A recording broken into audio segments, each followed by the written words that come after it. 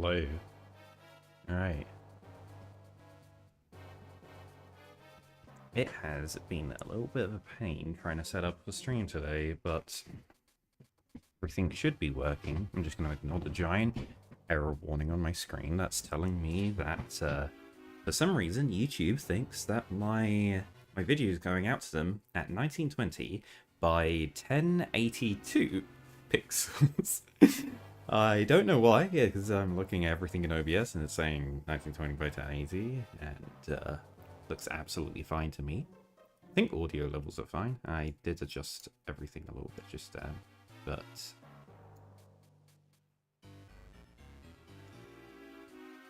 Hello! Need a party bottle.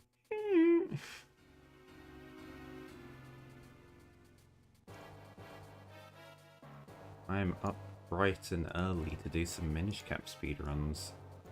We're going for a long time today, but let's start out with some practice on Mazal, because I was doing real bad in this boss the last couple of runs I've done, so let's try and improve that.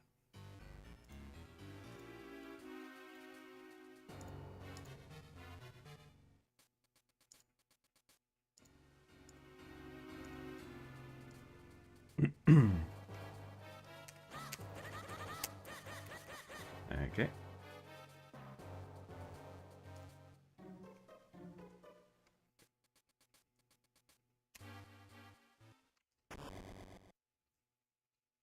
So I was looking at Com Gold for this, and I'm shocked that this was Com Gold, seeing as it fired extra arrows it didn't need to, and didn't get the best pillar RNG, so... But this is automatically like a million times better than what I was getting in my ones. Except for that. Okay, great.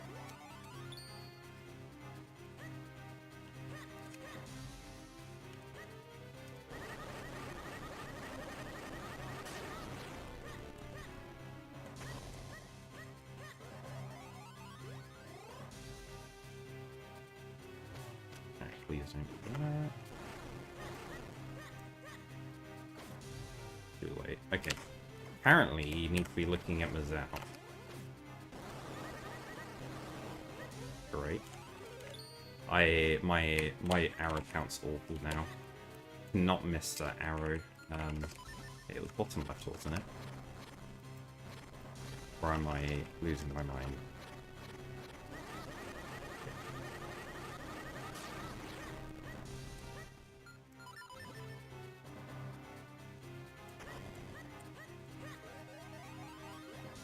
Not doing a great opener today.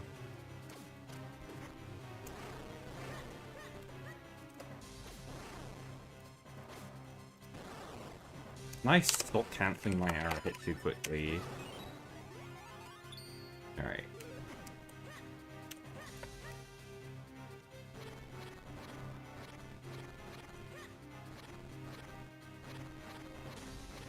Great.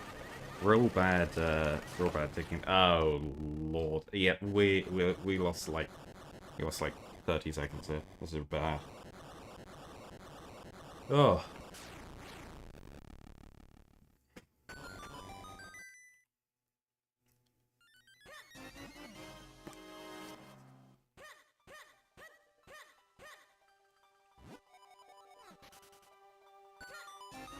Yeah, that's pretty awful. Yeah. Ugh.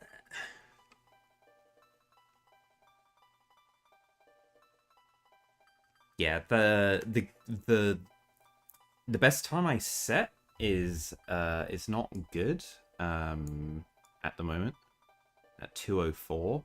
That's like, you know, okay. I need to really work on this fight to ensure that I never get times like this. This just kills my run. That's 20 seconds down the drain. Can't be taking that. So I was sat on here for too long. Every time I finish a run, I need to remember to just pause emulation immediately because I don't have time to rewind. I have exactly 2 minutes... not that one. I have exactly 2 minutes 30 on the rewind on Switch.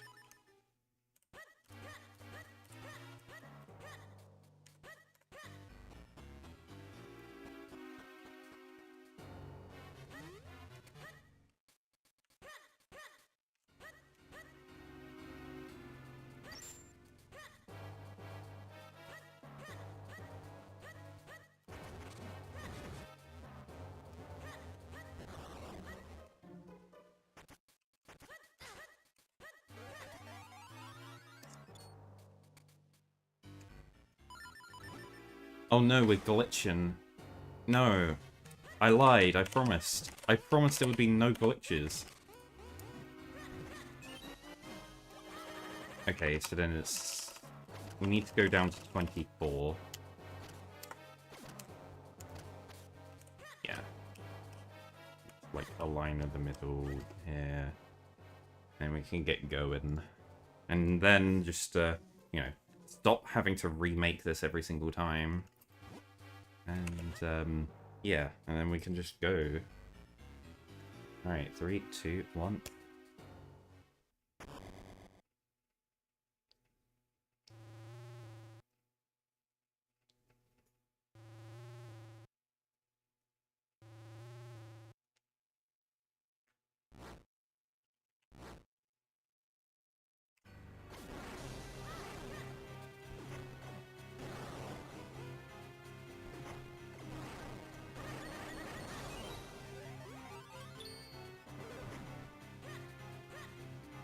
I really hate getting caught on there.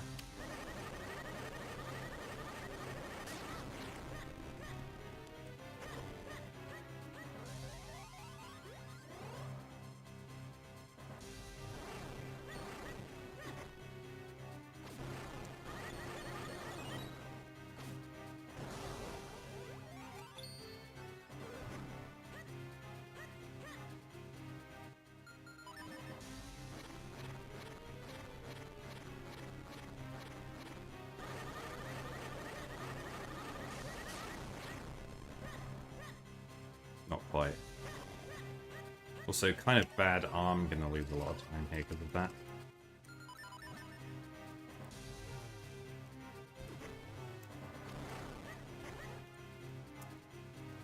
Okay. I just missed the roll completely.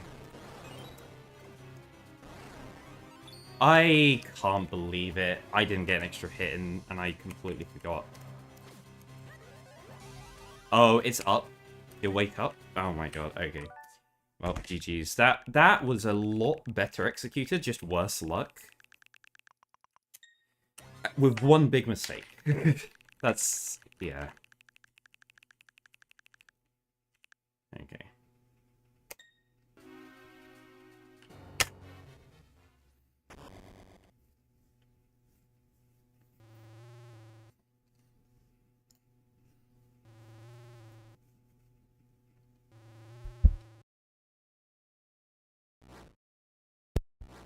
Oh, my mic.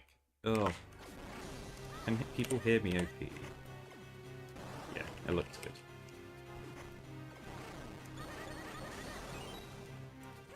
Love it. Too far away.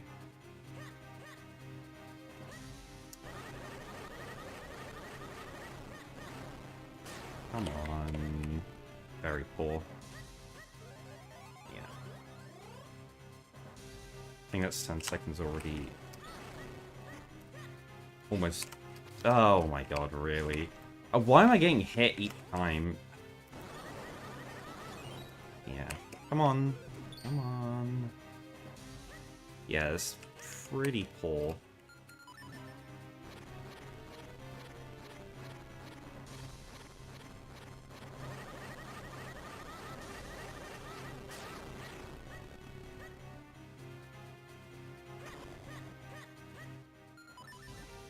Come on. It didn't... It killed my inputs. Come on. Dude, you are joking! I was too far right, so I went left, and then I was too far left. What a joke.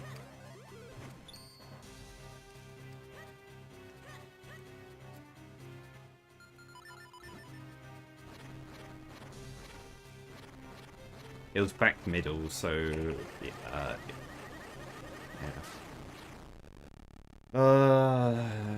Like fucking yeah. It's basically a 17.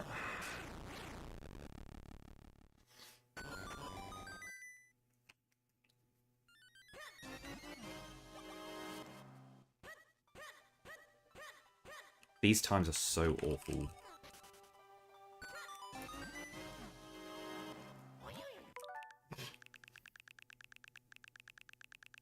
This is like 15 seconds worse than a bad time. Yeah. So it's a rough it's rough what we're having to deal with right now.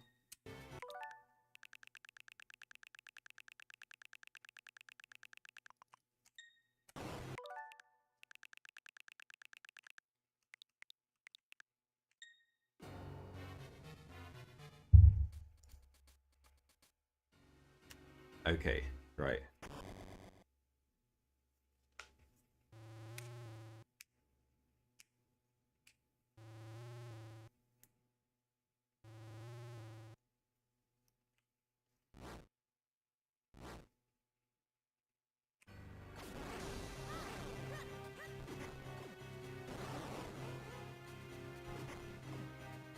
Can you please? I really need to just lab this boss out now. I thought I knew exactly what I was doing and that it should be completely consistent, but now it's not.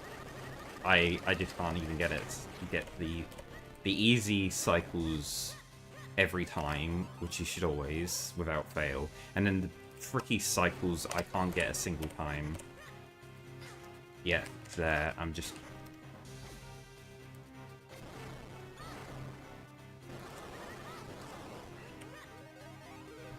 Nope. We're practicing this. Okay. Alright, no more timer. Right, what is going on? What is going wrong with this? Why can't I hit this?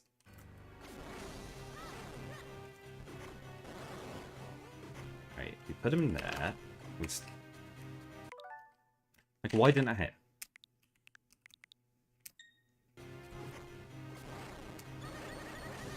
Was I too far left? Really?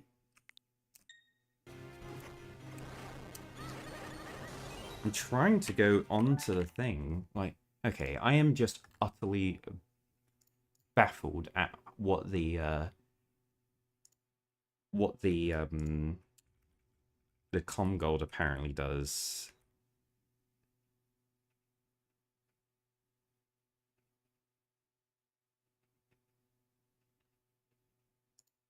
Okay.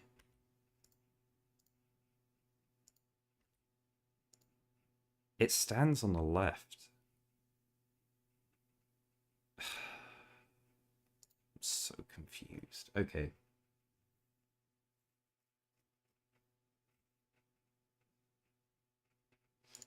So apparently... Yeah. Buy one. Don't even bother hitting again.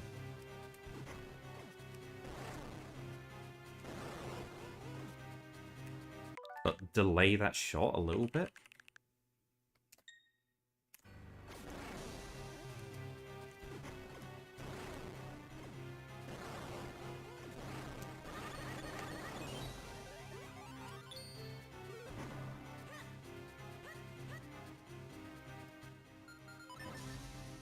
There is no menu there.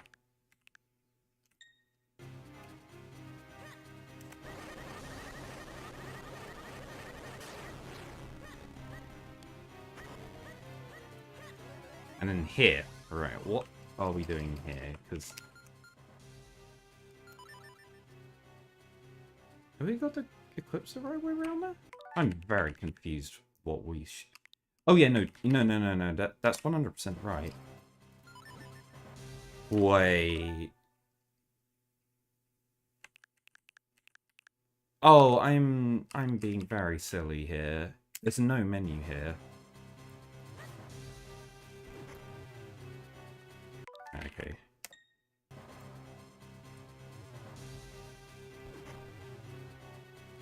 I don't know why this is just not working.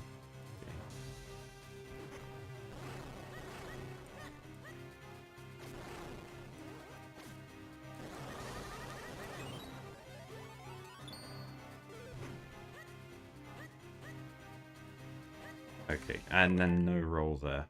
Right, what does Comgold do here, though?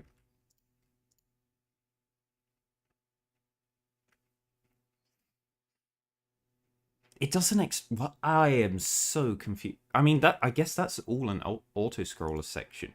Wait. It gets the thing come over, like, and it bashes, and then it doesn't get the chance. Oh, because it just straight up kills that hand. Okay, and then goes to the. Okay, so it does this completely differently here. So here, it tries to do the shot, does fails. Lets it do this, gets that hit off, and then continues. With no roll there, please.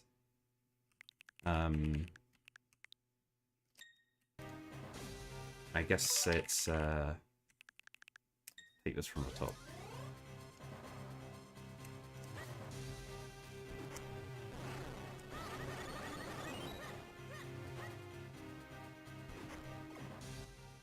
Come on. I was thinking, it's like, okay, let's menu, after we fire that arrow, let's menu the mitts so that we're not getting messed around by trying to menu at a weird point.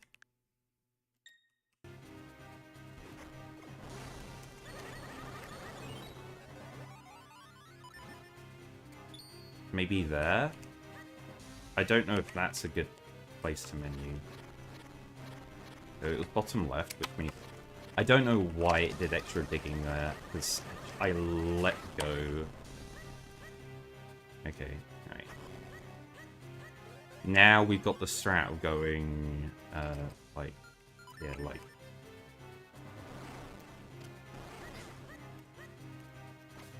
Okay, if I didn't... goof that up so bad...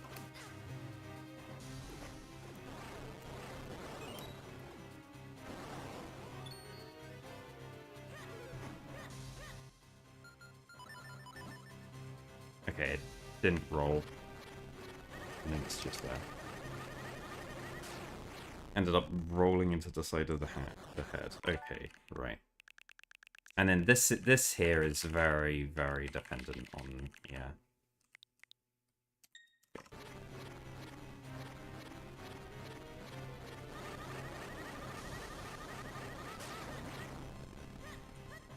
Didn't quite get out.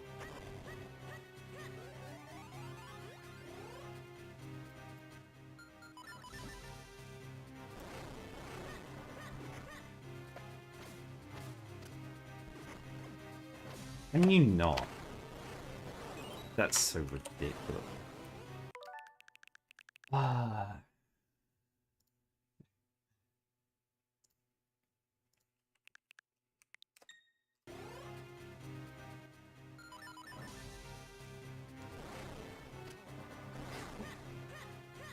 Alright, and then we just get forced extra cycles here.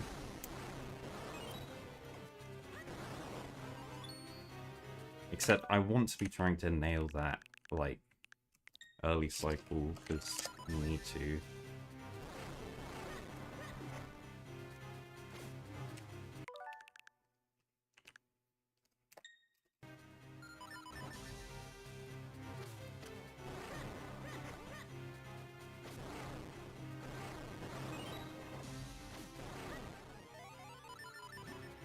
Menu correctly.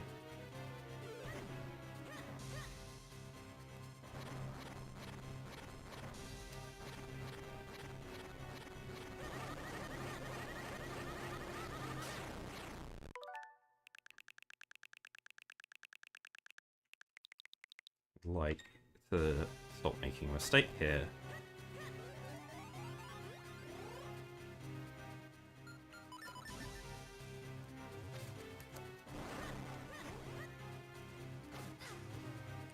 Okay, I don't know what the timing is supposed to be there, because I felt that was perfect and it didn't work.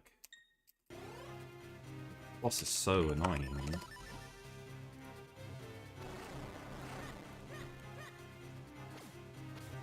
Okay, I can't actually do a better, more perfectly timed hit than those two times. Like, I I really do not understand now.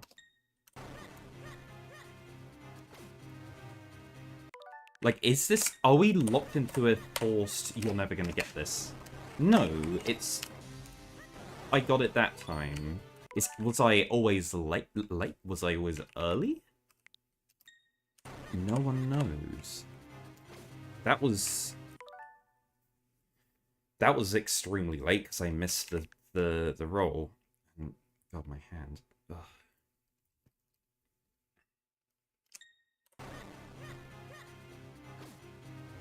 Yeah, and then the hand hits you. Okay, the hand just blocked the shot. If you try and go early. So you have to wait. And then it just didn't hit that time. Like, was that too early?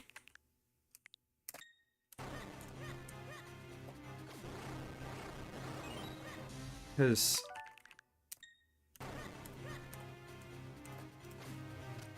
that was just, like, completely late. That was late.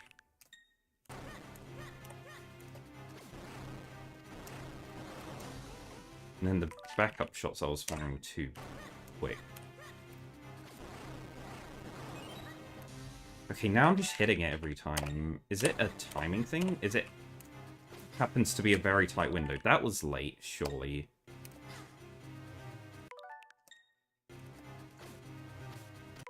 If you go down, it won't work. You have to be right there. Okay.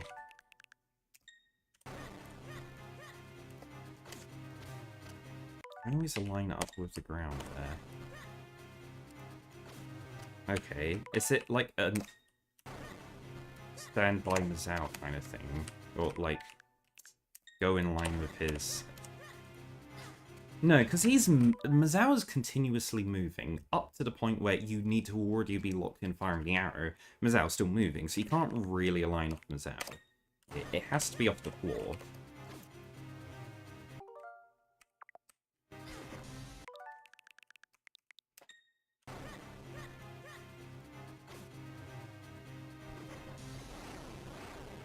Like, sure, Mazao's going to move his head there that time.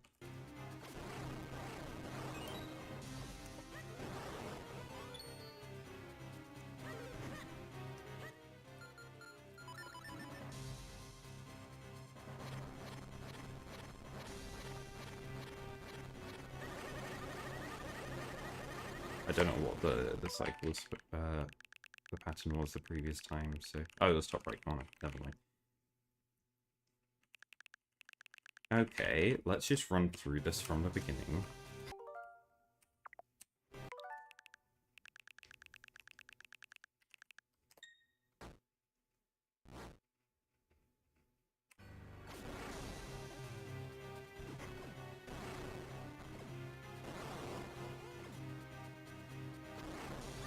I hit the arrows there almost perfectly, but it didn't.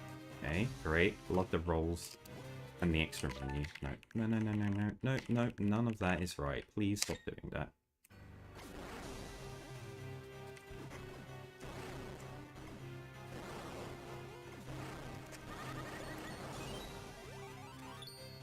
Right, there we go.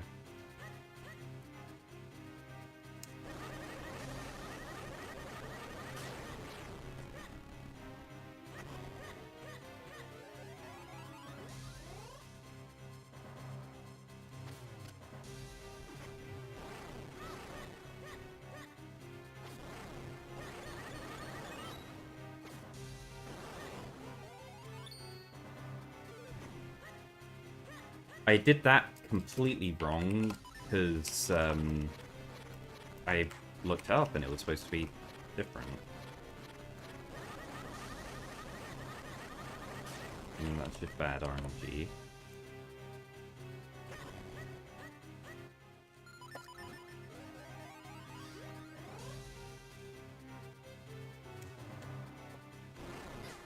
Can I face up when I'm holding the up button, please? Incredible.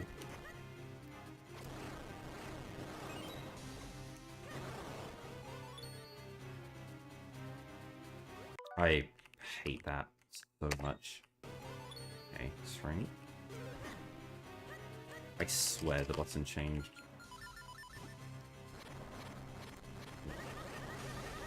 I also stopped my mitts use super early there. I don't know why that didn't go through.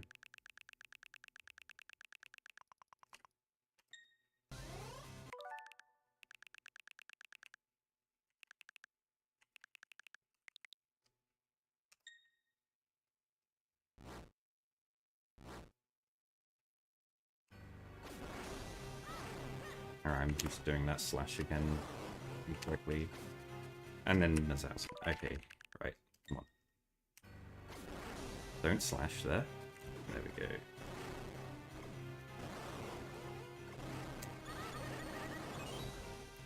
Didn't plank.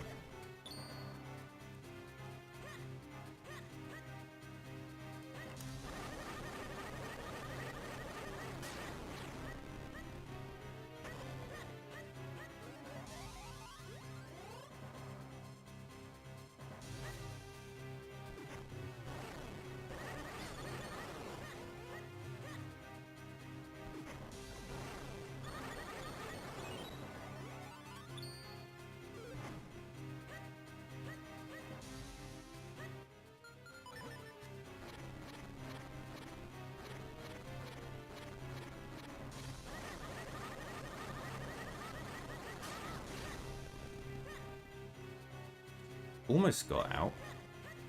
I saw the big speed boost I got, but it didn't end up working.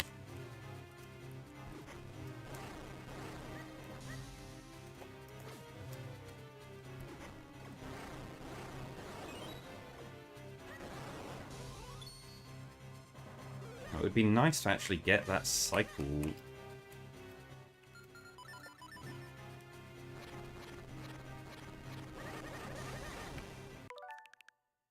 Right. Are we actually capable of hitting this cycle?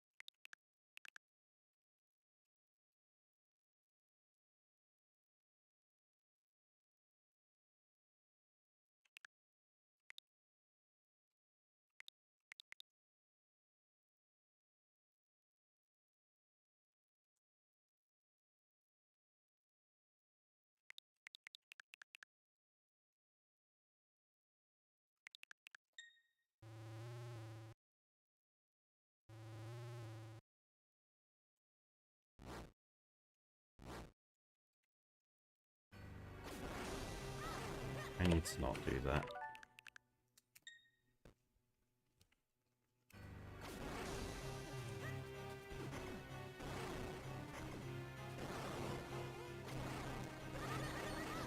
I mean, we can go super delayed there. If I miss that, then it'll make sure I'll be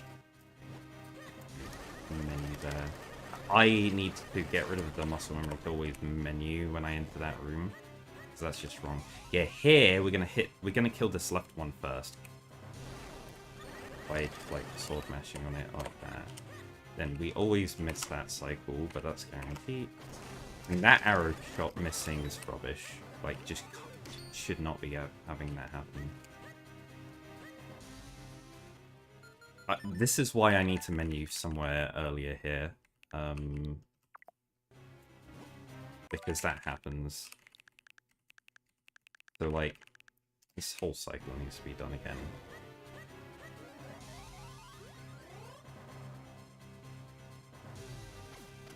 Okay, I was pressing the sword there, but...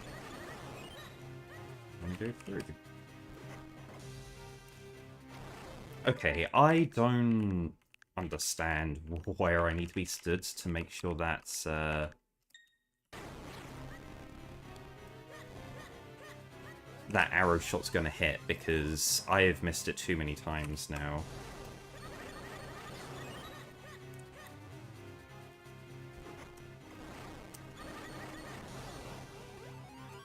Alright, I missed two arrows now. That's awful.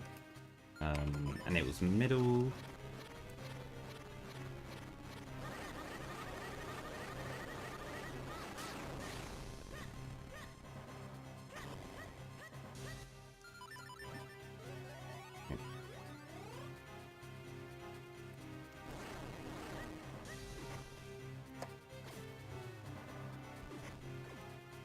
Come on. Come on.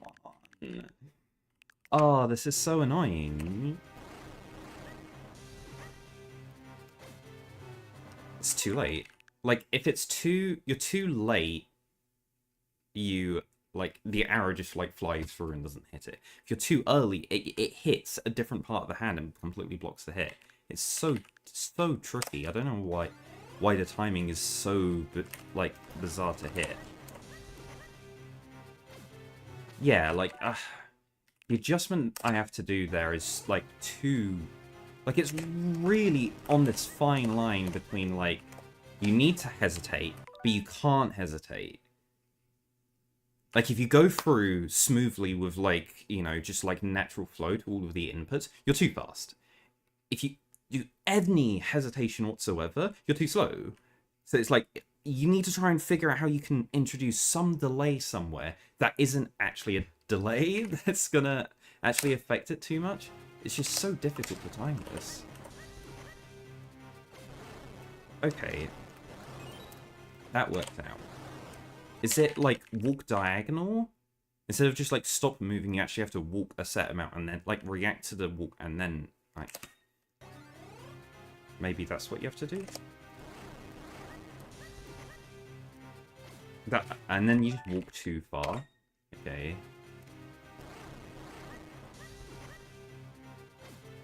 And then I kind of, like, I did a double walk there. And I walked down loads.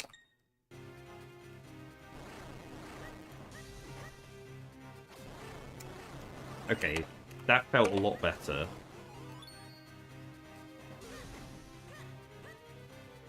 And then this was not somewhere I should have been then. I got lucky though. It was top right before, so I should have been on the right hand side. I got lucky. Lucked out.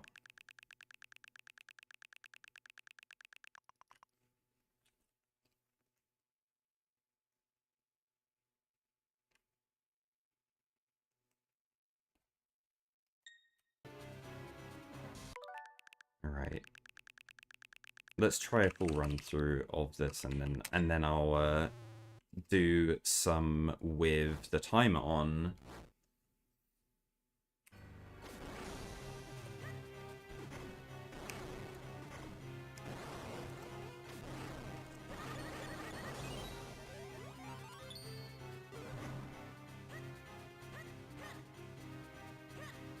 At the back. Yikes. Not off to a good start.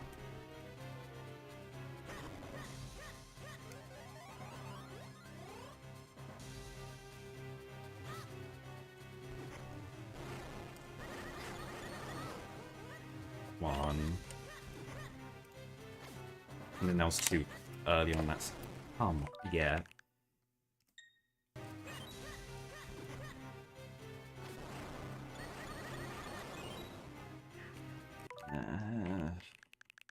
Right. What's going on here?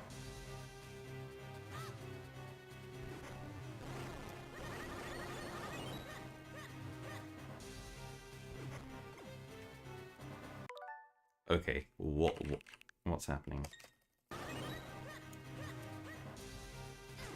Okay, right, like...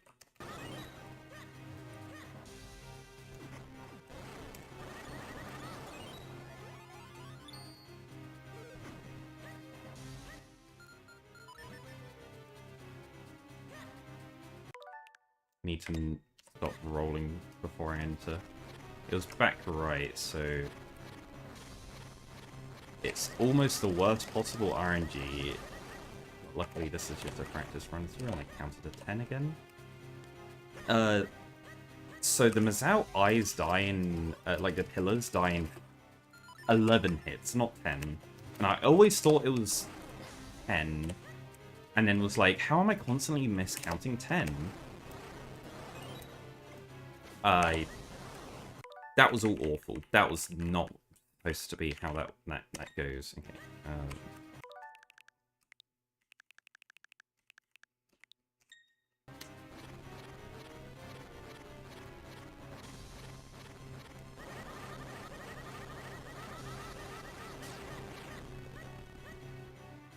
Nearly broke out.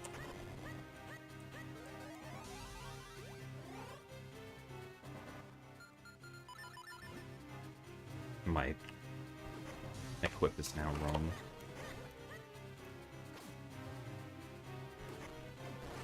Okay, right, I literally just practiced this. Like, come on. Come on, come on. Really need to be nailing this every time now.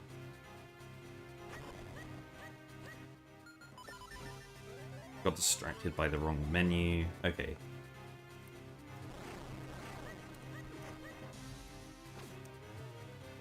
Come on.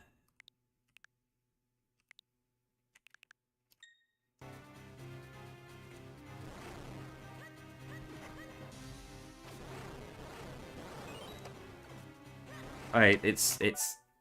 Stop doing that. Don't kill that hand yet. Go kill the other hand. Menu sword. Like, it's that simple. And then the thing hit. Because I keep moving to the far to the right here. But then, that's why I go that far to the side, because the first hit doesn't actually land.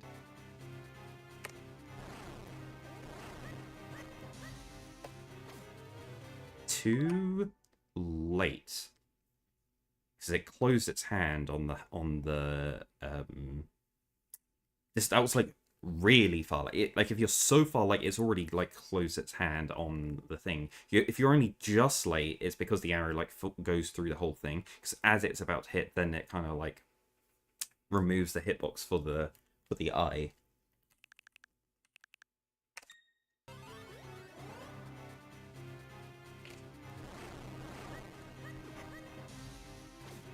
Yeah, that was frames late there.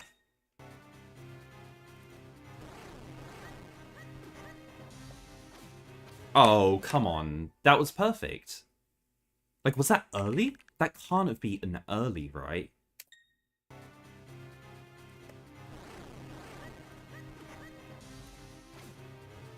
Okay, I don't know. Is it an alignment thing? Am I going too far to the left? Okay. That was dead on.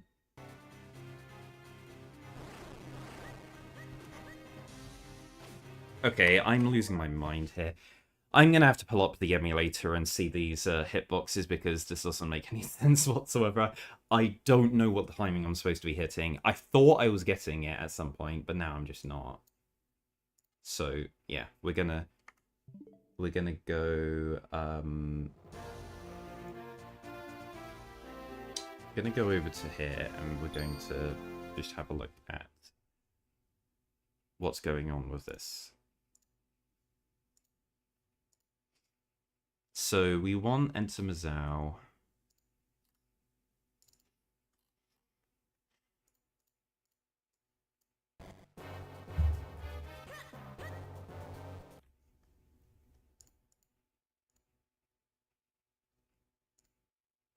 Record a task from here so we can figure out what's going on.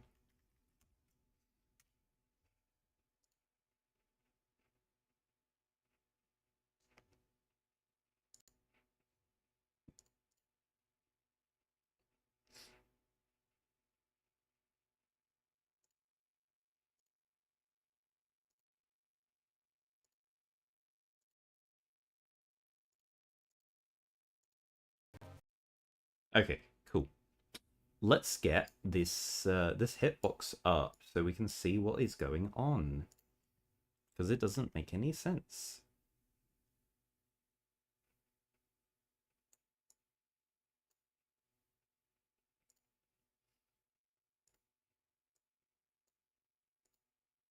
Hitbox view. Alright. I have to use my other keyboard for the moment, which isn't fun.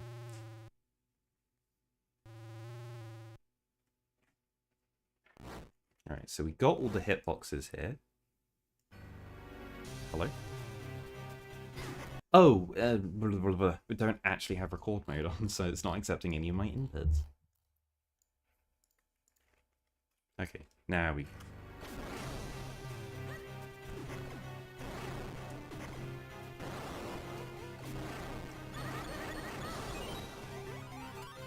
Okay, so the thing you need to notice about the Mazao hand is that the hand, like the eye hitbox, it's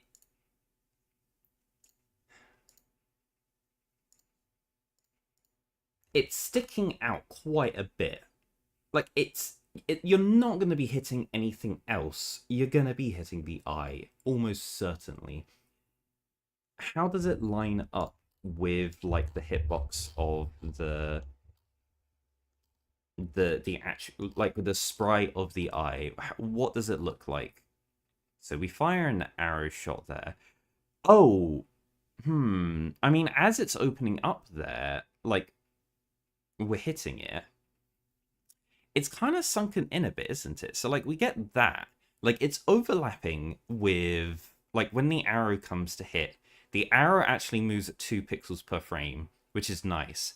However, in the position that we're at, it's fine because we're on the right pixel. If we're a pixel above or a pixel below, like if we're a pixel above, the arrow is going to be 1 pixel closer, so it's going to be making contact. The red hitbox is going to be in contact with another one, the one for the hand, like the wrist bit.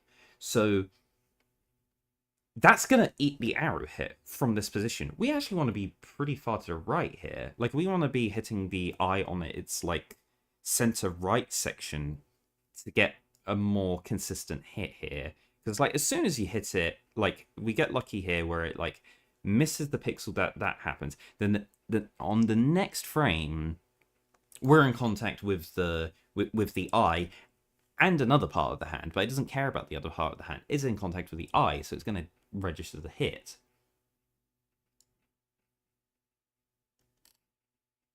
And then we can go and do our sneaky strat here of getting pushed through. It's interesting how Link's hitbox doesn't interact with the other wrist part of the hand. It's just the eye bit, and then when the eye phases back into existence, it pushes us up.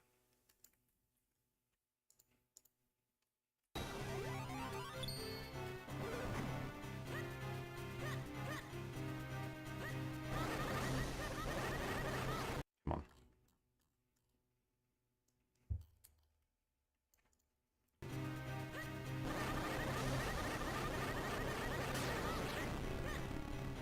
I don't know why my mashing is a million times better on emulator. I don't know why. This is absolutely like perfect mashing here. I feel like I don't even mash as fast. I have to mash faster on console, and then it still doesn't, like it's still not as fast and as clean and as clear. Like it's very odd.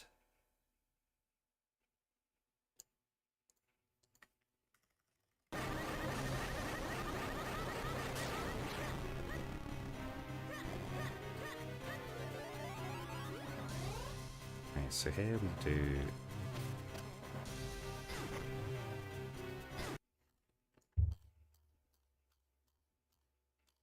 Let's not walk as far there. It's there. There, and then we do the hit there. Except that was really early. So what is like... Okay, so it's there.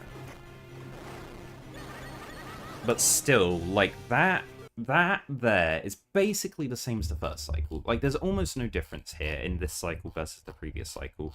Except that we just, like, sword mash on this guy for a while. Instead of doing the strat we do in the first cycle of moving over to the side. And can I stop missing this eye? So we go to there.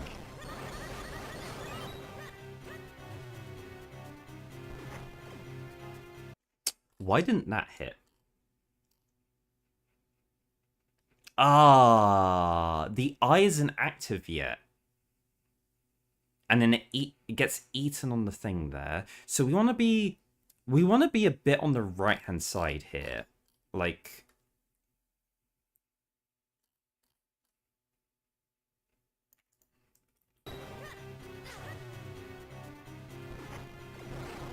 yeah, okay. So that was clean because when we did the hit, yeah, the oh, it's interesting. Oh, sorry. That's not even a hitbox. When you notice this hit here, there, the hitbox that's still red, that's not the arrow, the one that's to the left of the arrow, that's not the hitbox for anything solid. We should just be able to walk through that, surely. That's not solid. That's not a thing. This is solid. Look. But this isn't solid. That's solid. And that's solid. There's only 3 solid bits of the hitbox. We can hit this guy side on. Like,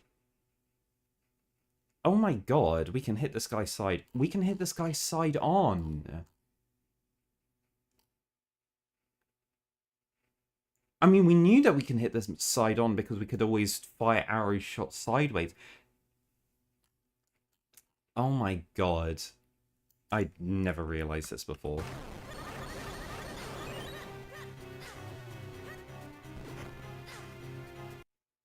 Okay, so like what so then what does that mean? What do we do? We get the arrow hit off.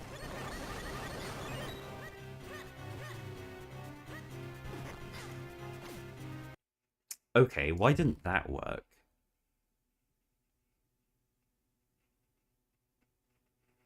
It hit the... What?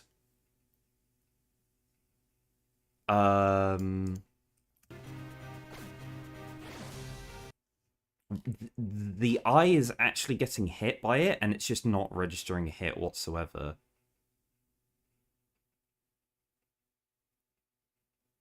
Yeah, when something registers getting hit, it goes grey.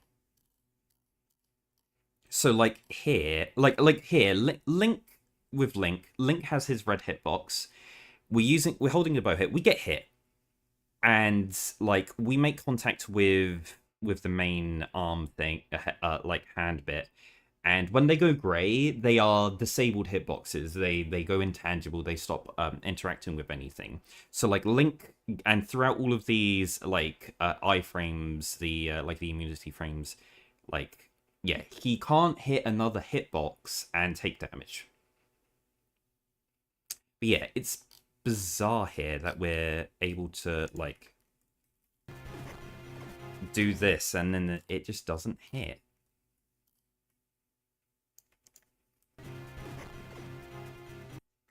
Like I'm not surprised that like someone tested this and it didn't work, but why didn't it? Why?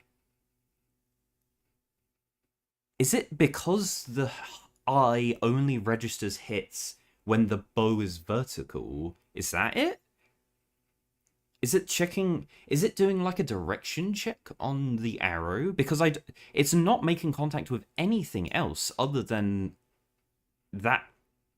It's registering the detection point at that point right there, and then deciding, no, we don't register the hit.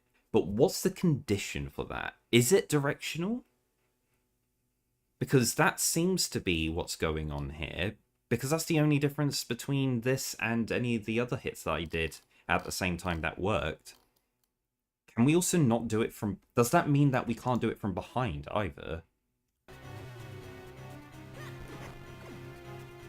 Because, okay, that was just... That missed. Okay, that should have hit. Let's see what happened here. Okay, no, I did hit the other hand there. Okay, that just went straight through because it wasn't... It hadn't opened yet. So let's do that, and then like stand there, and then delay this input a little bit here. Yeah, oh yeah, look.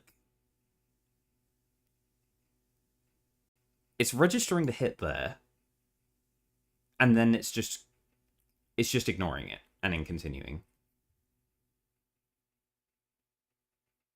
Yeah. Yeah, that's what I meant. The arrow, not the bow. It's definitely it would definitely be looking at the arrow projectiles direction value. There's a there's an entity list for all of the player produced items. So like when you got the bow owl, wait, actually not the bow. The bow is specifically doesn't exist. It's just an animation that the player goes into, but that causes a spawning projectile of the arrow. The arrow is the only entity produced by the bow. Similar to bombs, like the bombs, there's no like other thing that happens. It's just like it spawns an entity. But for example, with the gust jar actually deploys an entity in front of Link that then like it telescopes out like a bunch of hitboxes and stuff. Is there a known way to manipulate a projectile direction? I mean, it gets initialized when it's created, when you spawn the item, which comes from pressing the button. So I mean, it really depends what information it's getting. If it's getting fed by, for example, the Link has a variety of different direction values. So the angle retention glitch comes from looking at the wrong one and using it for the wrong thing, because there are just so many different ones, and they just weren't labeled correctly, I guess, in development. So someone picked the wrong one for the wrong use, and that's why we have angle retention. They needed the one that has 4 explicit values, but then they picked the one that has 8 different values, and that's what caused that. So I think... I'm pretty sure I tested all items, and as far as I'm aware, all items do use Link's current facing value correctly, but it does some weird things with like the gust jar where like the recoil you get recoils you opposite your facing direction, but you know, if you to fire an arrow, it fires in Link's like sprite orientation, so it doesn't use the glitched direction value. However, I do know of one thing, which is when you're doing portal items, you can jump onto the portal deploying the item in a certain direction and change your facing direction mid jumping animation to face the wrong direction, and the game gets very confused as to what is even supposed to be going on at that point. And you can definitely do it with the bow, and you can get the bow to face in a different direction. Like it, I'm pretty sure the arrow fires in one intent, like the direction that you initialize using the item. But when you change Link's direction with doing portal shenanigans, like the bow doesn't quite know what orientation it wants to be in relative to Link, so the sprite animation's very weird.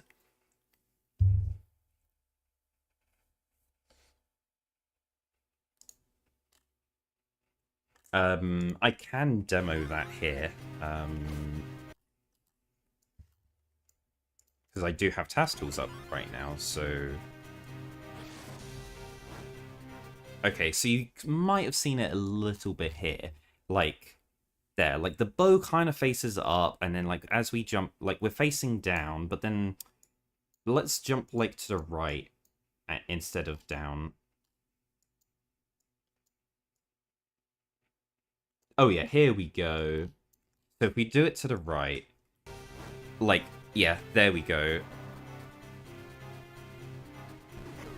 And I'm pretty sure... Oh, if I released earlier than that... Yeah, it fires in the correct direction, but the bow is just, like, in... It, like... I think that's just a... I'm not sure what's going on there.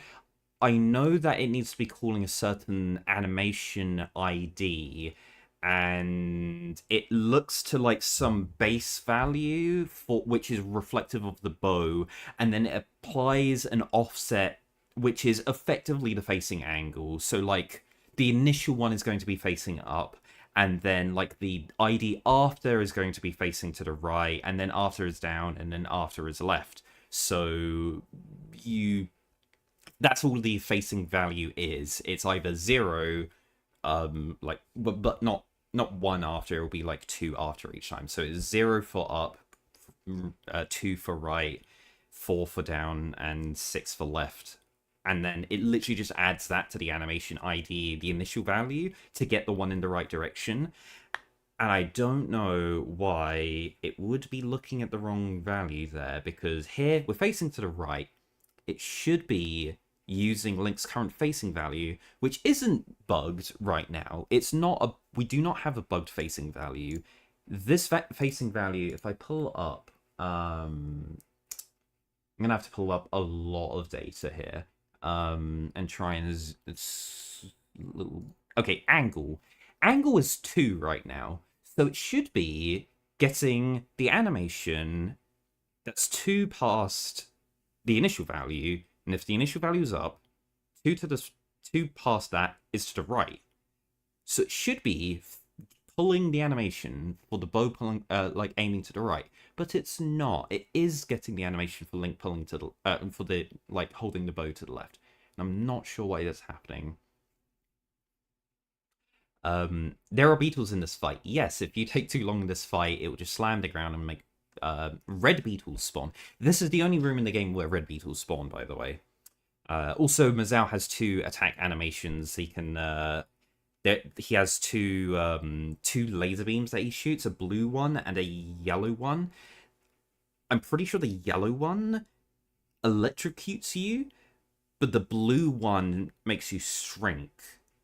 And if there was a way to manipulate it to do a blue one like before, like super quickly, like you would get it to do that, and then get the bomb to like you'd have a bomb to kill the hand as you get like shrunk, and then its head drops and then you enter, and that could be faster, but we don't. As far as we're aware, the fastest possible way of getting it... I just had a bunch of errors throw up on my screen. Is that because it's Windows is upset about my Switch turning off just there, and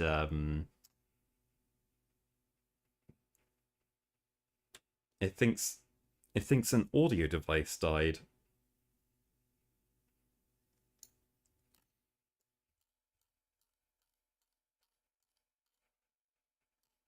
Okay, but anyway, so yeah, looking at this, oh, the stream stopped temporarily but is now back. Okay. Yeah, Windows threw a giant error and OBS said that some device died. Yeah. I mean, I hope the stream is still working right now, but there was yeah. My Switch turned itself off because I had left it idle for too long, and the capture card didn't know what to do, so it crashed? Question mark? And then the Windows got upset about that, and then sent an error to OBS, and then OBS freaked out, and then lagged the stream. Apparently, I didn't drop any frames. Like, OBS is still saying that there are zero dropped frames, so I don't know. But also, OBS is giving an error saying that I'm outputting at the wrong resolution, and it thinks that I'm streaming at 1920 by 1082, and I'm like, no, no, I'm not. I checked all of the settings, every single place where it's like, canvas resolution, output resolution, rescaling resolution, like all of that. I checked everything. It's all 1080p. No, nothing different. But yeah, no, it's yeah, very weird today in terms of tech issues. I'm just trying to ignore it as much as possible. Um, so we were testing this out. Um,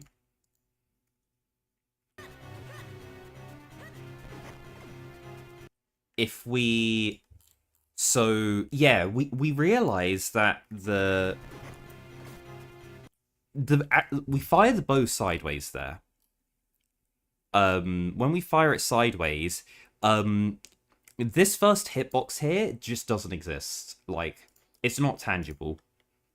I mean, hold on, let me just get rid of all of those. Like, here, look, this is not a tangible, like, hitbox right there. Like, like that, there. Like, that doesn't exist. We can keep pushing to the right here, and, like, the eye hitbox exists, and then if we go higher up, we actually get hit on, like, the wrist bit and take some damage. But, like, this red hitbox right here, that doesn't exist. That's not real. Let me just check the hitbox view again, and then just do a, like... we don't want to see NPC hitboxes, I guess? No, that's not it. Is it object hitboxes? No, we definitely want to see those. And the projectiles and enemy, yeah, okay. Okay, so...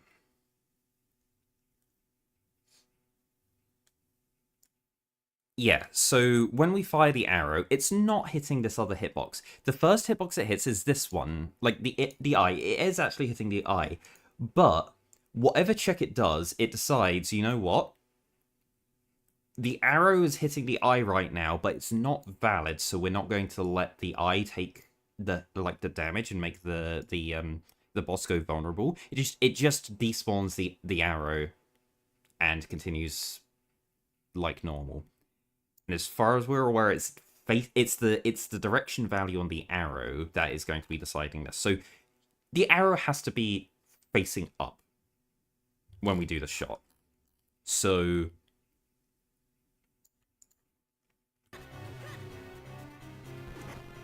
we have to do it upwards like that. So now we should have a really easy time hitting.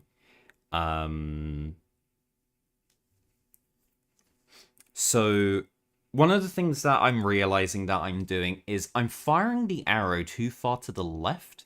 I want to be aimed a little bit more to the right to get it more centered. Right down the middle. Like, you see where the eye is? If we, like, get rid of all the hitboxes for a second. The eye is... So, the arrow is not... Is hitting the very edge of the eye. We want to be hitting the eye, like, bang on its... like, on the pupil.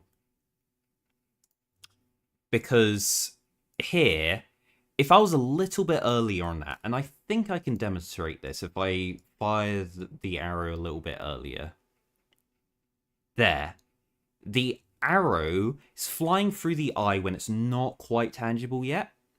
And then it hits that wrist part, and then eats the arrow. And then we don't get the hit.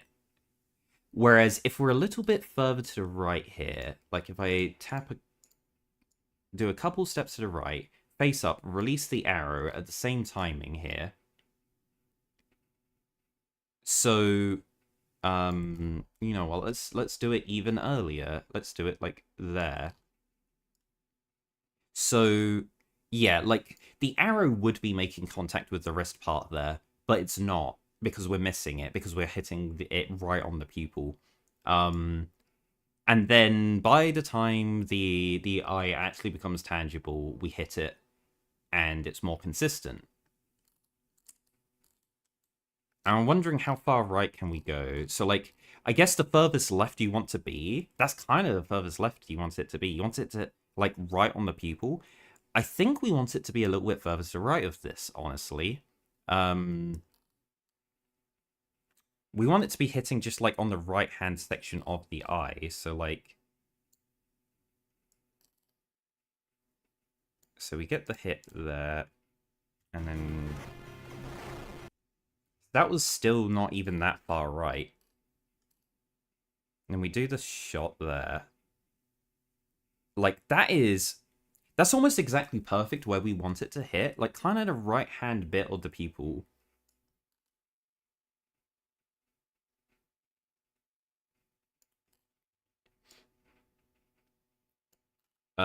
What happens if we go a little bit further to the right here? And then do the shot? Okay, so I think this is basically the edge of where we want it to be. Like, we don't want this arrow to hit any further to the right of this. Like, if we're one more pixel to the right, I think that will also be fine, but just really risky. No, it doesn't. Okay, so what? Literally one more pixel to the right. Let's adjust this back a little bit. Okay, yeah, literally one more. I had like a double pixel movement there by adding one frame of movement, but here's just one pixel over now. Yeah, it is making contact with the hand bit there. Whereas like if we just like nuke this down a little bit more. Yeah, so like we're hitting the shot there, and I'm pretty sure that if we fired the bow early here, like we fired the bow like there. Okay, that doesn't work. Yeah, okay.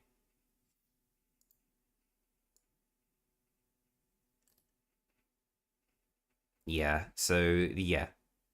That seems to be the furthest right we want to be. Now, I don't know if the hand is always going to be in this exact position every single time it slams the ground.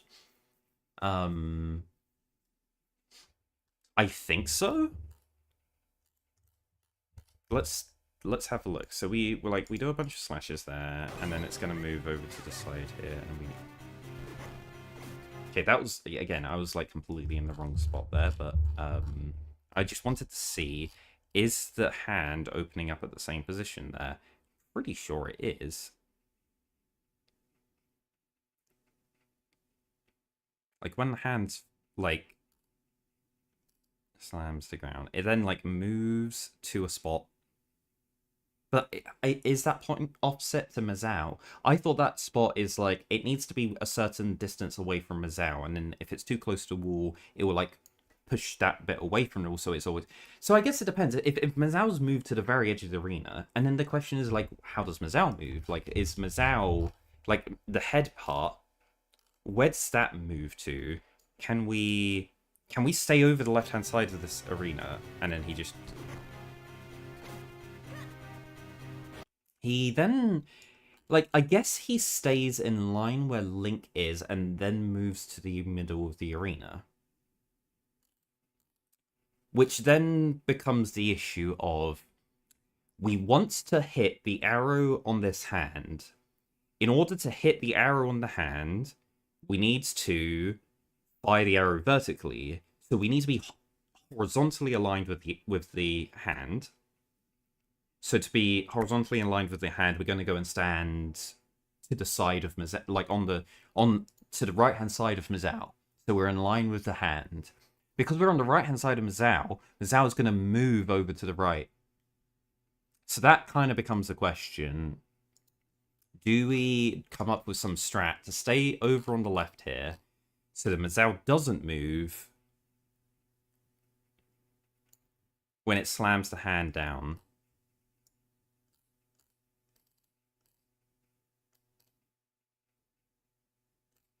But also, we want to try and get that sneaky hit in there. Also, I'm now starting to see why that's such a sneaky hit. Okay, yeah. I see that now. We'll get onto that in a little bit, because we want to try and do like a super tight hit.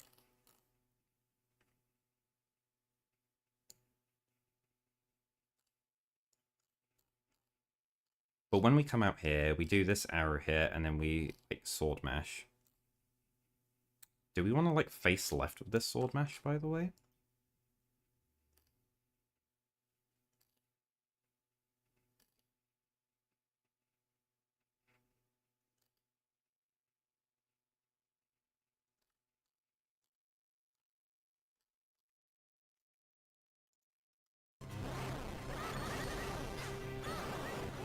Yeah, we don't quite get there in time, but that was bad sword mashing anyway. Yeah, because I had some like extra slow inputs there. And then oh yeah, that's why. Okay.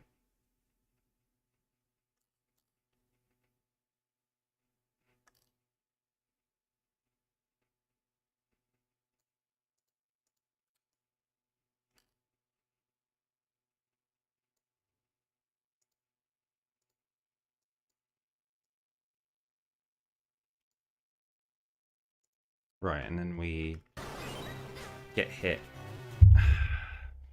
Getting hit there is so bad.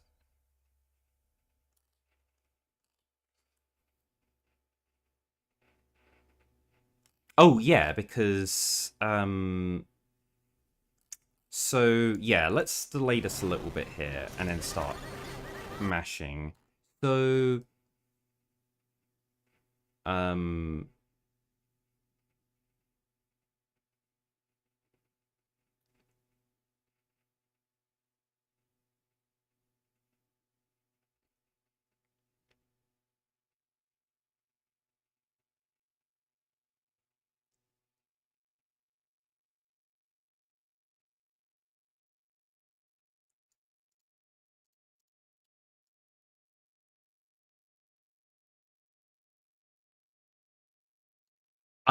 so I believe it's because of knockback, and if we will look at the knockback value, it makes it should make sense. But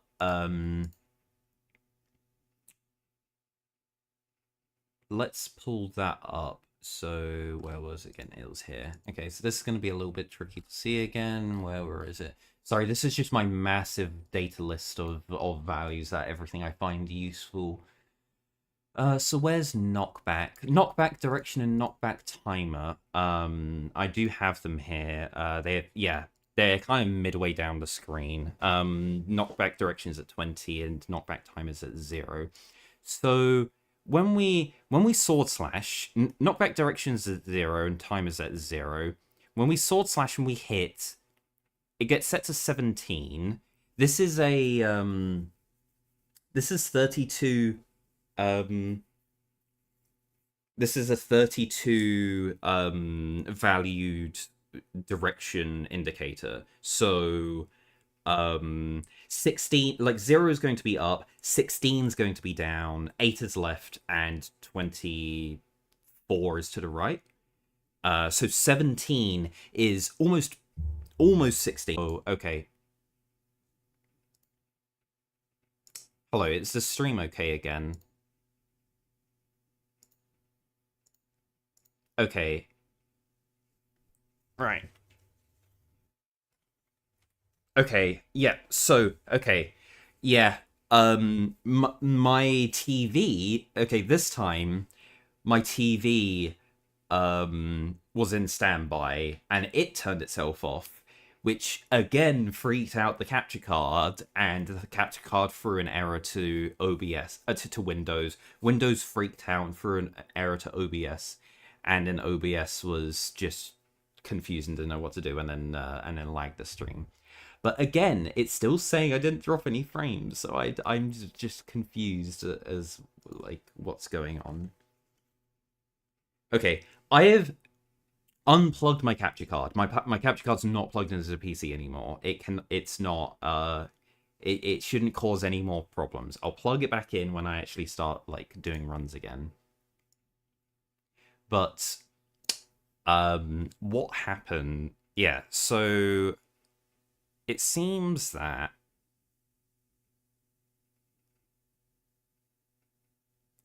yeah, this is very curious because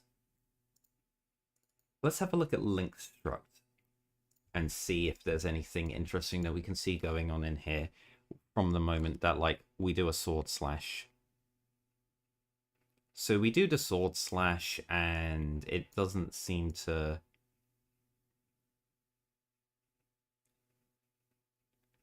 It gives us -1 iframes.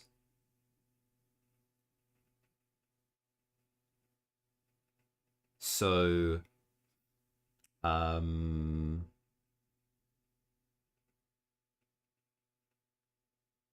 yeah, currently I'm looking at that value.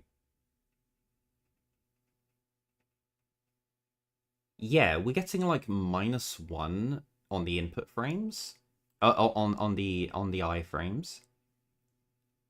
And then suddenly we get hit there, and it actually registers contact flags. But here we have 0 contact flags registered, and I don't know why that would be the case. We got frame animation going.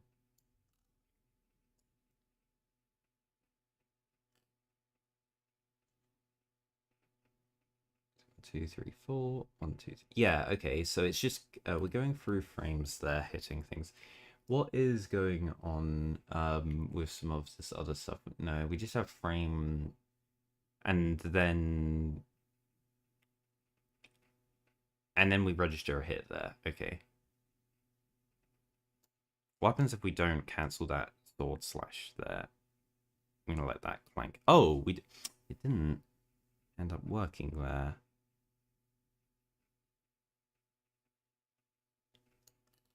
But okay, if you want the short answer to this, it's because the sword is making contact with other entities.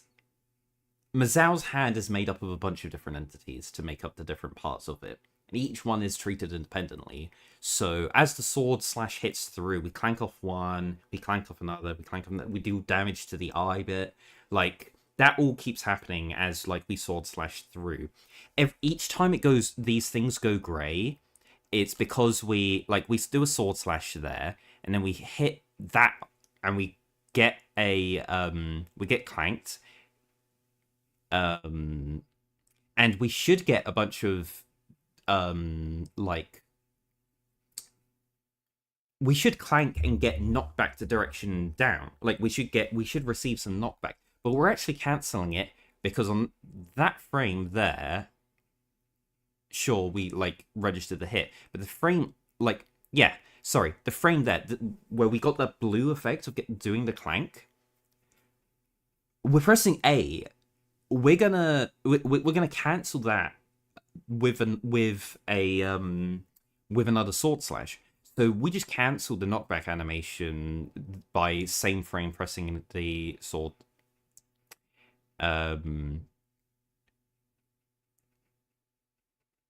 Also, when the thing actually takes damage here, yeah, when the hand takes damage, it seems to not damage the it seems to not it seems to make all of the other parts of the Mazao hand also like get immunity frames as well, so they stop being tangible. But the whole deal of all of this is that as long as you're dealing damage to an entity, Link can't be damaged. Like, that's just like the end of it. It's just like, whilst you're doing damage to something else, you can't take damage yourself.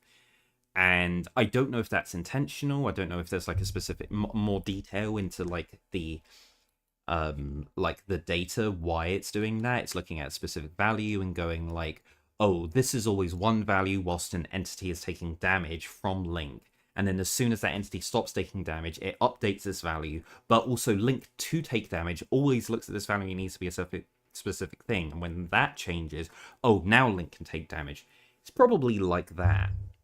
Is that universal? It is universal, yes. It doesn't matter if it's Mazao or a bunch of other things.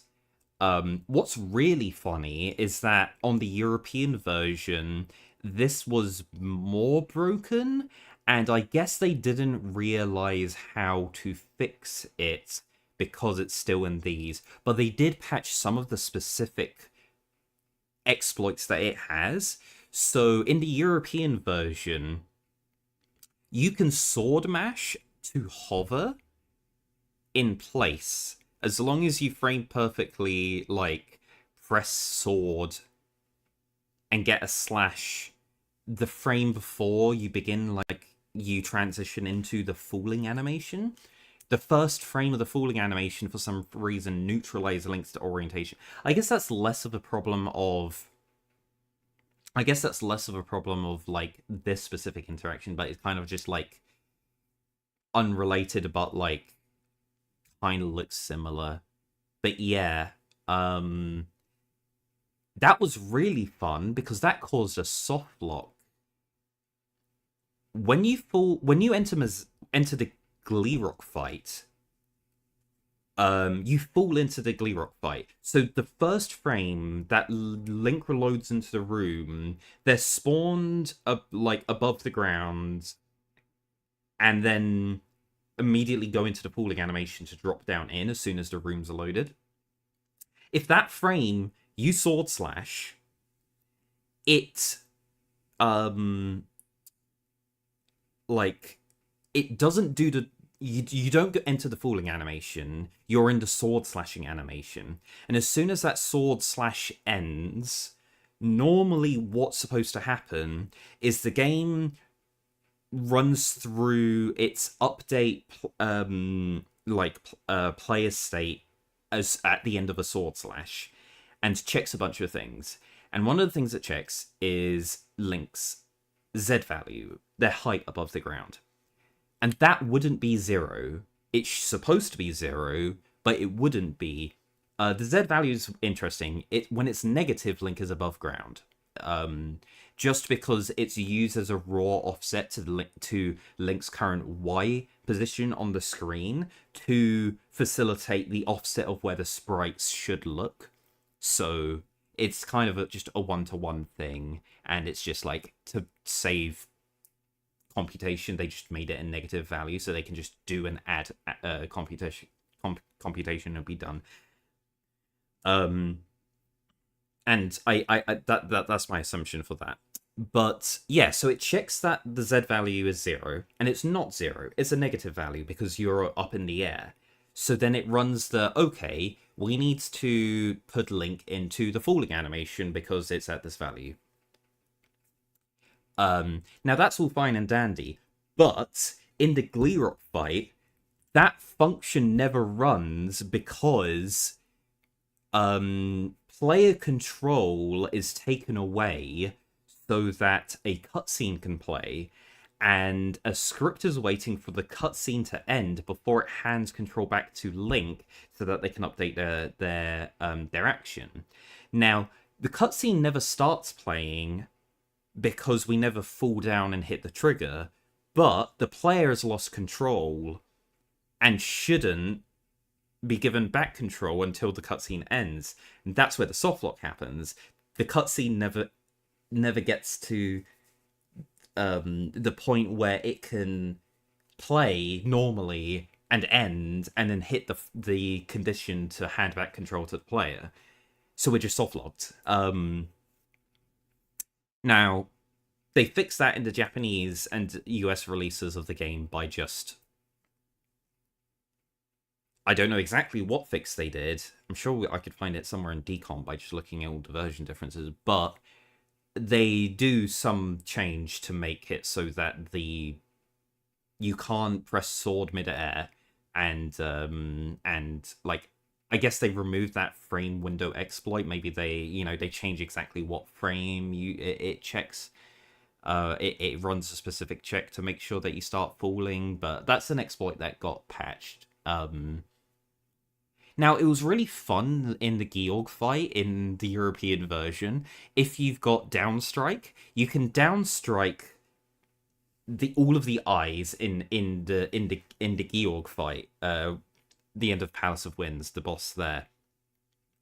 The hitbox on downstrike is massive. It's huge. It's one of the biggest damaging hitboxes in the game. So you can do it and hit every single hit eye on the same frame. It makes it completely free. You don't need to get clones at all. But then when you do the down strike attack, Link kind of like stabs the ground and then like ends that animation mid-air, and then they never made the end of that animation do a check to then like immediately go into the falling animation. It normalizes Link, and then because Link has like a Z value whilst it's in like he's in like his normalized animation action, then it goes, okay, let's run the full drop down animation. But yeah, you can just interrupt that and start hovering in place by sword slashing, and you can just be sword slashing mid air, and the sword hitbox actually does just make contact with all of the eye hitboxes, because the game's flat. It doesn't actually care about like Z like height at all. It's not a 3D game. It is a 2D game. Um, Link having a Z value just means offset the sprite up on the screen. That's all it's doing. So yeah, we can just sit there spam slashing the sword whilst hovering in the air. And avoiding the damage from the other Georg flying through and everything. It's great. We use it in the randomizer all the time. It's a great strat. You just downstrike and just mass short sword hovering there, being invulnerable, killing all of the eyes. It's Georg is a great fight in rando. I love it. So yeah. So I don't really have any more information to give other than that about the knockback here and the hurt type. So yeah, like the frame Link gets hit here.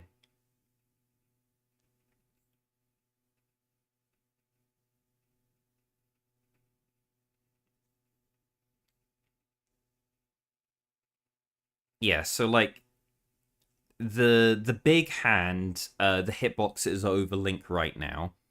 And I guess we can have a look at it, but like it has a value which tells it whether or not it should be interactable, and it's off at this point whilst it's flying through the air. And then like it just does a check to see what its Z value is, and it's like, okay, its Z's value is above a certain value or below a certain value because it's negative. um it it's it's in the air right now. That's what the game is thinking. So it's like, okay, we'll make the hitboxes non-interactable, and then as it slams down, it's lowering it's reducing its Z value until it gets to the threshold, and then when it gets to closer to 0 than the threshold, then it turns. It's like, okay, we're no longer in the air. We're close enough to the ground that we're going to turn our hitbox back on. So it turns the hitbox back on at this point. That's the big red hitbox that Link's inside right now, and it gets a bunch of iframes at this point. And why is that?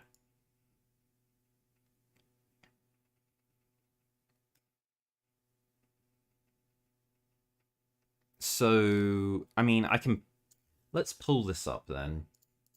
So, it will be enemy, it will be Mazao. Which hand is it? It's the hand that's closest to Link in terms of position. So Link is 3v1, 380.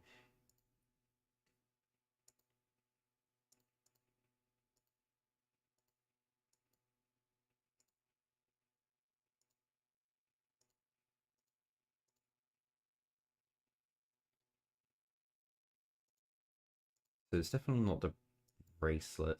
3b1, 38e.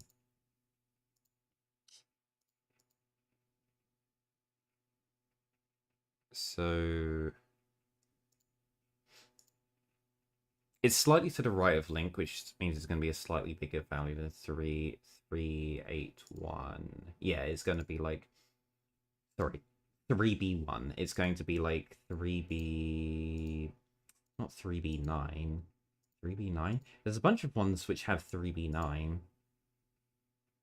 And then I guess we'll just look at the 3B9s and then look at the one that's got the least Y value. So 375, 376, and 377. So it's going to be this first one. And it's type 3. I'm guessing type 3. Okay, there's Mazao head, bracelet, head, bracelet, hat, hand. Okay.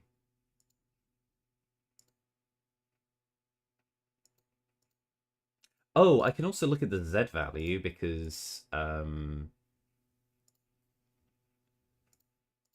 yeah.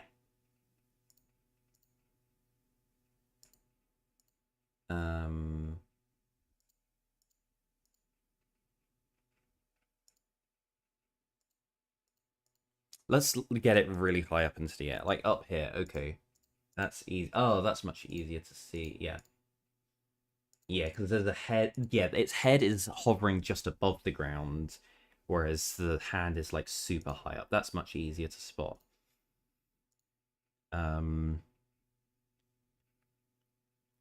3C6.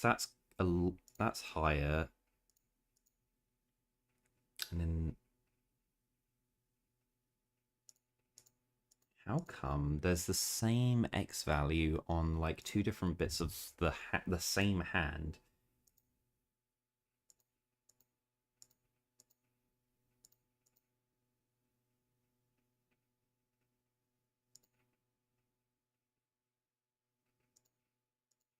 Hmm. Also, I can just look at the hip. Actually, you know what? I'm doing this wrong. Let's look at the hitbox sizes. The hitbox sizes are going to tell me if it's the right one or not. So the hand has CC as its size. 4-5. No, I think CC is it. The CC is huge. That's like A is 10, B is 11. It's 12. It's 12 pixels by 12 pixels. That's pretty big. Because the other bits are like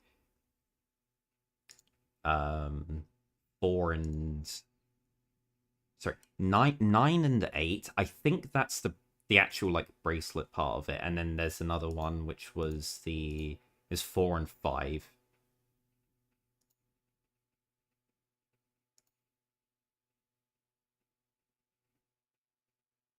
Oh, 4 and 5. That's tiny. That's like the little wrist bit. Duh. Oh, and that's why they have the same X. I'm dumb. There's 4 different parts of it. Okay, so the little like the thumb bit is like the is type 3. Um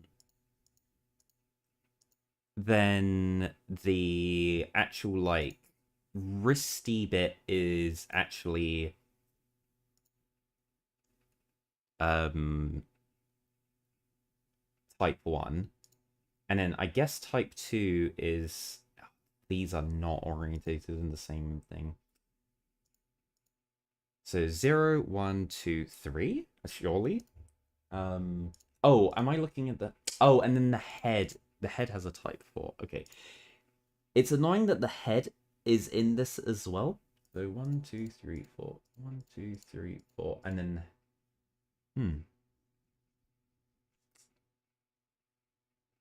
now I'm very confused.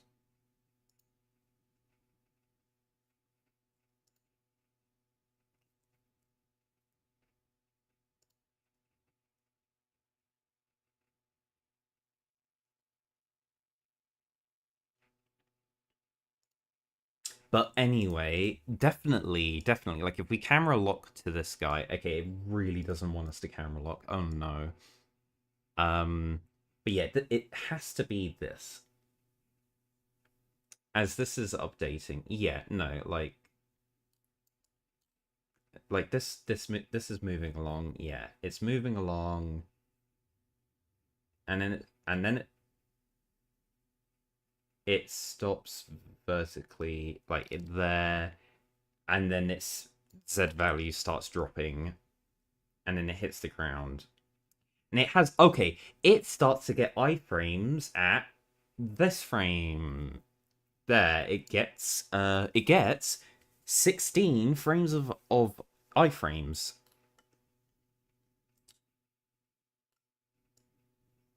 For some reason. But let's pull this up anyway. So we found the right guy. Why are you getting iframes? Is the question. Yeah, it gets minus 16 iframes. Oh yeah, it's a negative value. That's right, it's a negative 16. It counts up, and when it hits 0, it's run out of iframes. Yeah, just one of the weird things the game does. It puts them at negative values. But yeah, we get 16 frames of iframes there. I'm sure if I slash better...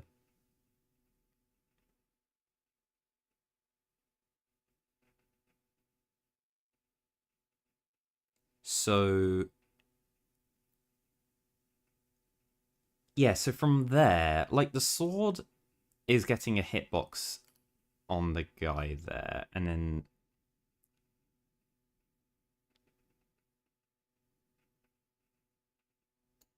I mean, surely we want to do another slash here. Another slash...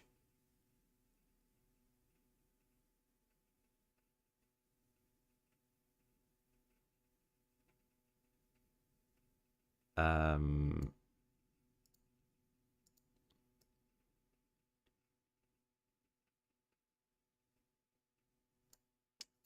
Let's just adjust this a little bit to see if we can get this to work. No.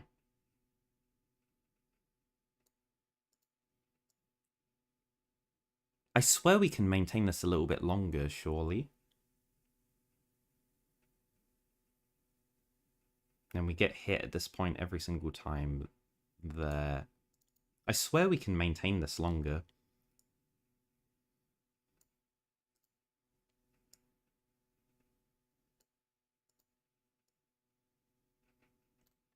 So, like, the frame that it drops and lands is that frame. But this was like there are like we're not pressing A at this point like any time before that. So like we press A on that frame, it starts to slash. We're holding it, but we'll let go, and then a bunch of frames later we eventually hit the thing, and then do another sword slash.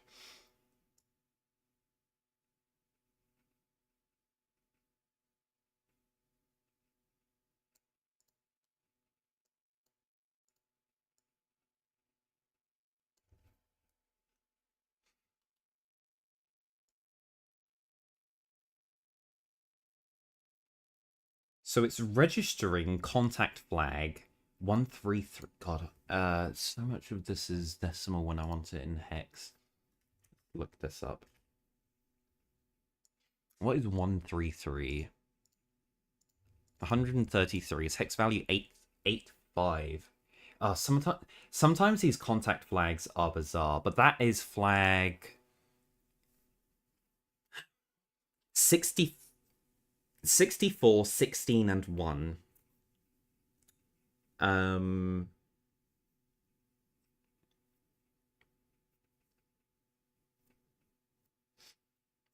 Now, that's the first bit, the third, and then the 8th.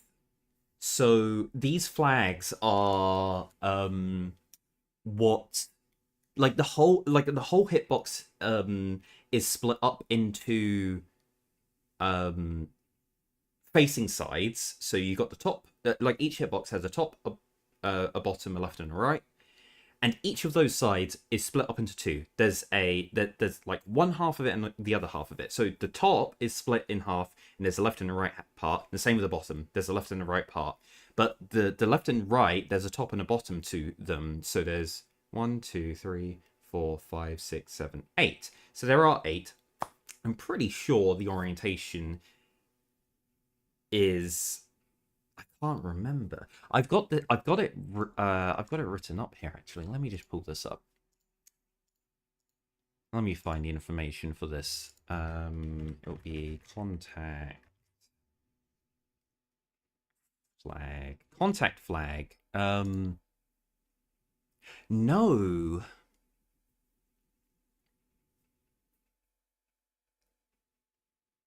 It's not.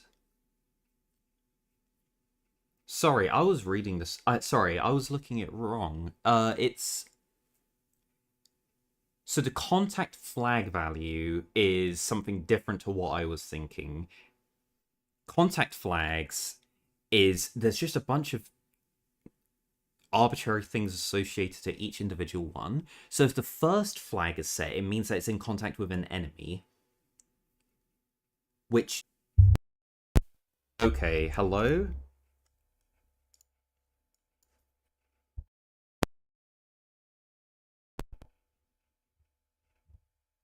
Okay, sorry, we got stream lag again. I have no idea what happened. I have my capture card completely disconnected. Um yeah. This might be my microphone. My microphone loves malfunctioning. So my microphone might just be malfunctioning right now and causing Windows to absolutely lose it and declare a bunch of other things as um as broken. My Windows is absolutely like awful. It hates every single device I have and thinks that they're all malfunctioning whenever anything happens. So yeah, let me just try and fix my microphone.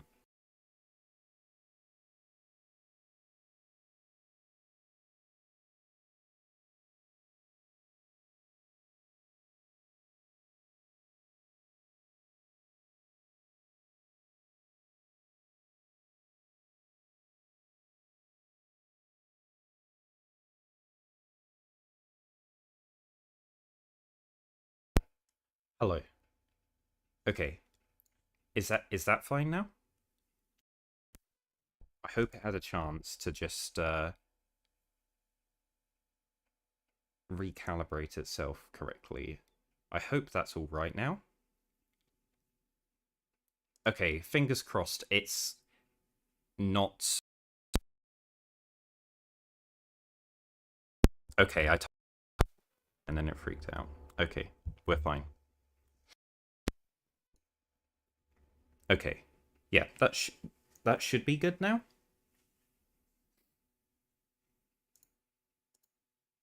So, with the contact flags, what did we say we have here? It's one 4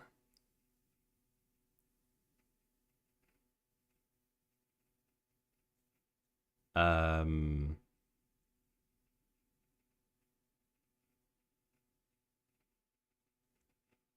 and 128. Why is 128? Is that player? That might be player, honestly, because that's the only other thing. So okay, so one is an enemy. So it's in like the slamming hand is in contact with 3 different things. It's in contact with another enemy because it's in contact with the other hand right now. The other thing is it's in contact with an item drop because the arrows just spawned. Oh no, the arrow hasn't spawned. What is that? Why does it think that then?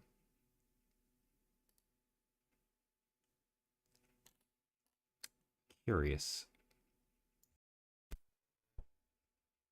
Okay, so I don't know why it thinks that it's in contact with an item drop.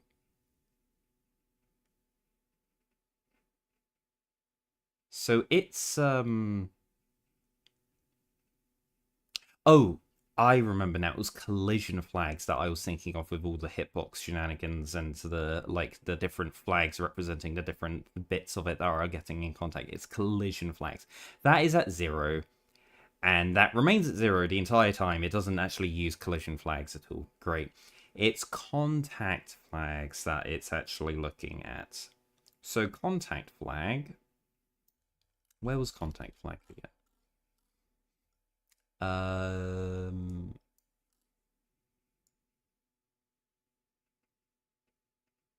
Oh, yeah, there we go. So we got iframes, and the iframes are reducing down. And then it gets contact flag. Okay, so right now it's like falling. And then it gets contact flag 133. So it's got like, so it's three different things. It's 128. And then and then 4 and then 1. So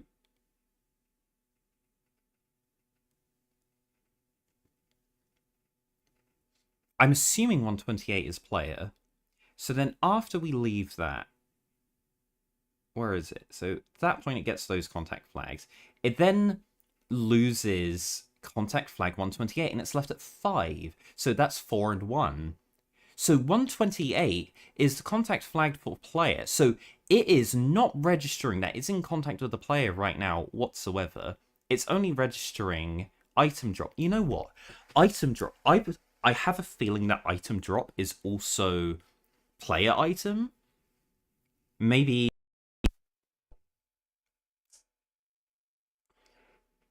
Yeah, so it's contact flag 5 right now. And then on this frame, it gets contact flag 128, which is player. And then you get hit.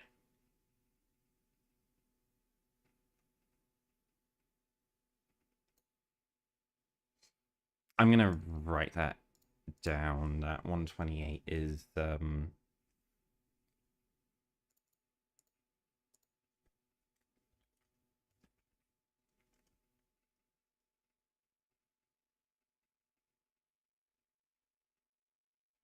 what wait, sorry, what was 128? 128 is it's 80. Okay.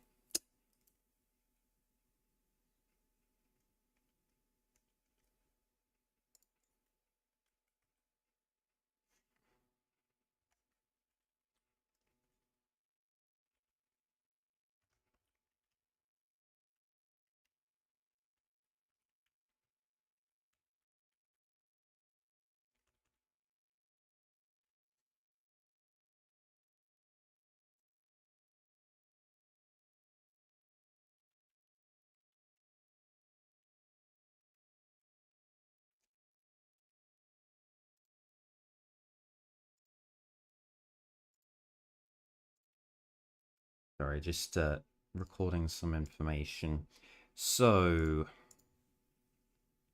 now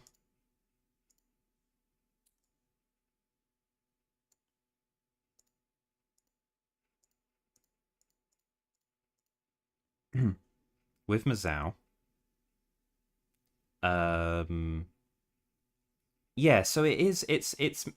Managing to register the right contact flag at that point. So it's like, oh yeah, we are actually now in contact with the player. As soon as the iframes end, it just like detects what are we making contact with right now.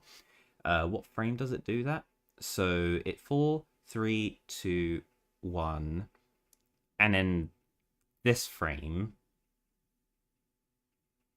So when it gets to it's a -2 there, -1, and then the next frame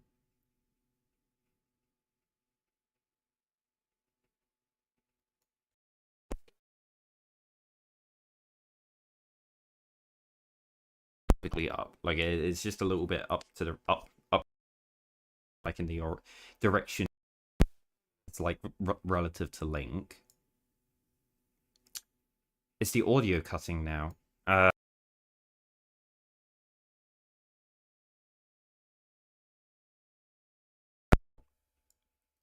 I'm moving things around on my screen, and I covered up my audio meter, so then I didn't see that I was cutting out. Normally, I can see my audio meter go up and down, so I can see when I'm talking, or like when audio is going out to stream. So I stop talking. If I see it cuts out, then like I like repeat the thing that I said that was missed.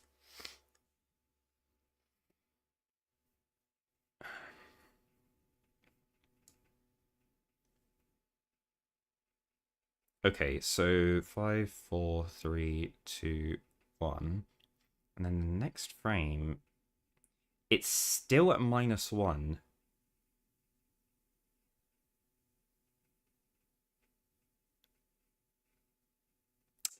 It registers 2 damage.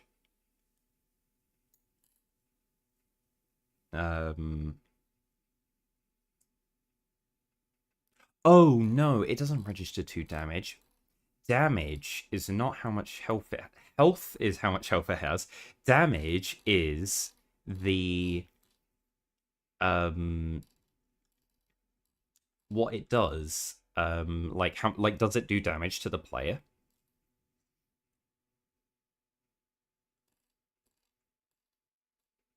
And it slams, and then it sets to 2, and then it stays at 2 this whole time. Like it's registered that it has damaged the player right now. And then we slam, and then it counts up to 4. Does it keep track of how much damage it's done to the player? That's such a bizarre value to be having in in the thing.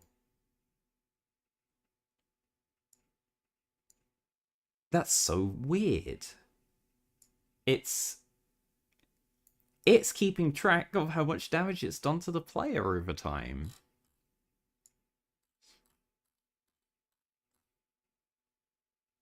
I'm baffled that that is a value in the entity struct.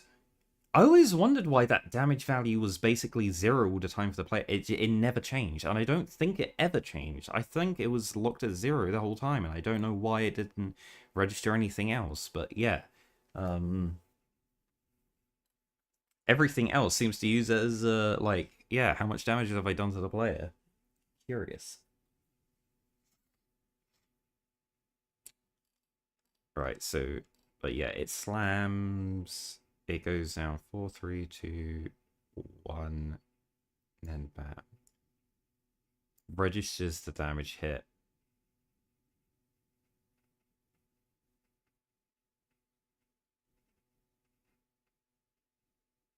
And then it updates what contacted entity. Oh, there's a Okay, hello.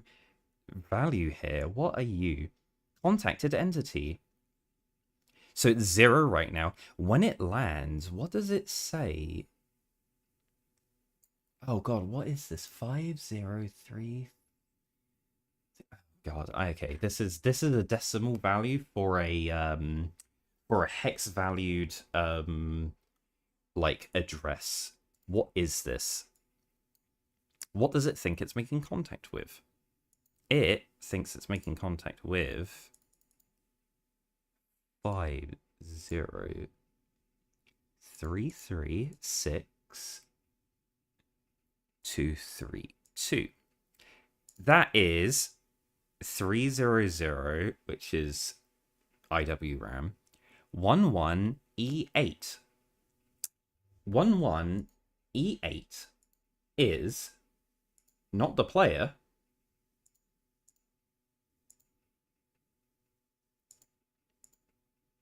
11E8 is the sword.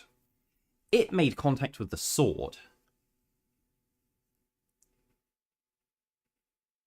That's what happened. It seems to not be related to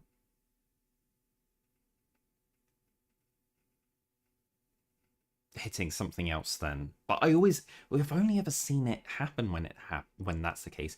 But yeah, so this, I don't think we're gonna get to the end of the answer today, but that is really interesting to learn, that this bug where an object something is trying to hit Link, and like as Link hits something else, it flies in to try and hit Link, and Link takes no damage whatsoever, and is like inside the hitbox of it, not taking any damage as it gets slammed.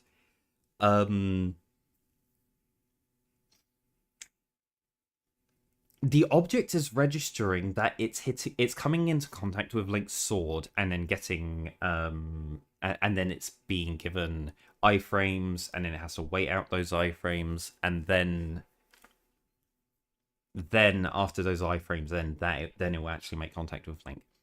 But I swear we should be able to do a slash here. And like here we got the slash there. Like this is the frame before, and that's the frame of the hit. So there, the sword is in contact with a lot of things. I guess it matters what the sword is in contact with at this. So there, on that frame, the sword is already in. Oh, the sword is in contact with one thing. The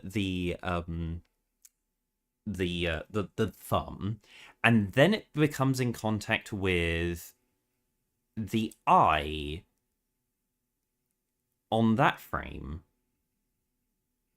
So on the frame that the sword is making contact with the eye to do damage to it, that's the same frame that the hand is slamming down, which is weird. Let's mess this around a bunch and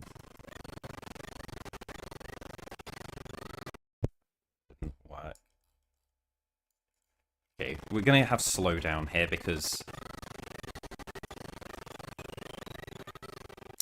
Okay, we just like completely nuked taking any damage there whatsoever. So let's have a look here. When does it slam? It slams on that frame. Okay, this doesn't seem to be at any point of an animation. Like, yeah, literally the sword, like we've just pressed A here. Like it's coming down and landing. We press A the previous frame. So we're registering an A input. So it's starting a sword slash. This is the first frame of like frame 0 of the sword slash. Like it's initializing the new sword slash, and then it registers contact with the new sword slash immediately on that frame, whilst it's not in contact with anything else.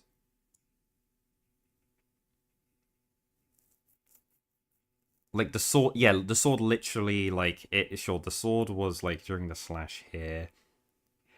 It made contact there. Oh, no, sorry, it doesn't make contact. The sword is not making contact with anything here, other than there. When it makes contact with the slamming fist, it makes contact with the slamming fist. Then the next frame, it makes contact with the thumb on the already being damaged hand. So... And then we have... Yeah, okay. So the iframes on this are 16, 7, 6, 5, 4, 3, 2, 1, 1, and then the sword still makes contact with it again. Yeah, okay. So that must be the... That's not the answer, is it? Because when before, why wasn't it the case that every time it was trying to do this, it was not making contact with the... Oh.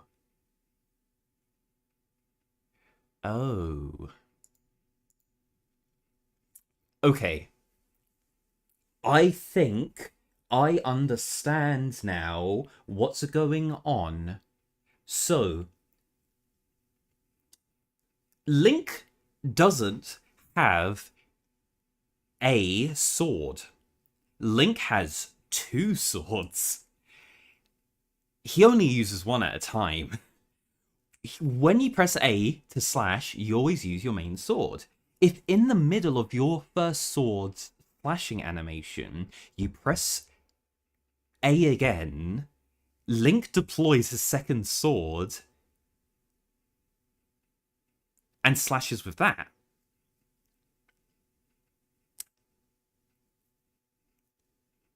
It's a completely different entity. It's located in a different entity address and everything. And the previous one, the previous sword, like still occupies the previous one, but like kind of just like gets eliminated and stops existing. But like it's still, reserving that address. And then so now you're using your second sword, and during the middle of that sword slash, if you cancel that sword slash with another sword slash, it spawns the first sword again, and then does that. So it's that facilitates the ability to cancel one sword slash animation action with another one. I don't know why they had to make it two different sword entities, but yeah, that's really wild if you never knew that before. That yes, Link has two different sword entities that he uses when sword slashing, and as you sword slash, it alternates between which one is getting used. Now, what I see here is that when we slashed the first time with hitting the hand as it slammed, we had one sword out right here. We had, like, say it's the first sword.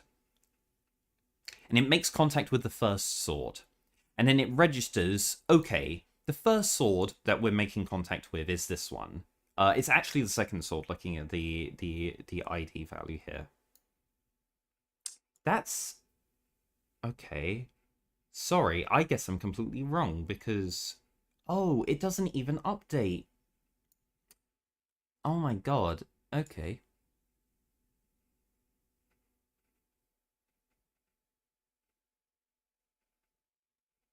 Okay, as it's sliding away, it still thinks it has contact flags. Like, okay, now I'm just confused. What I thought was happening was that it was registering contact. The previous contacted entity was like a certain ID, and it makes sure to not register contact with the same entity twice in a row, and it has to like kind of like zero out and then register something else if it's coming out of iframes. And it goes like, oh, if it's looking at one sword, and then it's like, okay, that's fine. We've made contact with one sword, so when the iframes end, it's like, oh, okay, what are we in contact with? And it looks at all the entities. If it goes, oh, I've just been in contact with you, I need to check if I'm in contact with anything else first. Then it will look at the player and then go, okay, I'm in contact with the player, and do damage to the player. And then I thought that meant that it's like, oh, then if we do like an odd number of sword slashes so that it's the other sword that it's reading, then it reads that and it's like, okay, so we were looking at a certain sword ID when we hit, and now we're coming out of iframes. What are we now in contact with? Okay, this is a new entity. This is not the same entity that we had before. It's still the sword, but it's like it's a new entity. It's a different address. It has to be a new entity, right? And then it's getting stuck in a loop like that, and it's constantly seeing that it's looking at a new sword, and then a new sword, and then a new sword, and yeah, then I thought that's what was happening, so it kept looking at swords instead of the player, but that's not what's happening, because it's registering that it is making contact with the same entity, unless it's the opposite of what I think. And it's that it checks if it's in contact with the same object. And if it is in contact with the same object, then it just reapplies the same calculation. So if it's the same sword, it registers that it's still in contact with the sword, so it adds another wave of 16 frames of iframes to it. Right, and when it didn't work before, it's because we did an odd number of sword slashes, so it was Link's other sword that was making contact with it. So when it was looking for the same entity, it couldn't find it, despite it being a sword. It has a different address, so it didn't know that it was still in contact with the same sword. It thinks it's in contact with a new entity, because Link alternates what swords he uses. That must be it. That's okay, that's really dumb. So we need to make sure that we always do an even number of sword slashes on in between the 16 frames of iframes. So luckily, a sword slash lasts 15 frames, which means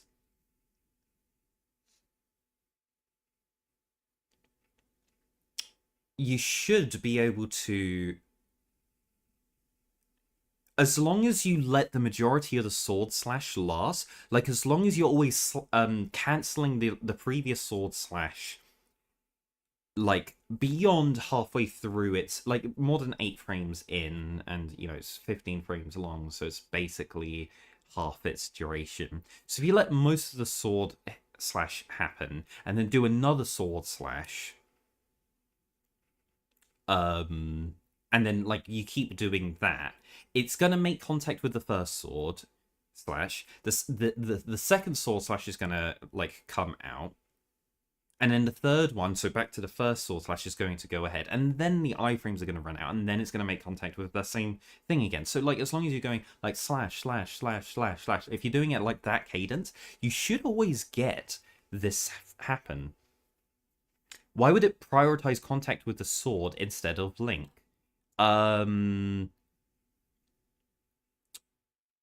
Because I'm not actually sure what. Is it because the sword is the most recent entity? I don't know what order of operations it would be going through, but yeah, it's registering contact with the sword right now. I think that has to be based off of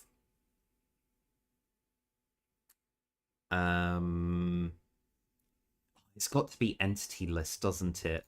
It has to be orientation of things in the entity list. So every is a structure. They have a data structure associated to them, where they and like that can be imagined as like a big block in memory. It's just like a solid uniform single square block. It doesn't matter what entity it is. It can be a sword, it can be the player, it can be a pot, it can be that specific part of Mazal. It always takes up exactly the same space in memory, and it has exactly the same structure no matter what object it is. They all have exactly the same structure in terms of like this position inside the box is always reflective of like that value. It's always its health, it's always its X position or whatever. So the first couple of addresses, literally the first two, are what is the address of the previous entity and what is the address of the next entity. And every entity is all chained together in a long list. So every time you go to an entity, you literally look at the first address and you look and see the first address. Sorry, the first address is previous. Yeah, it's previous entity and next entity. So whenever you go from one entity, you're looking at an entity, you look at its second value, and it will and that gives you a address of the next entity. So then you look up that address, and if you look up that address, it is a pointer that's pointing back to the previous address you just came from, because the initial value is what is the address of the previous entity. So the second like value you look at, that is the address of the next thing. So what the game does is it runs a script where it looks at a known entity. I believe it's the player, I'm not sure. And then it goes, okay, what is the next entity? And then it writes that address down in some position. And there is a part of memory called the entity list data, where it just sequentially lists every single entity one after the other by going through the chain of like one entity connected to the next, to the next, to the next, and it just like jumps through and records all of these numbers. So what I think is happening is Mazal, that specific entity that we're looking at, is somewhere in this chain. And what it does is it goes sequentially through the chain, through the list to decide, like, am I in contact with the next thing in the entity list? No. Okay, am I in contact with the next thing in it? I guess it's going through that chain. And it just so happens that the sword is the thing that it sees that it's in contact with before it reaches the player. I don't know. No, sorry. I'm completely wrong. And the reason for that is the player isn't involved in this chain at all. The player is in a it's in a one chain it's in a chain with one other address and then back to itself, and like that's the only chain that it's in. So what is 3D78? What is that? That is what the player is thinks is its most recent object is. That seems pretty late on in the list.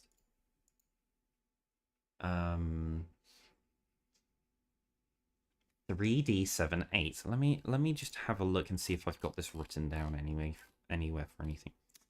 So okay. That isn't an entity. That address is the entity list address. That's what it's looking at.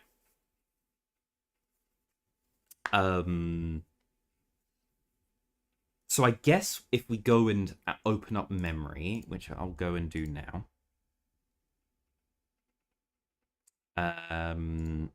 Not Task Studio.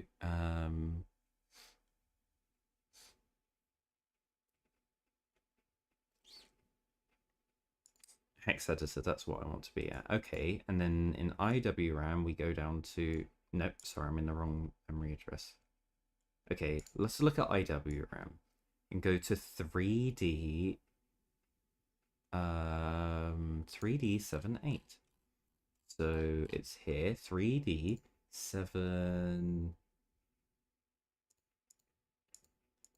Ah, player. Oh yeah, there we go. And then it's just the one address that is in the like the entity list that's associated to the player. It's just in a one chain like connection to that, and that happens to be not the 0th, the first, the second, like, well, it's the third position in the entity chain. What are some other things that are going on here? Okay, so there's a couple of managers before this that it's looking at. But they're stored in the EWRAM, so that's like a whole different thing. And then the value after in the chain is also the player. It's being like double stored there. Then oh, I see. Oh, I see. I see what's going on here. Okay, so the entity list is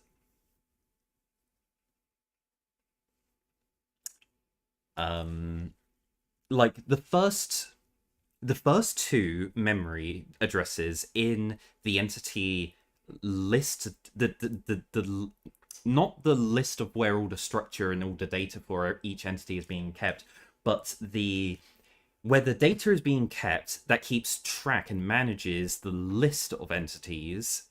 The first two addresses are the address of the first manager and the address of the last manager in the chain. So then it knows what the start point is, and it can go, oh, if we want to go to the start or the end, these are the two values that we can use. So you can jump to the start of the chain and then like follow the chain through to go through the entire list. And eventually you'll get to the end of the chain. You follow the end of the chain. You jump back to the entity, like the list manager. So the first slot is going to be for managers. The second slot is going to be for player entities. Now, the player entity list is one long. There's only one thing there, so it is both the start and the end. So that's why it's got two. It's double entered there because it's both the address of the start and the address of the end of the chain. The next slot is player items, and that is the sword currently. And I'm guessing when we sword slash, that is going to update both of the values because the current sword is going to stop existing and a new sword is going to spawn in, and it it then becomes again a one long chain, one length long chain that just like ties back to the like the list coordinator. So that was like the third slot, and then the fourth slot seems to be 3D8, which is itself. That is looking at itself. That's a pointer to itself. Bizarre. I don't know what that's supposed to be. Maybe it's because it's... Oh, that's maybe because it's an empty...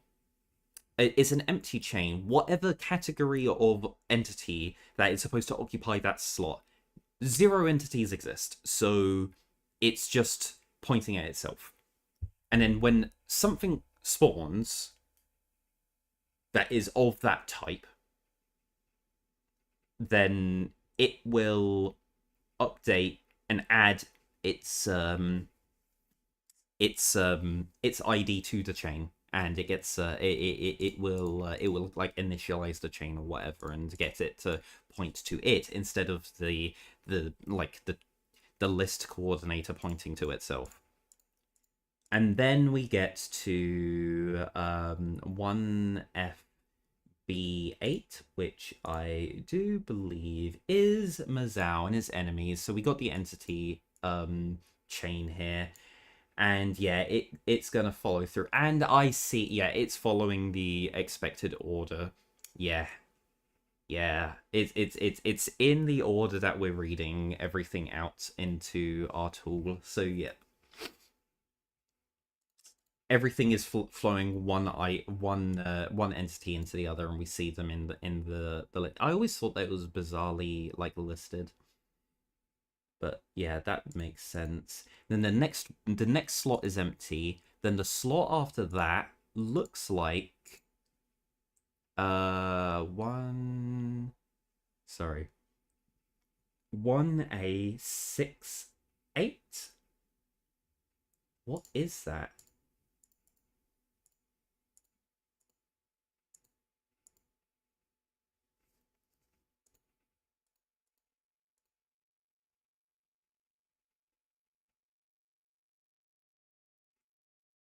No clue. 1A68 is extremely close to 1AF0. That's the slot. That's like the one before that, but those were enemies. 1A68. No, I don't see them in the... Oh, hold on. I have a bunch of effects things hidden. Let me open that up.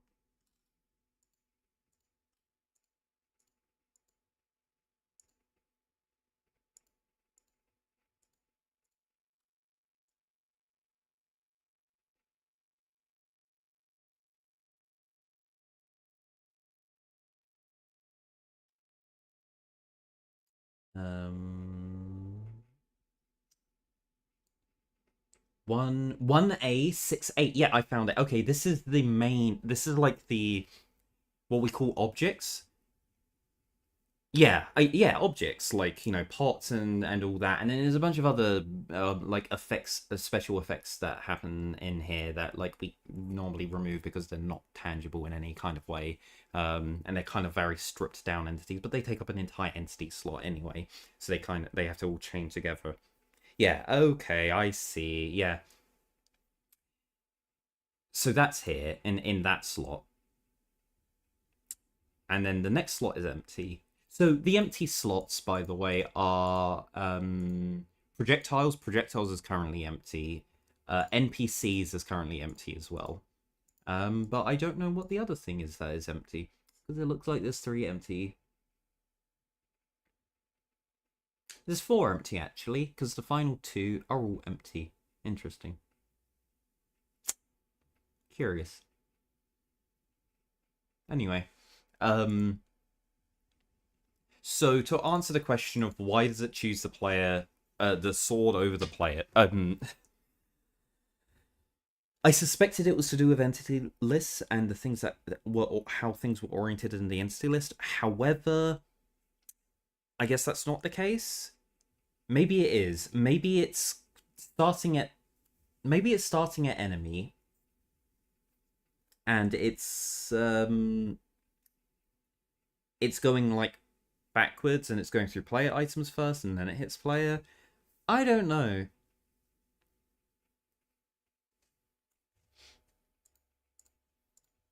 Yeah. I don't know. I don't know why that is deciding why it decides that. But that, I believe, should kind of explain it. That, like, yeah, if the sword is in contact, then we get that happen. And we need to make sure that we slash with, like, a regularly slow enough rhythm that we're always have the like we always do an even number of slashes in between like the in within a 16 frame window. We're always doing like slash slash slash slash instead of, you know, slash slash slash, slash. It's like a bunch of rapid ones, because unless you're like so fast with those rapid ones that you're like getting like 4 in the time period or whatever, or you it's just within a 16 frame period, you need to make sure that you're doing an even number of sword slashes, and then it's registering that it's the same entity that it's in contact with, so it just reapplies the same calculation instead of trying to update and check a new entity. But then I don't get why, if it was in, yeah, okay, I don't know why. That's still a bit confusing. Okay, what's going on here? Yeah, look, we're doing regular sword slashes there.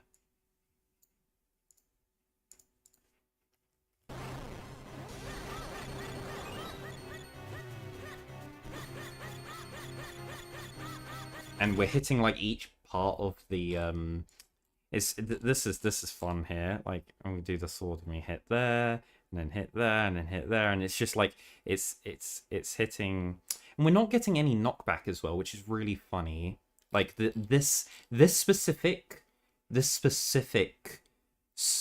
like these specific things don't cause Link to get like knocked back.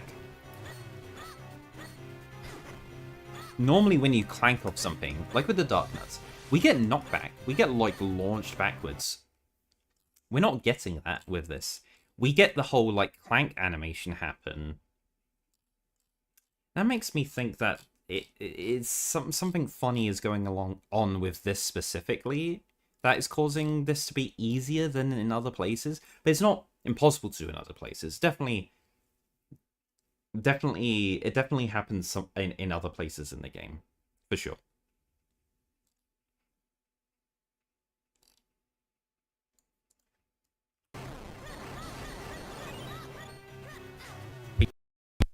Dash quite slowly there.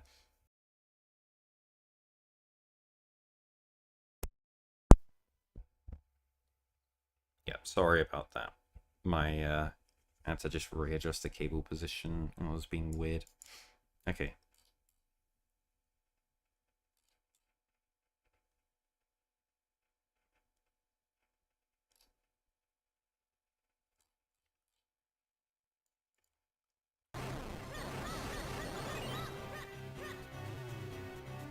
Okay, so the question I was trying to like answer here is that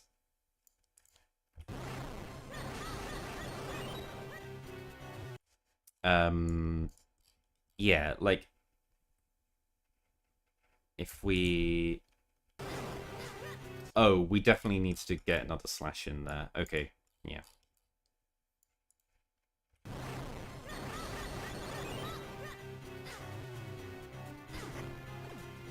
Yeah, okay then. Yeah. So everything that I talked about a while back with the whole when we move to the right, Mazao's going to move to the right because you know, it sees that it's on one side of Link. It's always trying to make sure that it's in the middle of Link. Like it the head is always following Link. That's what's going on here. Like it's tracking with Link here. Like it's always going side to side. It's trying to pan with Link.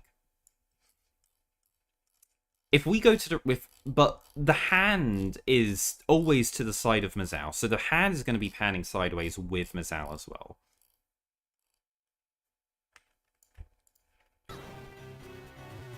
It's like at least while the hand's moving, yeah, in some respects. Yeah, so like, okay. But then, like, when the hand returns to its natural position next to Mazao, then Mazao wants to go to the center of the arena.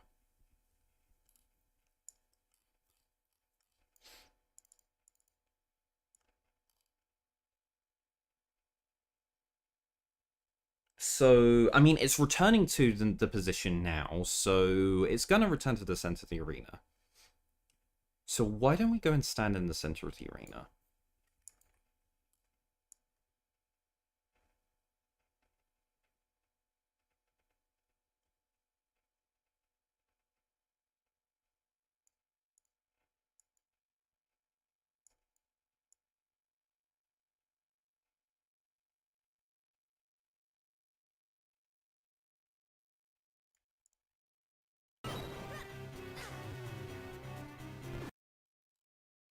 Also, do we have any window here to hit that? No.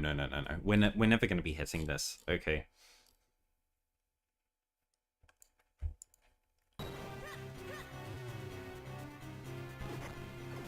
Okay, so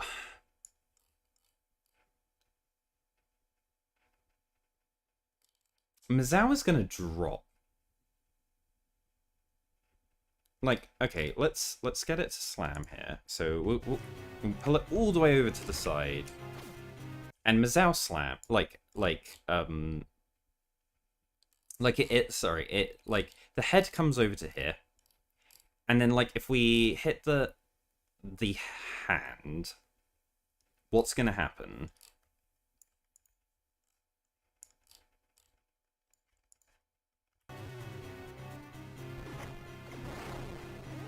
Yeah, so the hand gets hit here. So like yeah, what's going on?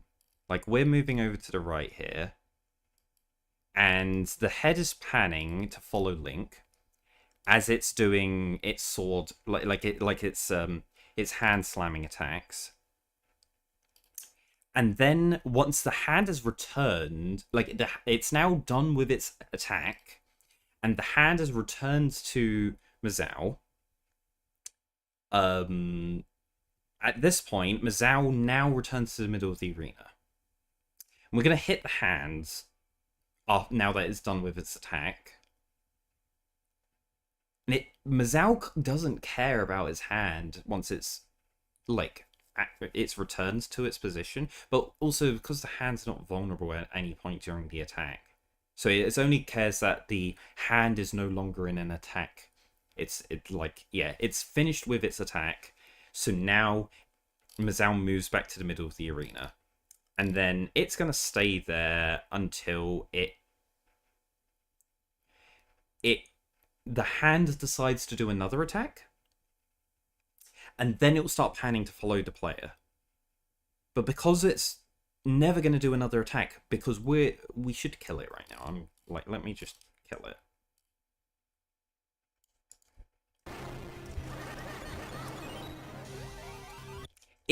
Mazao is always going to be in the middle of the arena.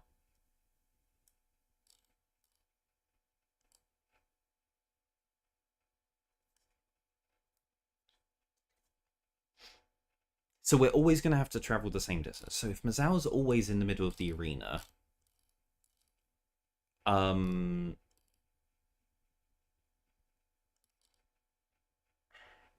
I mean, we're still basically locked in to being on the very right-hand side of the arena. And the reason for that is we want to be able to position ourselves so that when the hand has finished its attack, we are in line with the hand. So that, like, yeah, as soon as it's done, we can just hit it immediately. If we stand anywhere else in the arena to try and be in line with the hand, Mazal is going to move towards Link because we're not in line with Mazal. We're aligned with that offset from where the hand is. But being on the right hand side of the arena means that Mazal is locked and can't go any further to that side. So offset from there, where the hand is where we stand.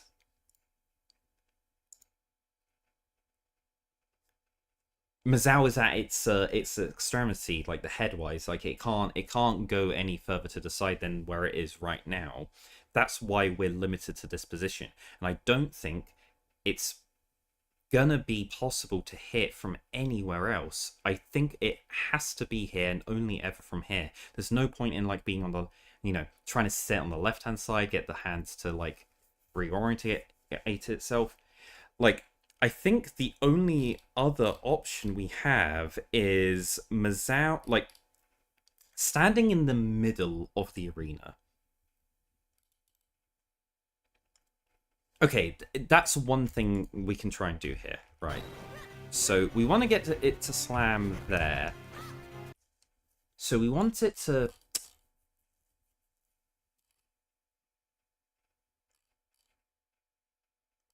We want it to... Okay, so...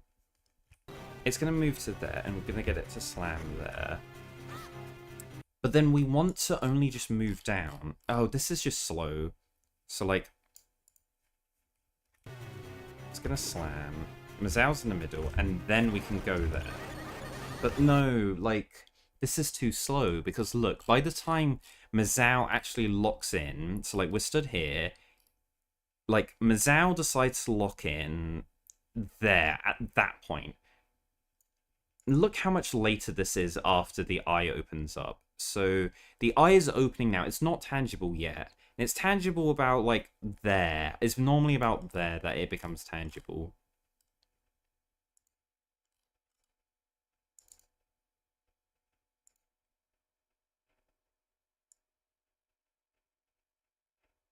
Oh, it's literally at the moment the head starts moving is when it becomes tangible. So, like, yeah, it's basically yeah, oh, that's right. It was exactly the same frame. Yeah. It's exactly the same frame that Mazao starts moving, that the hand actually becomes vulnerable. That's a good visual cue to learn from, by the way, if you're wanting to get better. The eyeball on the hand becomes like damageable the same frame that it like the overall Mazao and the hand start moving together towards the middle of the arena.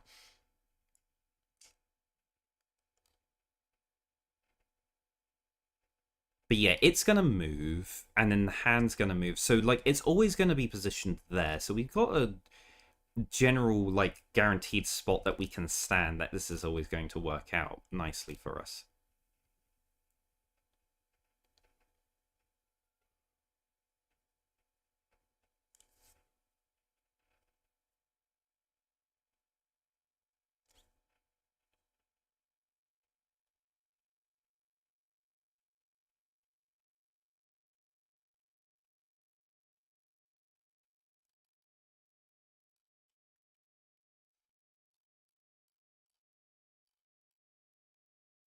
But we don't want that. We want to be able to rush over to the right-hand side. Okay, slam there. And then, okay, then we missed the shot and hit the fucking thing.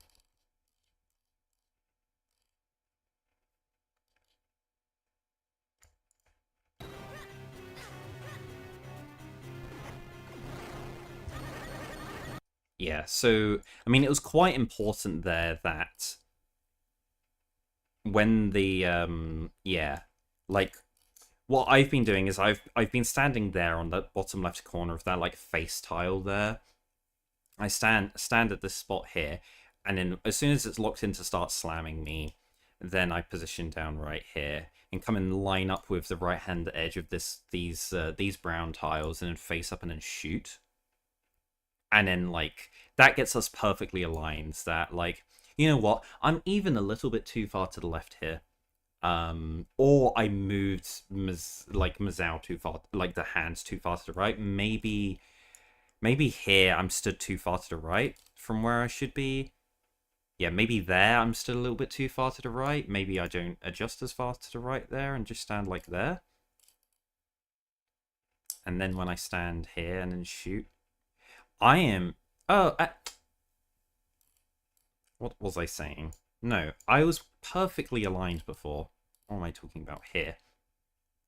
This is like perfect. That is absolute. Yeah, no. What I was saying before was stupid. This was perfect. This was exactly correct position and correctly perfect timing because like the arrow, like if anything, it was a little bit late. You can fire this arrow earlier.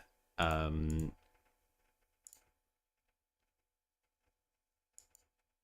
can walk up here and shoot the arrow, and then like yeah, like this is probably the earliest you want to fire it because how many frames is it in contact here? So it's like one, two, one, one, two, three, four, five, six, seven, eight, nine. Well, okay, we kind of lose it at that point. Let's fire even early and see. Damn, it still makes contact at that point. That's crazy.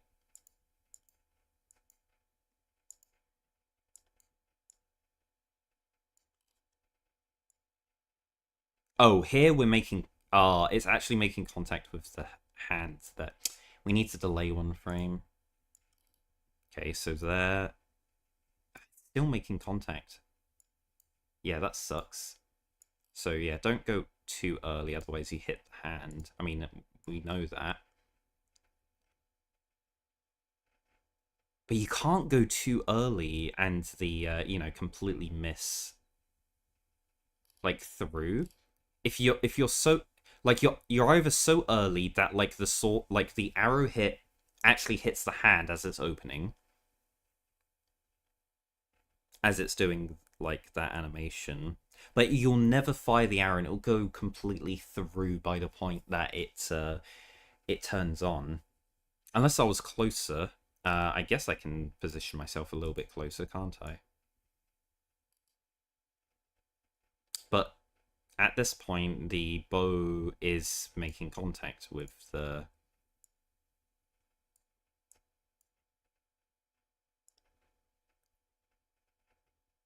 Yeah, the bow is still making contact.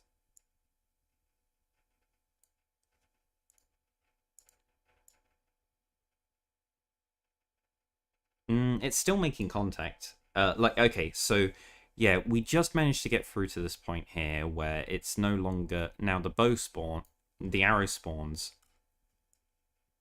I mean, we just need to avoid... We need to avoid that hit that... Oh, hold on. What if I'm slightly above this?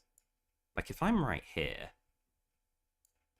I'm in a really perfect spot here, aren't I? Let's go even higher.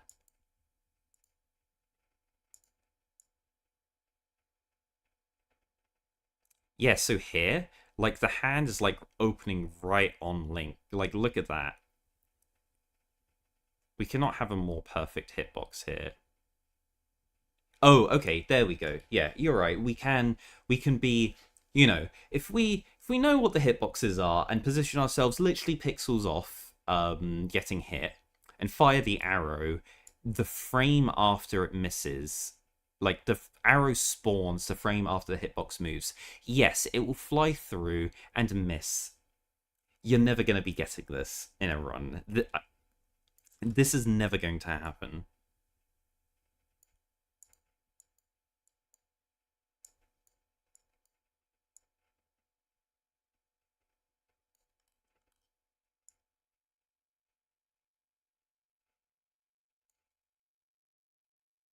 Oh, doing that is completely pointless. It doesn't save any time whatsoever. You're hitting it on the same frame. We're waiting for the eye to activate, and all that needs to happen is that the arrow hitbox needs to be inside the eye when the eye hitbox activates. That's all we're doing. We're actually perfectly frame timing, like tied with no matter when we start pressing the button. Sure, doing it a little bit early means that like we don't have as much of the end lag on the bow, so that we're closer and can start sword slashing it immediately. Like, sure, that's correct. You can save time in that respect, but the time that the hand becomes vulnerable isn't saved by like shooting the arrow earlier. It just means that we're able to start moving again faster. So,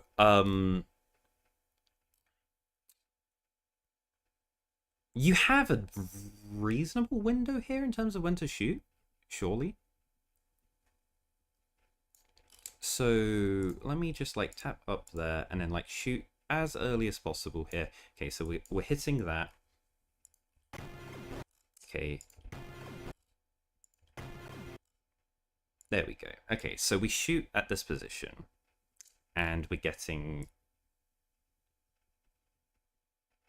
Sure. Okay, so we hit it, like, we got that frame that we start doing.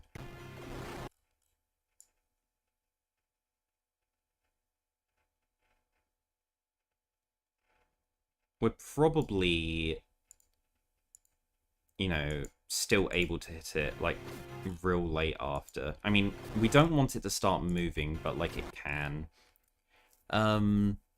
So I guess it depends. So the further...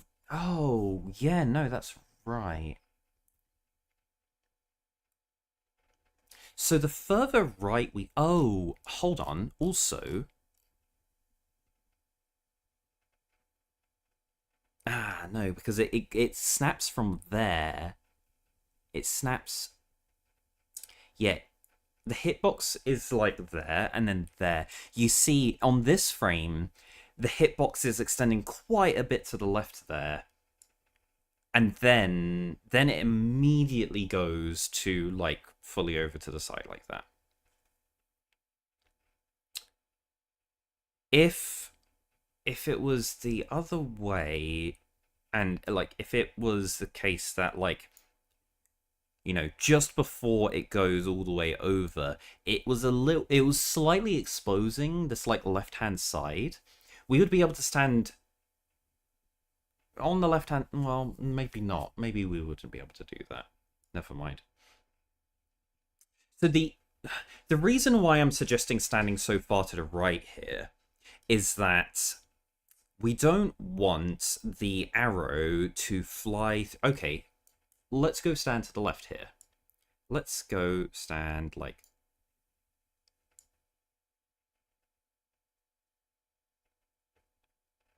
Let's go like stand here and just walk down. But we need to walk a little bit further to the right so we don't get slammed. And then we'll fire a shot. But we'll do it late enough so that we don't hit the hand. That happens. So you fire. If you're far enough to the left... Now, the arrow would keep going, and before the eye... you know, the eye will become vulnerable before the arrow is passed all the way through it at this point. But we are making contact with the little thumb bit, so we do want to avoid that if possible. But that's only if your shot's early. If you're shooting early, you don't want to be on the left-hand side because the arrow can hit this thumb bit that's located behind the eye hitbox of what we want to hit before it's tangible enough to actually receive the hit. So, yeah, then the shot hits that and then it gets eaten. Yeah, like, it literally flies through, hits that thumb bit, and then dies on that, and then doesn't register the hit on the thing, despite literally a couple frames later there, it's now tangible and could have taken the hit way before it would have actually, like, flown all the way through.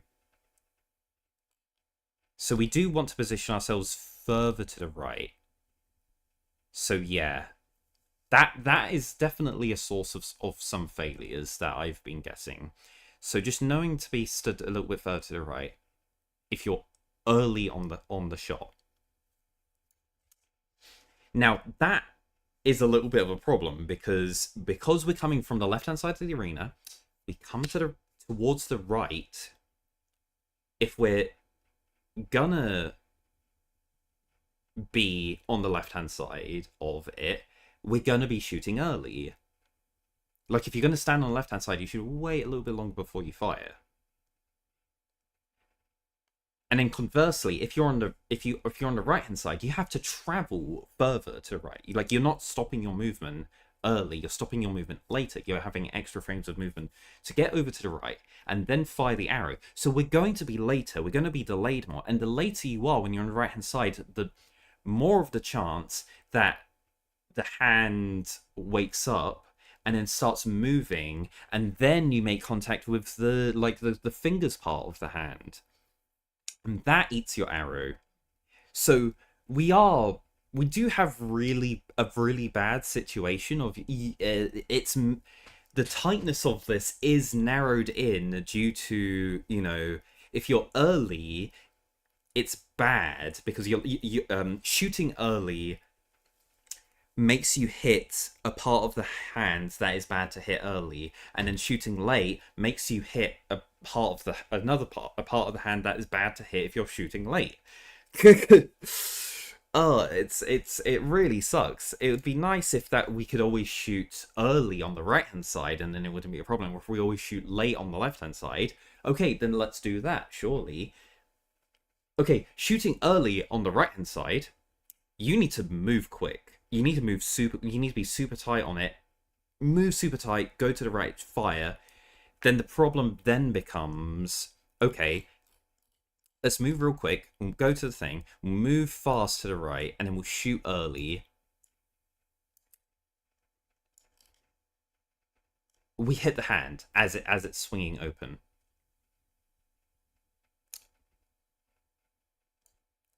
If you try and shoot just after, I mean, it's kind of a tight window. Yeah. So we've got that frame, and then, you know, it extends all the way out to here, I guess. I mean, even further than that. Like, oh, maybe, you know, it started moving at that point. That's and then there it doesn't work. So this is the last frame. Dude, we've got, like, it's 15 frames. It's tiny. There's a tiny window to work that we actually hit the hand if we're stood on the right hand side like that. It's tiny window. Then the question becomes, okay, we so short with that, and then, well, then we don't want to be standing on the right hand side. So let's aim a little bit to the left hand side.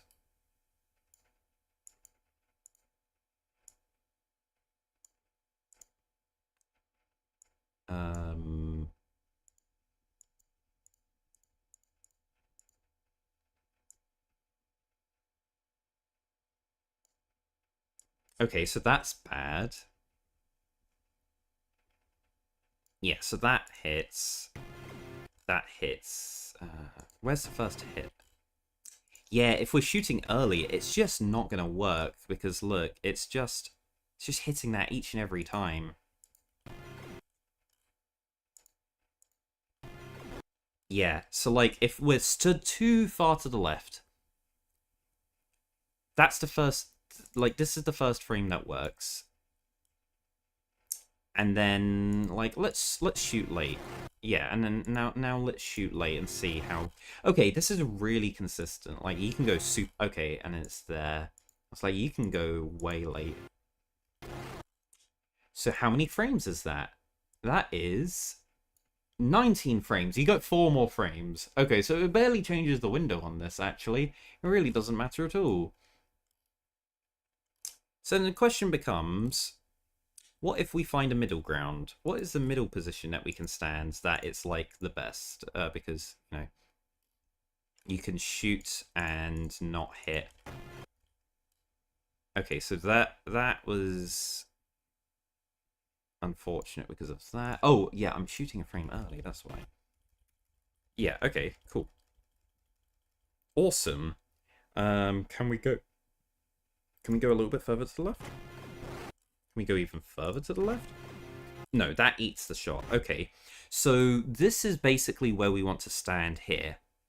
Like, this is as far left as we can stand, like, pixel-wise. We can't stand a single pixel further to the left. Maybe we can?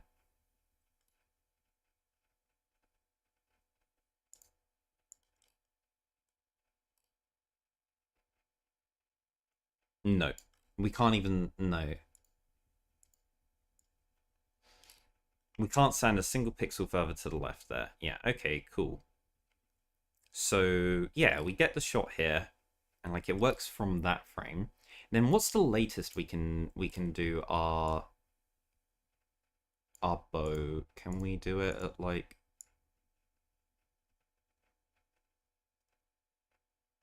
We can do it... Oh, okay. Not then. Not there. Okay. So that is... I mean, was it this? Was it back here that we could do? Yeah, that works. Okay, so it's there through to there. That's 19 frames as well. Okay. So it doesn't really change the frame window, you know. 15 frames versus 19 frames. It's still the same window of time that we're trying to fire the arrow shot. And what is the window? It's like... It slams, and then it starts... Oh, it's when it, like, rapidly moves. We want to fire the shot. And as long as we're, like, on the right-hand side of this here... Yeah, we're going to be able to hit that. Okay. Okay, let's try this out.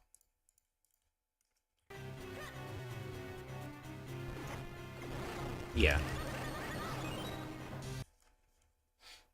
Okay, that seemed really lenient to land. But also, I'm not on like the position, like the tight window that we have. Like the next, I'm on the middle. I'm on the second cycle right now. The third cycle is the one that has a very tight window to hit. It has an extremely tight window to hit.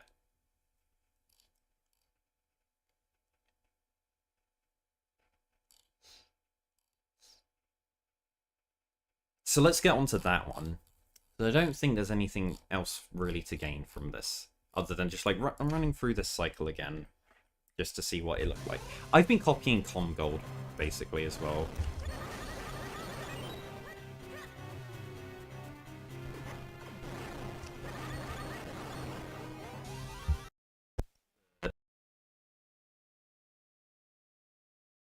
Sorry, yeah, sorry about the audio there. Okay, so the...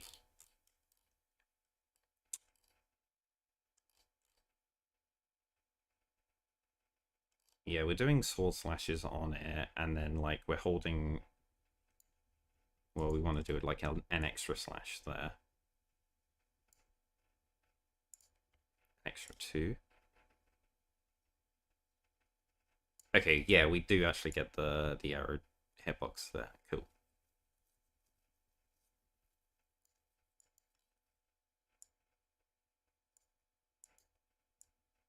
Yeah, there's a really awkward window here that if you look... Okay, if you look at Link's hitbox, it goes purple there.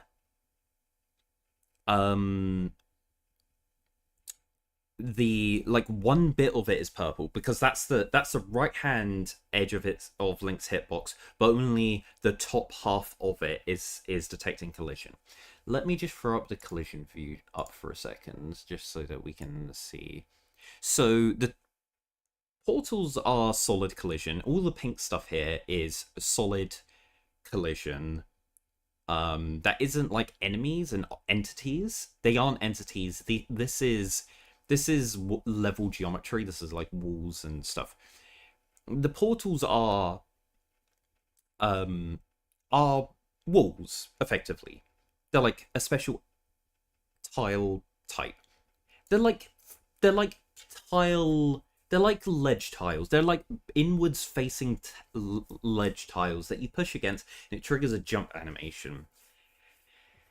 Um, and you see there's a red box around it, and that hitbox is the detection zone for whether or not you should be able to grow when you're Minish. So if you're Minish and you touch that, if you're making contact with that, you're able to grow. The issue we have here is that, let's hide the input viewer for a second. Except no, not the entire. We just want to get rid of the enemies.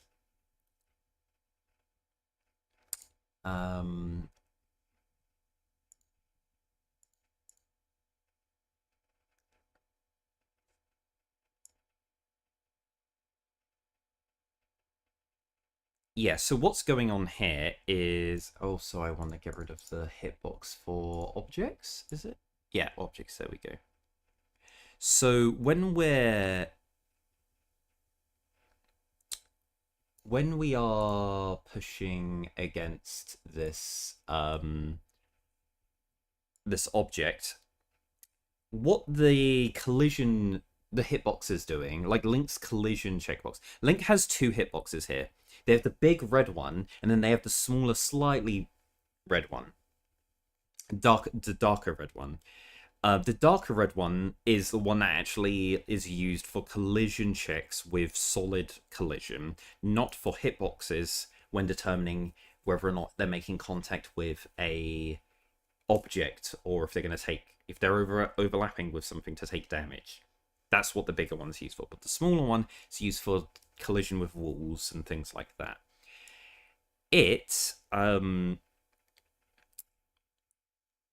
When we line up with the wall here, the small hitbox is registering that it's the upper half of the right hand side of it is contacting solid collision with the wall. So it is indicating its flag, and that's why we see a purple line there. Our viewer is reading that as going, okay, the hitbox is indicating it's in contact on this at this moment. The bottom half hasn't got any contact with it at this point. Now, at the next frame, we press right. And we start only moving to the right. Now, when we're moving to the right, or when we're moving in any direction, one of the things the game does is it checks Link's collision flags to see what is in the direction that we're wanting to move, what are the collision flags indicating. So if we want to move to the right, it's going to look at Link's right collision ones, and it sees that one is set and the other one isn't.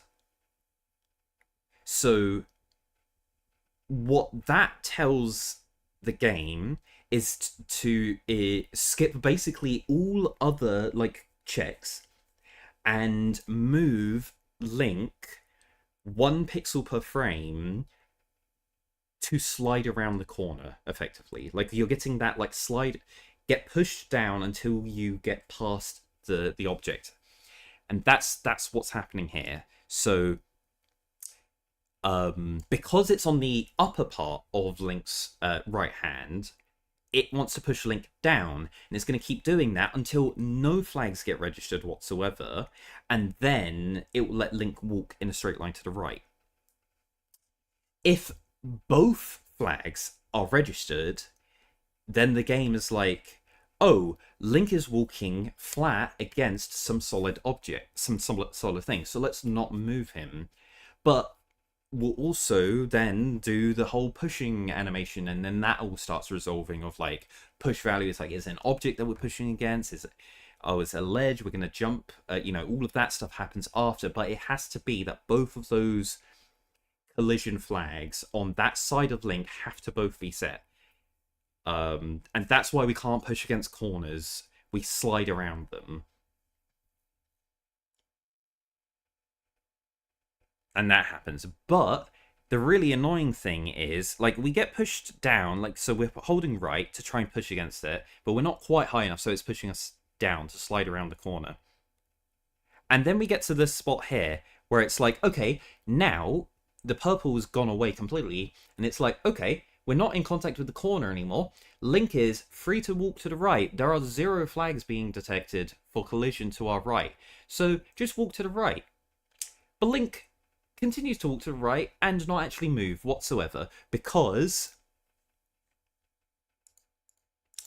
hitbox detection. Boop. Enemy hitbox detection. Yep. So yeah, we slide around the corner and then we hit this spot here and we can't move to the right anymore.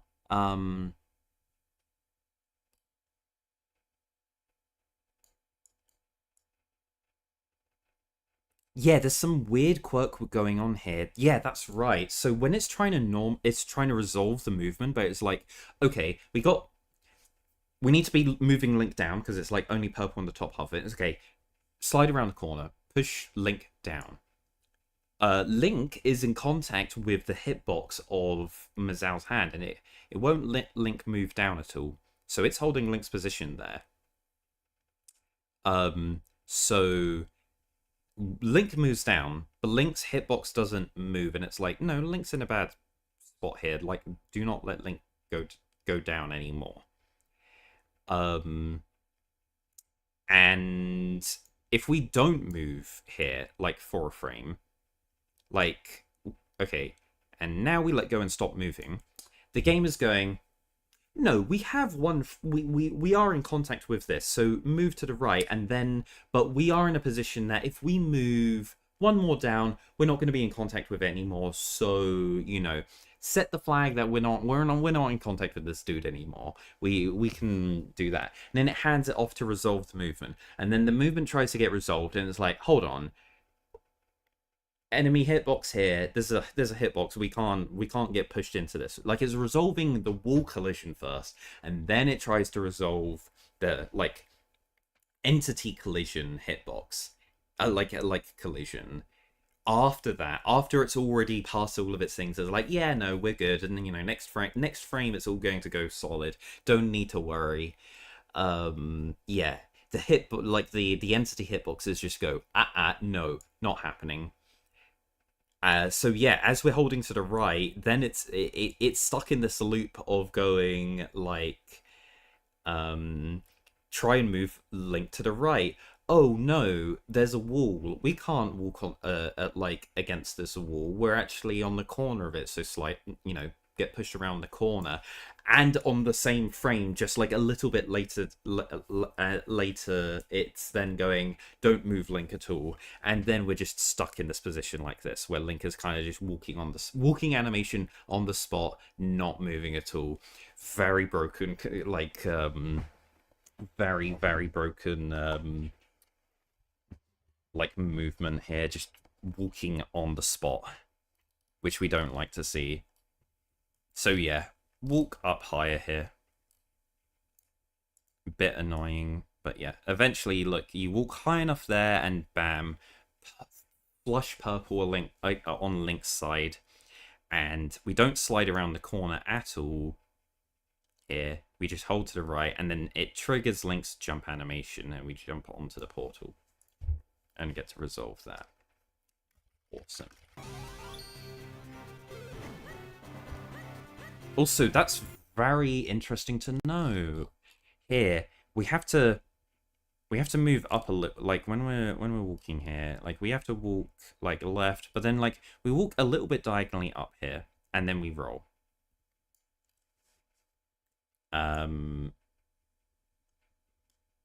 But we need to make sure that we're far enough away from like the hitbox of the like the growth area around the portal. We need to walk far enough away from that and then roll. But also we can't just like keep walking directly from to the left as we go, because yeah, the thumb bit of Mazao's hand is there in the way, blocking us. So yeah, walk around that, roll, and then walk down enough, and then roll.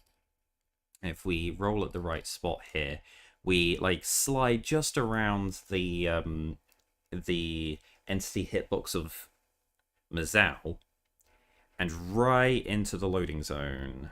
I don't know what controls the loading zone here. It's such a weird one.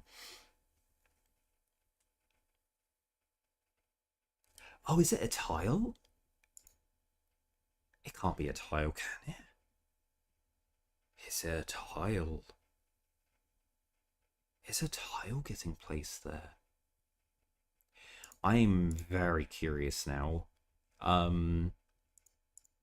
Because Mazao's head gets moved to the middle of the arena on purpose.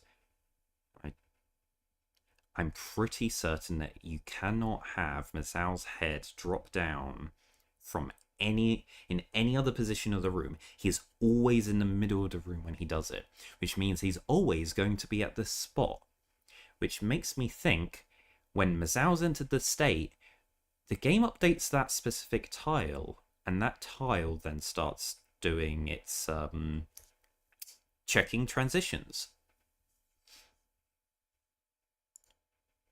Now, I have some information that I can use here. So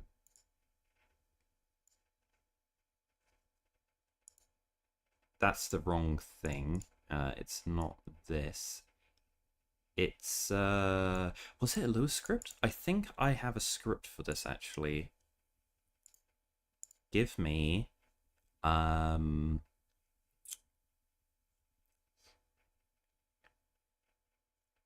no, do I not have this anymore? It's not in my recent scripts. I haven't used this in a while. GBA. Oh, there's nothing in here. Oh, it's not. I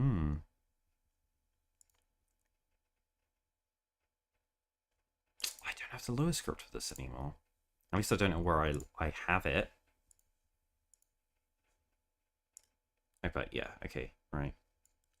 Kill trying to load up the Lewis script. I'm sure I've got a memory address for this somewhere. It will be in use. Surely it will be in my useful data. Like this whole big list of crazy stuff. Okay, tile category. Oh, it will be tile category, won't it? Is it tile category?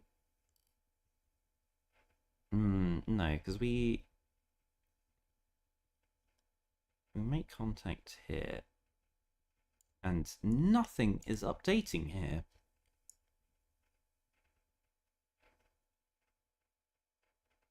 Not a single thing is updating. Wow. Okay, so that's when we step from... That's on one tile, and now we're on a new tile here. But it still resolves the movement a little bit before we actually hit the trigger that it actually starts doing the room load to the next room. Interesting. And nothing, not a single thing is changing in this entire time. Wow, okay.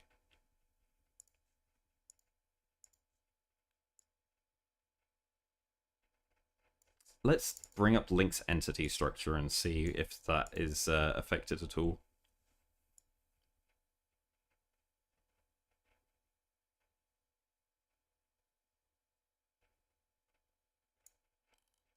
I can't see anything here.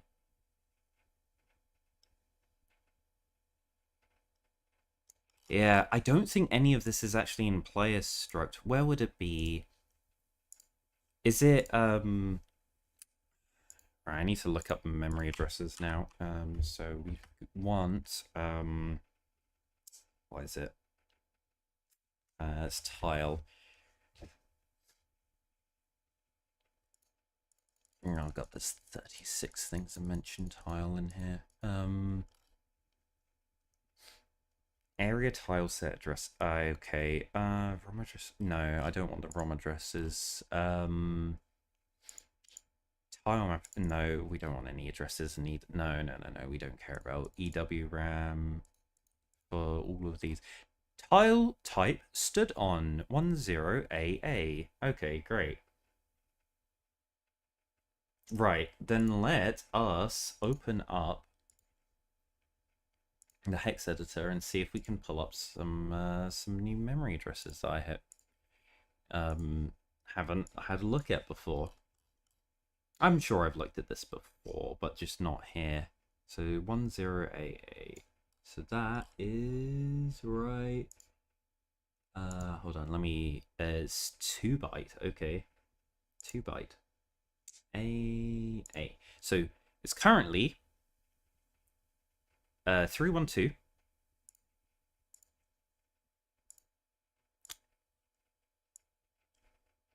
Oh no. Right now.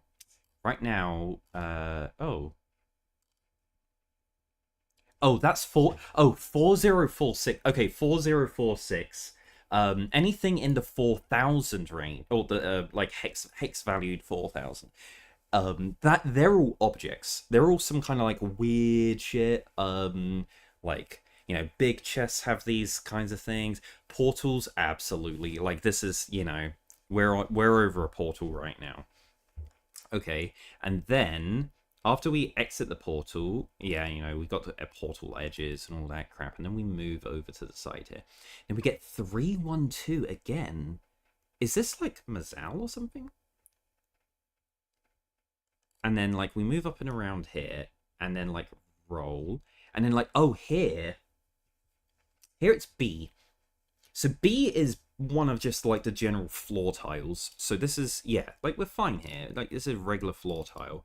And then like we roll over to the side here, and then like we're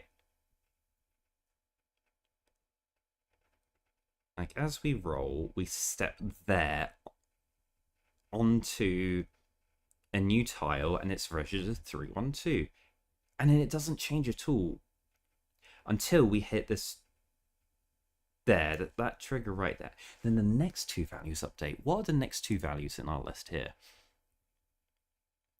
Oh, it's the room and ID for where where we're going to get transitioned into. So as soon as that updates, then the game is going to be running the script to do a screen transition to the next room with a bunch of like, you know, all of the transition animations all happen and everything. Okay, so at this point we're locked in. So whatever thing has already happened at this point.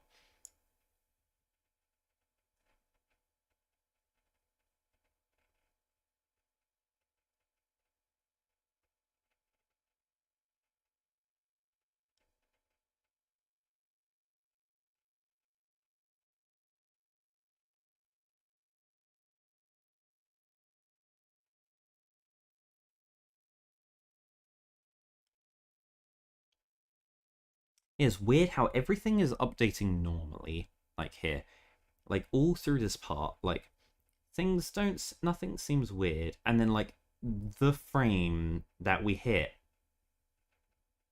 everything updates at the same time. So it makes me think that it's nothing to do with tiles. I'm sure that there's some other thing controlling this. You know what? If I have a look in the managers, is there going to be some? There's 2 Minish portals, and then there's an Eslo trigger. It doesn't look like there's an actual manager for that.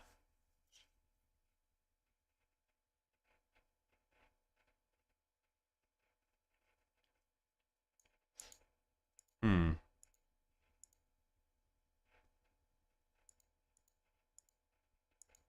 Yeah. Right. Then I don't know.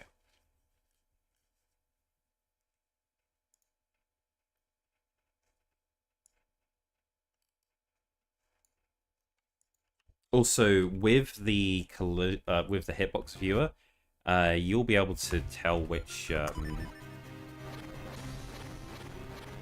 Oh wait, hang on. Oh, can we not?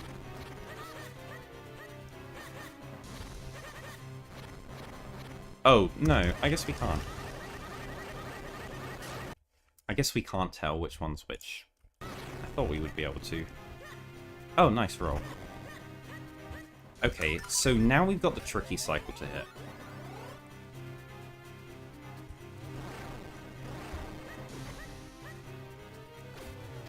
Ah, it stood in a different spot. Like,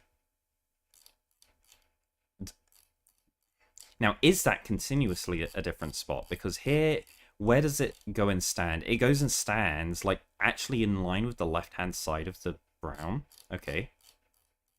Like, I was pretty late here. What happens if I go, like, faster?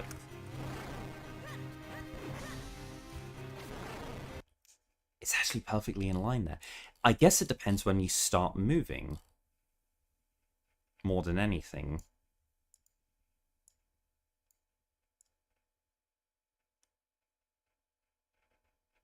Oh, I'm a little bit too far to... Oh, I'm too far to the left here. Wait, that hit there, and then this didn't? Oh, is it because I'm like a frame late on that arrow shot?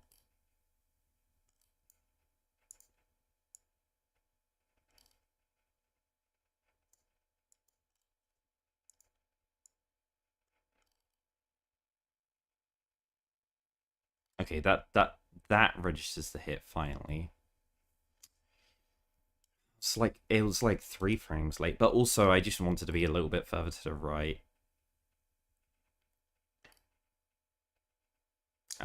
Because yeah, this is very tight here. I'm literally hitting it.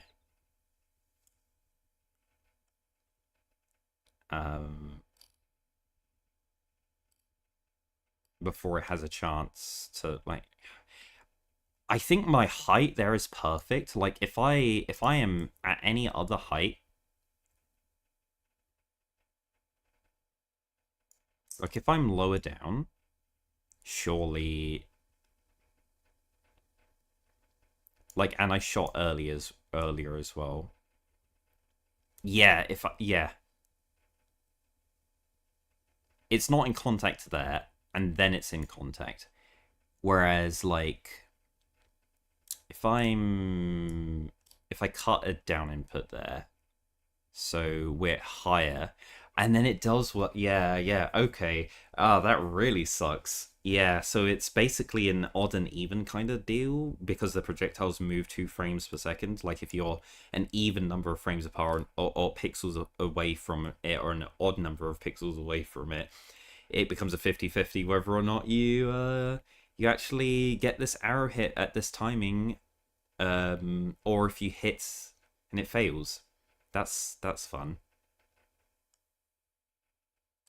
So we do want to go like, what height do we want to go to here? So we want to position, we want to walk diagonally down right here. Yeah, I think you can literally just hold down right, and then you go in line with the thing, and then you can just walk right, and then you can like aim up and do the arrow shot.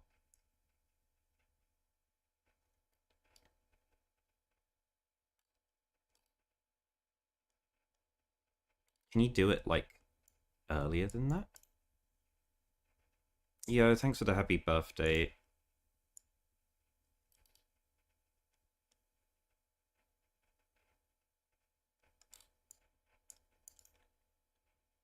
I'm sure if I open up Discord, there's going to be a lot waiting for me. I've had this Discord to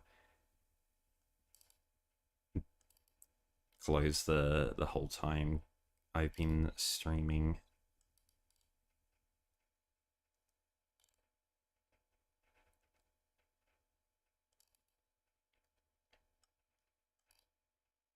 Yeah, so like we get to do the... Oh yeah, like I see. Okay, so I mean, what's the alignment we're looking for? It's like in line there, and then we walk to the right, and then we get to the edge of that, and then we do the arrow shoot up. Okay, cool.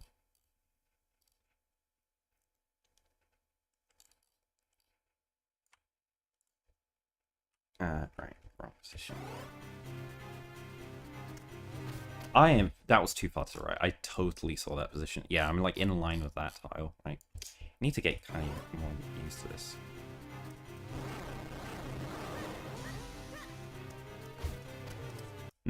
Okay. Right. Now's the big question time. Because like that felt all good and everything. And then like we killed that, and then like we rolled over here. And then we shoot up here. What is my timing here? I was late. I was late. I don't think you can be early then. I think you're only early if you hit the the hand as it opens. So then the question then becomes, when you do the when do we want to do the arrow shot here?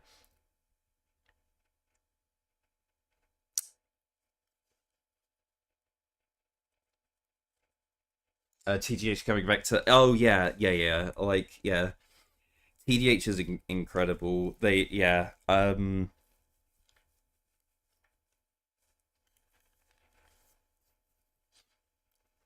Yeah, they put in so much work into like really optimizing any percent. They're not done yet. Like their goal is a sub 126. They want that 125 something, and I don't see them stopping until they get it, because they've had a lot of runs that have looked like they could do it, and it's just come down to the end of the game. So like they can get a run that does it. They just need to string everything together, and it's so difficult. It's such a huge challenge to play this game so perfect at that level of like perfection for an hour and a half. Like it's so hard.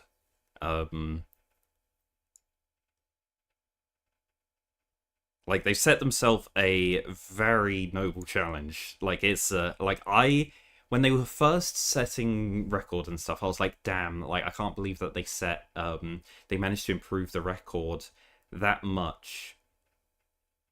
And they weren't exactly happy with the time that they set, and I was like, why? Because that's a very good time. But then I noticed, I was like, okay, when you're actually looking at all of like if you're stringing out like their average paces together, and if you discount all of the times that they have like something really bad happens and it throws them off and they lose like 3 minutes or whatever, that they are almost always nailing some low 1 hour 26 time, like really low, like almost 25. And then sometimes they'll just get like that really good split in that just saves a load of time. That is just enough to push it into the 125 range. And I was looking at the stats and it was like 125 is possible, like totally, like completely. Like there have been like 3 or 4 runs that had they performed like DHC similar to some of their, in the upper like 10% of their DHCs, they would have got a 125. So they can do it. They can. Like I completely have faith.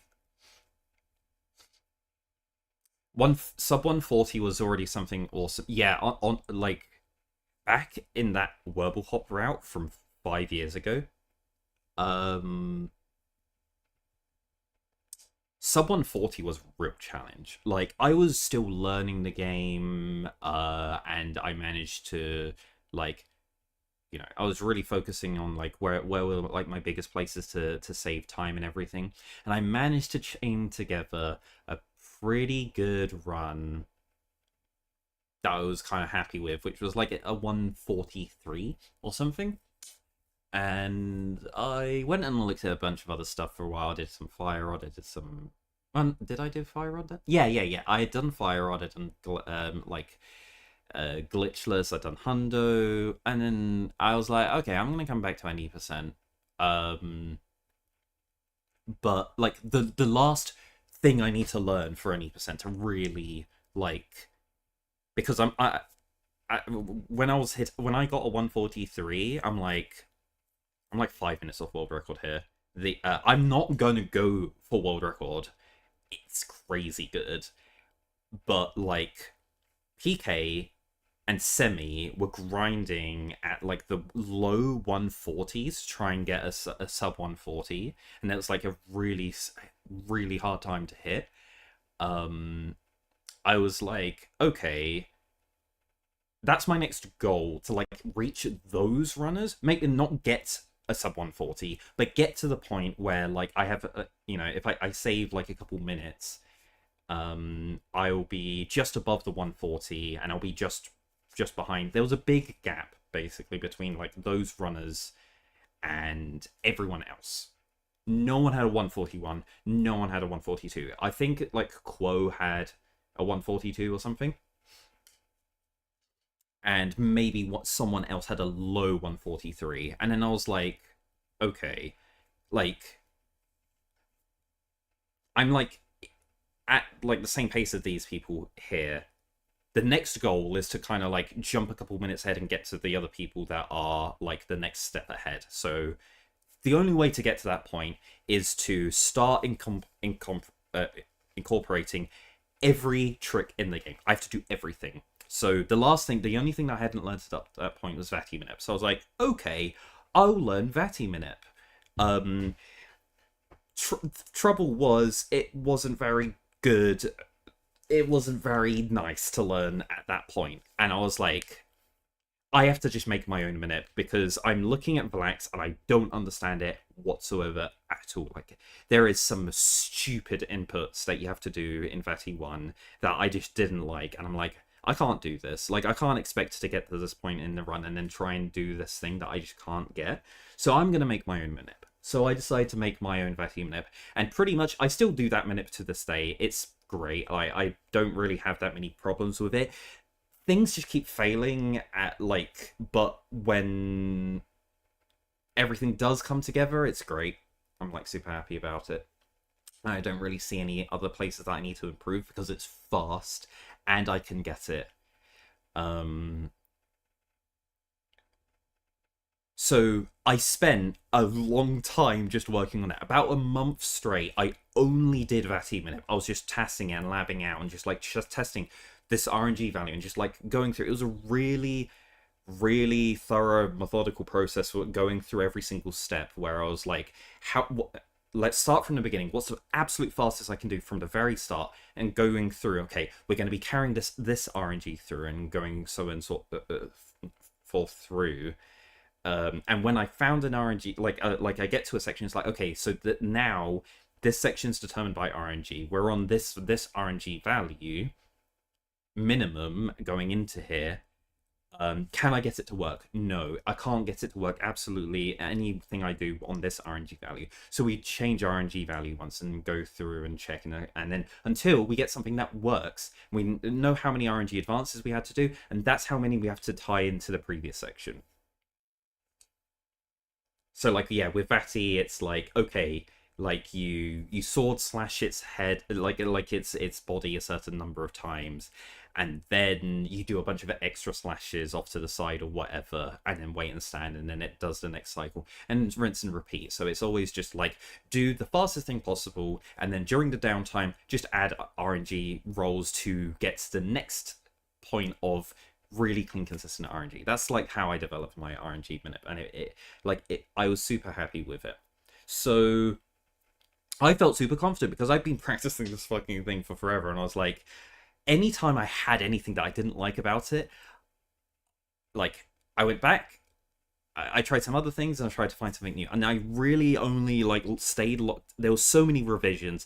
I finally looked in on something that was really good and really great, and that I was super locked in, and I was like, okay. And then I practiced the fuck out of it until I was absolutely solid on it, and I was like, great, time to return to any percent and just get a new PB.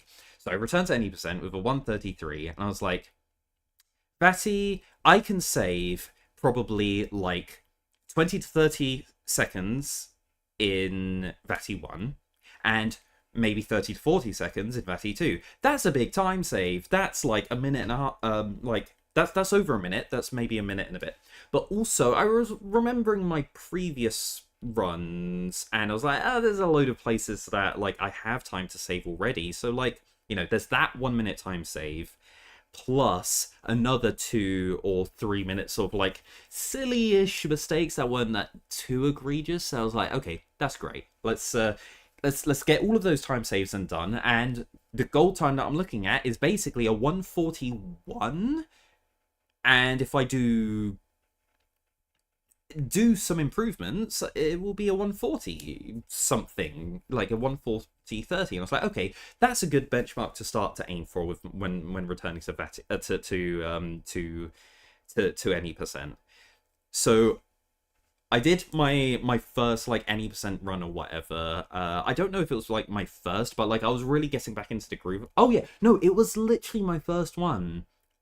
Maybe I had reset some other runs, but definitely the first run I got all the way through the game up to Vati, it must have been my first run, because I was minutes behind, and one of the big things that I was minutes behind was because of Lake House OG.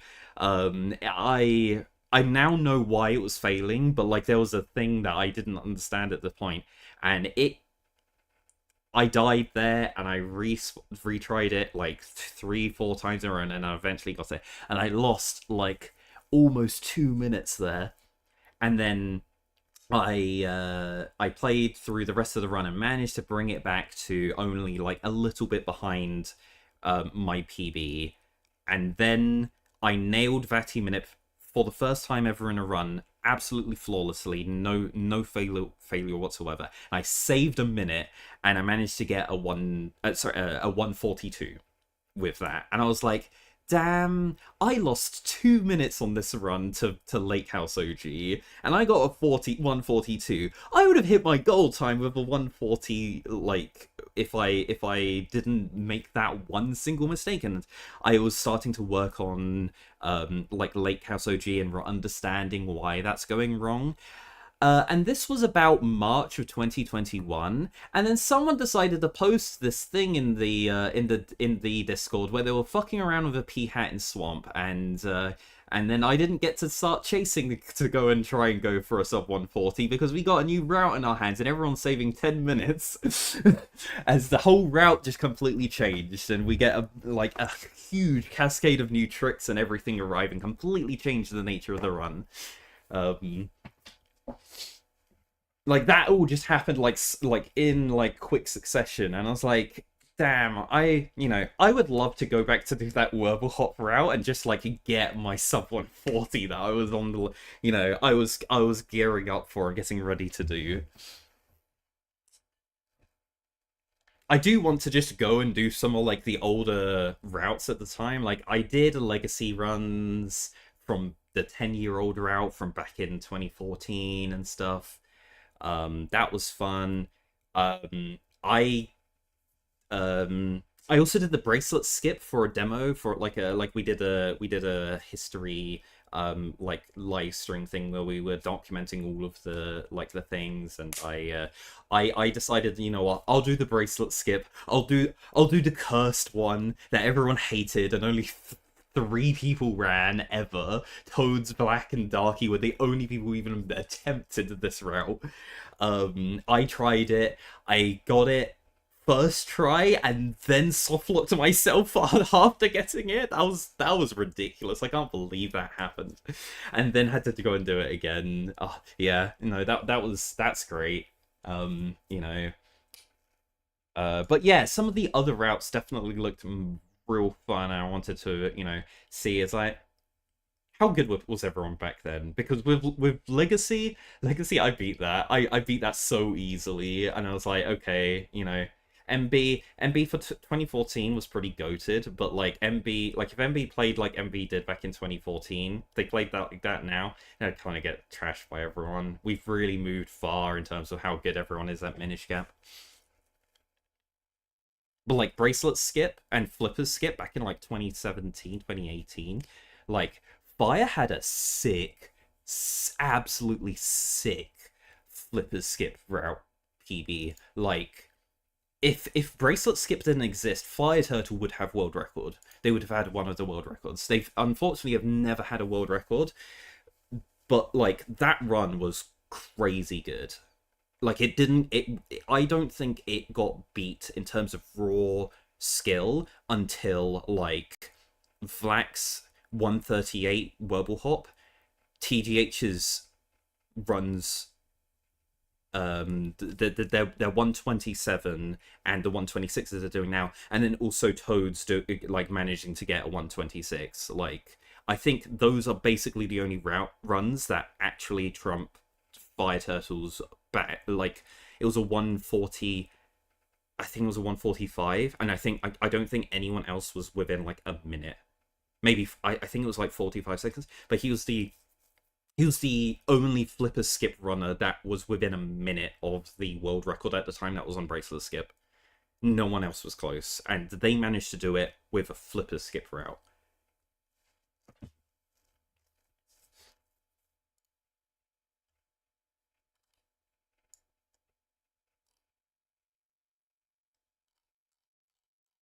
Anyway, story time over. Let's get back to this. So yeah, so what we're looking into here is firing the arrow.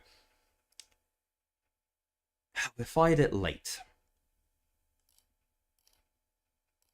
So the problem is we're having to adjust down, like we're holding down and then we're doing the fire, because if you see there, there, right there, if we're any higher, we have a chance that as it opens the hand, it's going to hit us. Like if we're a little bit higher than this, it's probably going to hit us.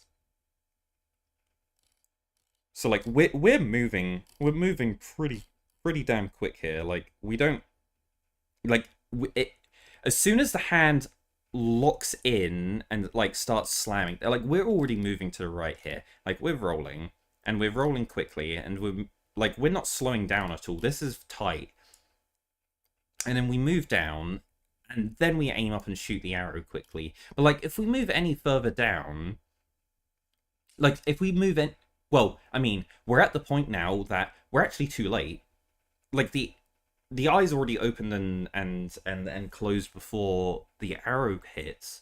So we need to shoot earlier, which means we need to cut out some of this down movement. But if we cut any of the down movement there, we can get hit. So we need to cut out some of it. So like there, is that where we need to stand? Let's have a look. Let's only go and stand like there and then like tap up and then shoot.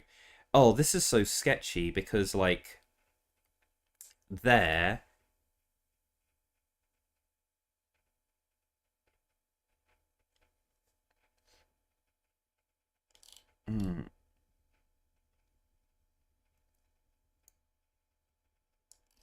yeah, so like okay, so what if we walk diagonally there, we roll diagonally, and then like let's not roll again, but like we walk diagonally until we're like there, and then we roll.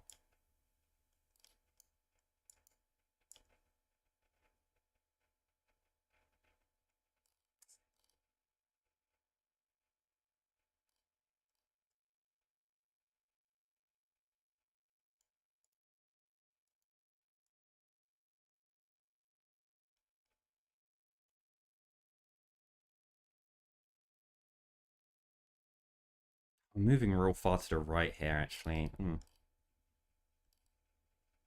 We're definitely... No. We can't do another roll here. Because we're just going to be too far to the right. Yeah, now we're just too far to the right, and... Yeah, we're just going to be hitting the hand there. And that doesn't work. Because, yeah, so we do need to go to the same spot here. But, like, what if we go to the left?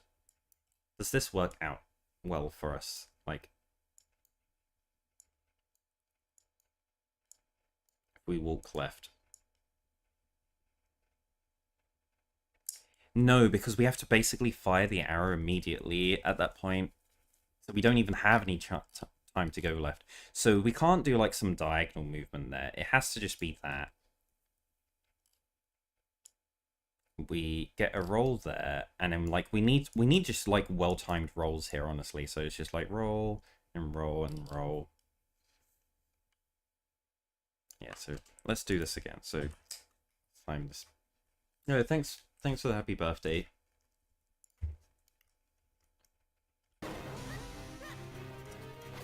Yeah, okay.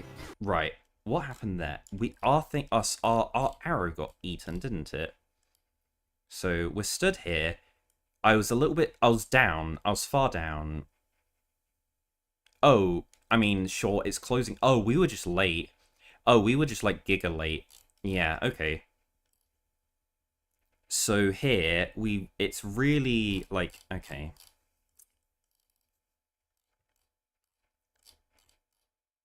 I guess we need to take this from the top and then like see if we can just get the position better.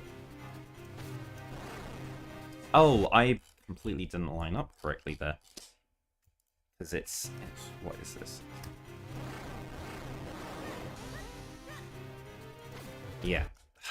I'm moving too far to the left now. I need to not care about my position here. I mean, I want to move to the left, but then I need to just like aim up immediately and then shoot. But then, this is so late.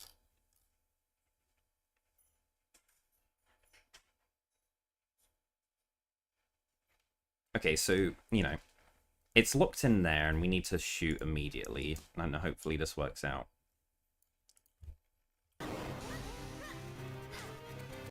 It's in the way. So we walk down left and we aim up and shoot. Oh, we are... Oh my god, we're like pixel aligned there. Okay, so... let's just stay there. Let's not move left at all. Let's just aim... Oh, let's not even move as far down. We can basically, like, do a little tap down and then up.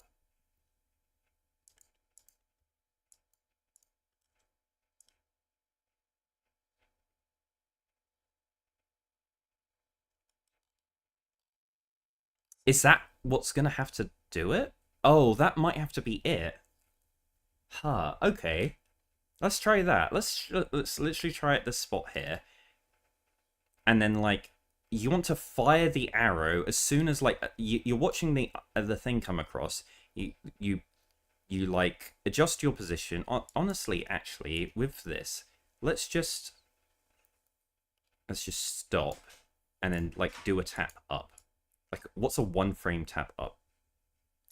And we get hit. We do need to adjust down. So, like with these rolls here, we should arrive there, and then, like, after we land, like, we want to do a quick, like, tap down, tap up, like, bow use. Damn, we're getting hit here. Oh, because it's like, I guess it's like you hold... Okay, I think it's more of a hold down, reacts to when you start moving to stop, and then do a tap up. And then fire the arrow.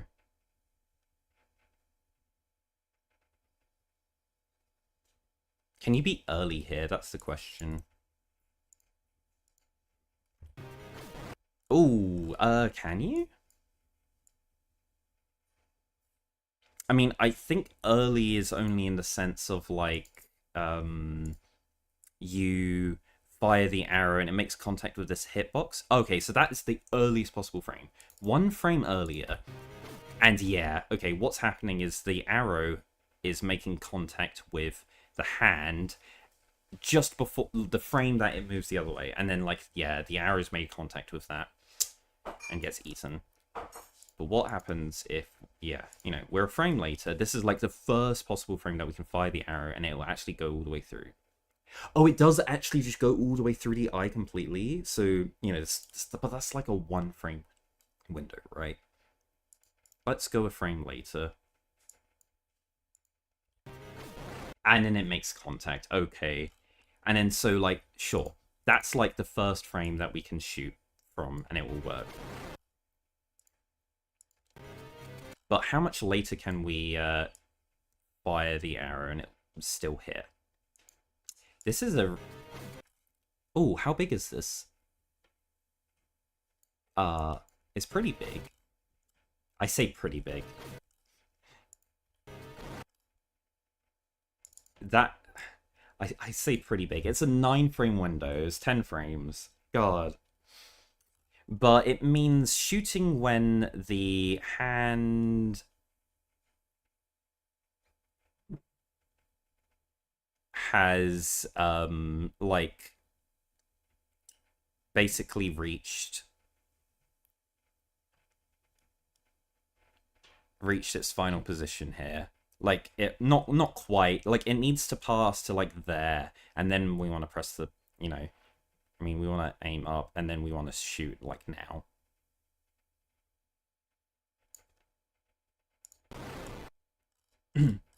Okay, let's try and string that together. But I want to go from the middle of this roll here. Okay, so just like well time our rolls and then go down and go up. Okay, that was the wrong button.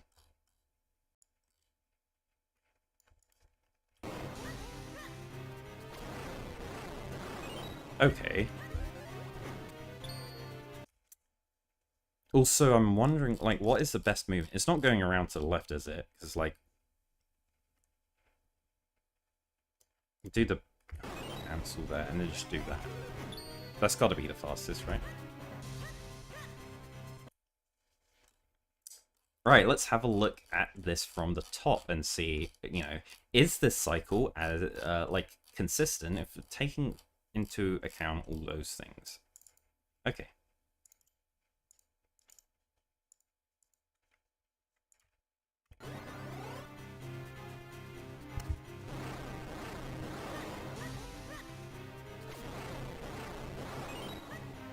I mean, I got it again.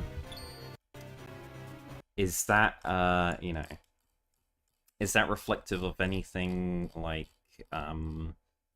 let's turn off the vision views now. Let's turn off collision view and the hitbox view and stuff and see, can I just do that again?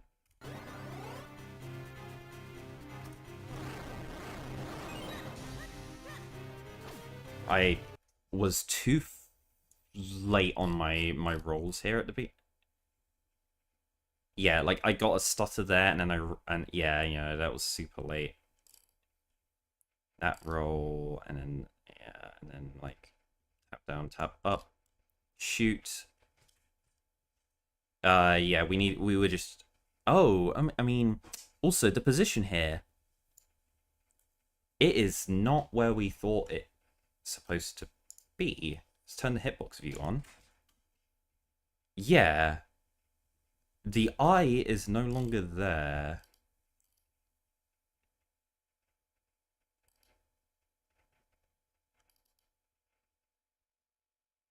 Oh, because oh, I see. We were so late to start moving. The hand returns to a position that's a certain offset from the center head of Mazao. Because we start moving slower, Mazao is further to the left of the arena than he should be. He needs to be further over to the right at this point. So the hand returns to the position earlier, and then once it's at that position, it stops. So we want to get going early because we want Mazao's head to be as far to the left as possible. Not as far to the left, as far to the right. We want to get him to the end of the arena because that's the normalized position that we got used to. That worked nicely. So you got to be real quick here.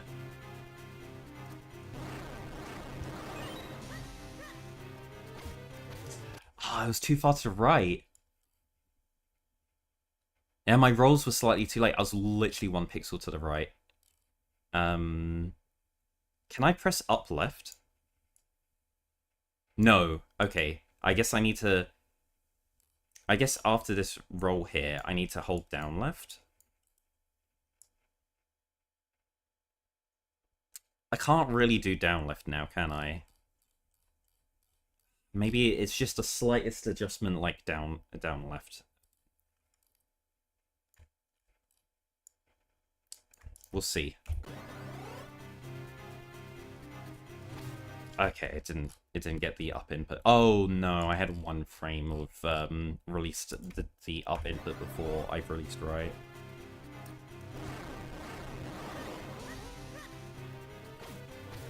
I adjusted right. Here, look, I just walked to the right and then did it, and I was like, that was perfect. Like, there? Yeah, no, I'm perfectly aligned here. I don't need to do that right adjustment. Get rid of the right adjustment. Oh, look, I hit it smack bang in at the right spot. And what's my position here? You can't get closer than that. Like, the Mazao hitbox there, like, you can see it just brushing around Link. That is real fucking sketch, isn't it? But I'm going to a specific spot on the ground. And I'm like, okay, let's just go stand there and then shoot. But I don't know why I just did it right. I got super scared. I was like, okay, let's do that. The hitbox view turned off. And see, did we get it?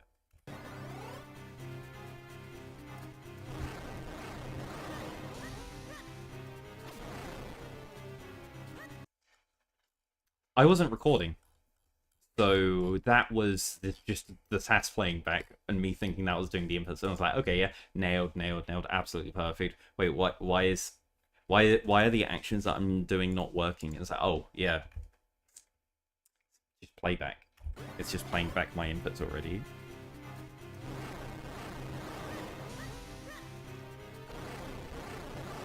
That is my inputs though. That is me playing the game back.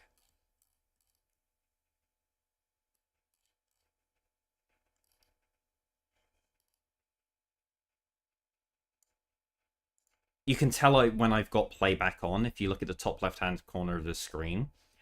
When I'm recording and like I'm actually like playing the game, it's only showing the input display like that, like up here, like that number there. It's just on its own. When I'm playing back a recording, it shows the total frame count that it's based off of. So that's when you know that I'm, all of this hands off, the game's playing itself. Like, it's just playing back my inputs. Whereas now, if I press play, it's going to be me doing all of the inputs. Let's try this again.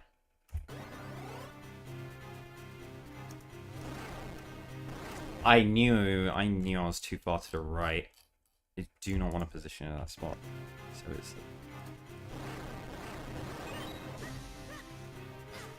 I knew I was too far to the left there.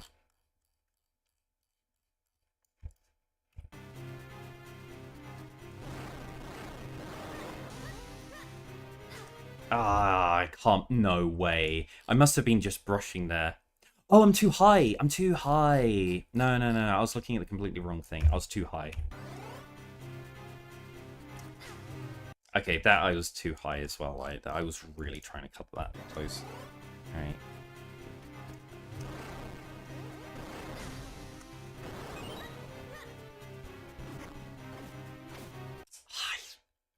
I didn't heed the warnings of my previous, section.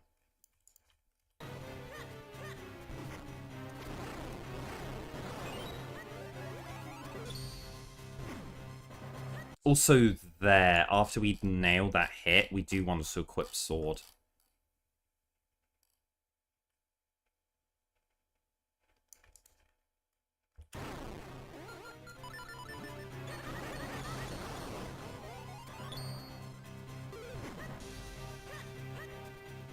Just because it lets us do that cut through and we can damage through, we can get pushed through the enemy.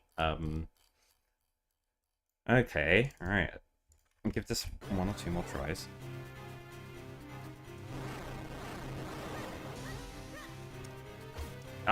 No, too far down right. Oh, this is such a tight window to hit. Like, it's ridiculous how tight this is.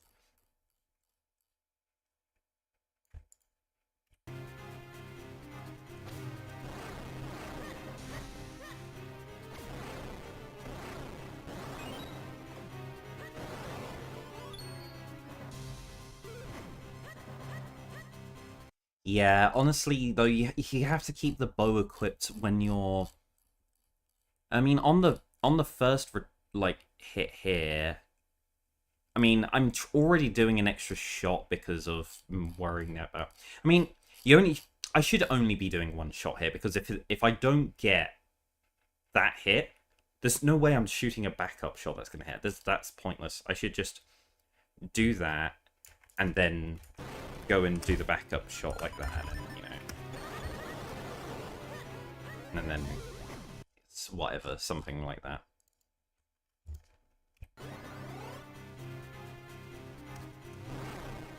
Okay.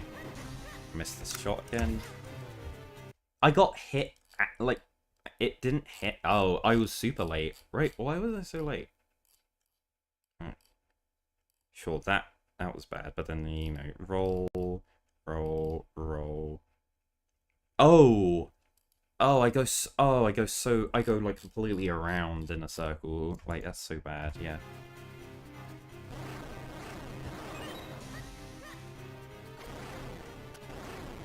I need to not... Yeah, no. You do the one shot, and if it doesn't work...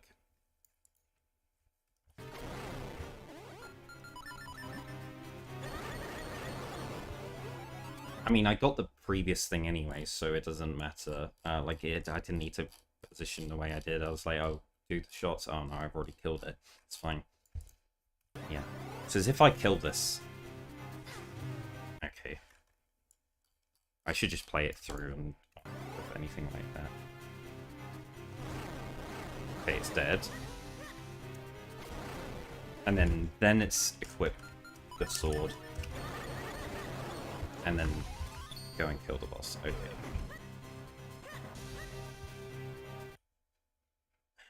Right. Let's practice through to see what the different... Why no up? Oh, because the frame I let go of R, that's when I tapped up. Cool.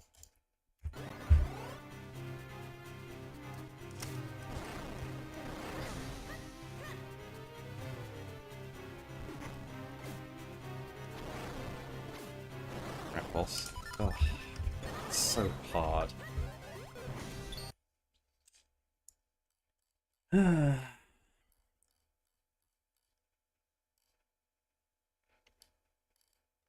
Honestly, with the slow one, you gotta just go over to the left and not try and do it from the right like this.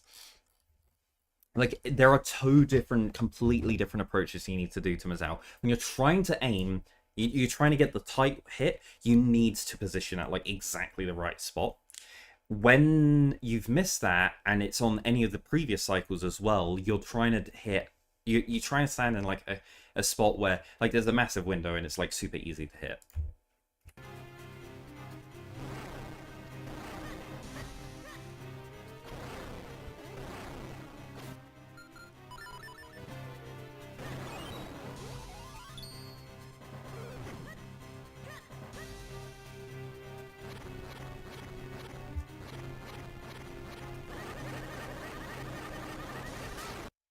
And then that ends the fight. But I'll work this out a bit more because that wasn't quite... Okay, that was bad. Why was I so early? I mean, I need to be timing this on... Oh. That was so early, though. Okay.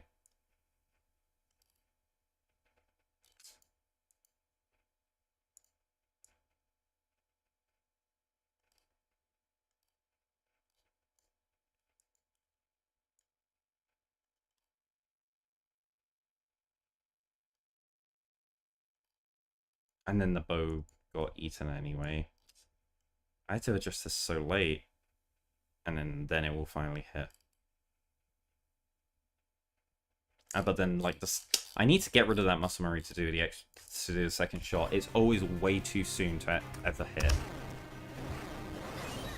And I pressed the... Also, I'm playing on my crap keyboard. It's... Yeah. Oh! It completely registered the wrong inputs there. It pressed A, then B. No. You know, I fired the previous arrow, and I pressed B, but it registered A. Yeah, no, this is that... I hate playing on this keyboard. This is my stream keyboard for, like, controlling the stream. While I've got my actual keyboard down here that's plugged into my Switch right now, so I can't use it, like, to practice this. I've got BizHawk open just to test this boss out. But, like, I'll jump onto the Switch in a bit, and then do a couple runs of this. I'm literally just doing Mazao only today.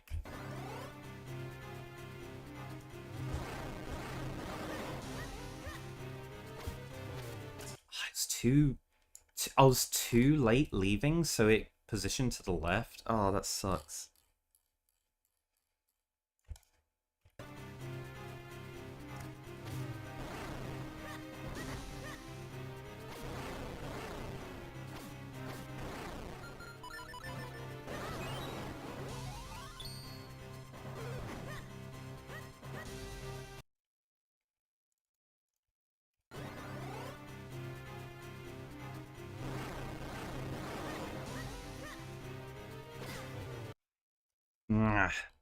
I knew that it moved to the left. Oh, no, no, no, no.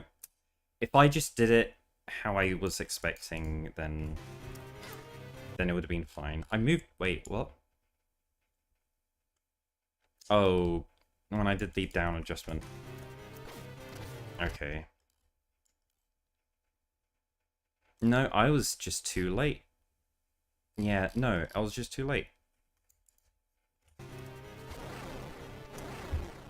Yeah, I need to get out of that muscle memory of shooting a second arrow right away.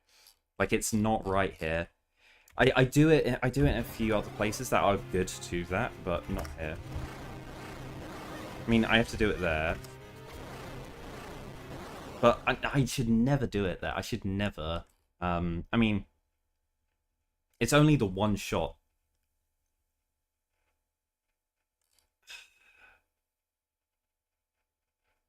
Maybe I do this to say, but yeah, but like here, if you're doing it absolutely optimally, like there, you do want to do 2, and then boot cancel, and then do that. And ideally, if you do it from the position before you do the big adjustment up like that. Yeah. Then you're at the right position to grab the arrows and still clip through. Okay.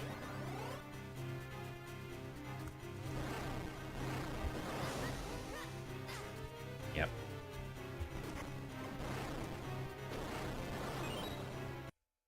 But I forgot to do it there again. Like, you only get the 2 arrow hits off, and then you do the arrow grab.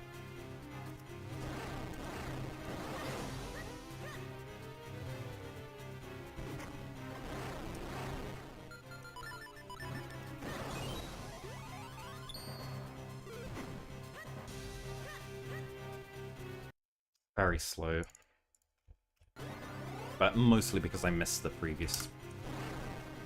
Oh, wow. Okay. Right. Now I need to keep the thing equipped. Missed the double arrow here. Now... I have no idea how bad my arrow count is. 24. That is awful because I would be on 30 otherwise.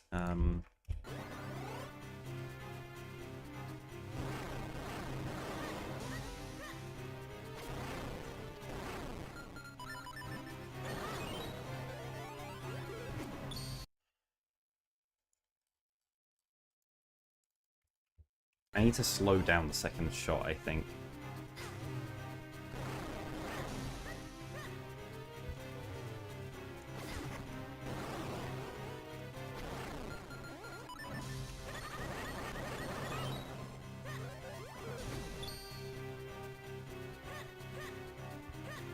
That's awful, the hitboxes there, when the hand's so far to the left like that.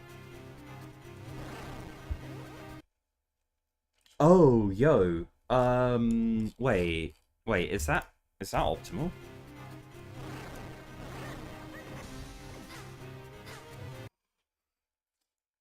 what if we just keep walking to the right?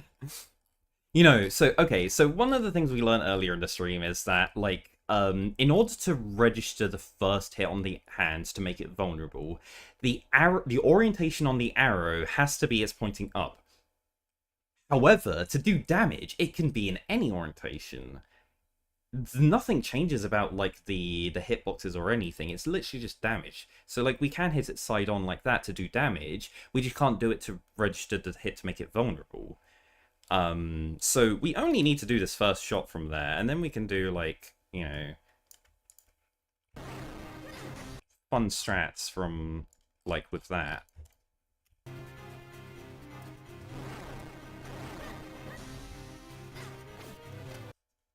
So, like, we can, like, just keep running over to the right.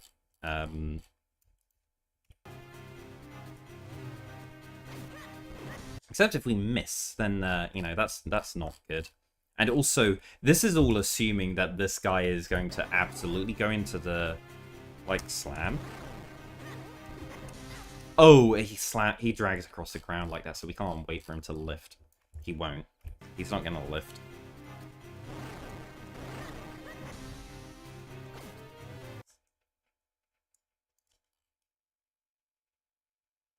That was way too late anyway, yeah.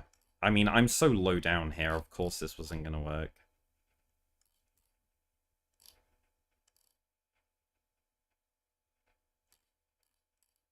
We roll there, and then we get another roll there. You know what? Having only 2 positions here is real... Like, being only able to do 2 rolls is really bad. Whereas when we were doing it from here, we could always do 3 rolls, and we would be in the right position. Maybe it does just make sense to keep doing this.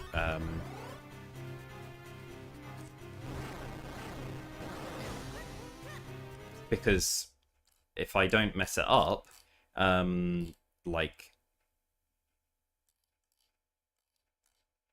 We do the shot there, What? Why did I just added a load of fucking down inputs? Literally yeet that.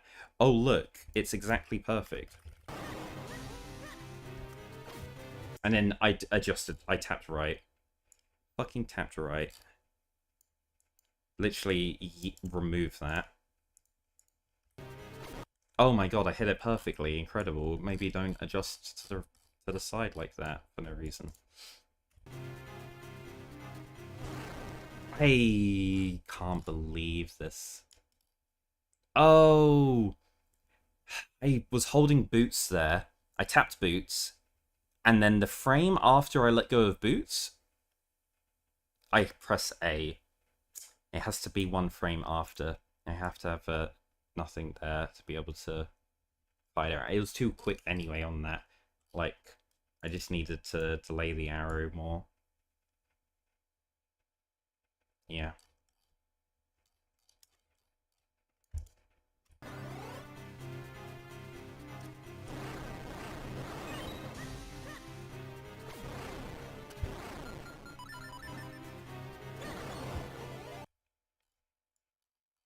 I tried to slash immediately, but we were coming out of the...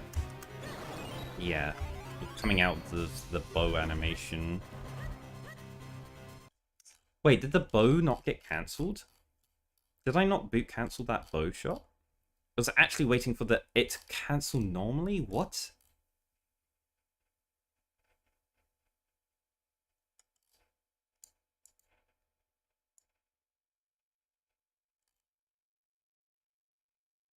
Oh, we got the... You know, we do the 1 shot.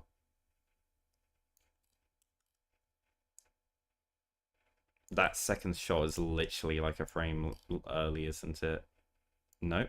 2 frames? Yeah, 2 frames early. And then it dies. And then, yeah, then we can do the whole...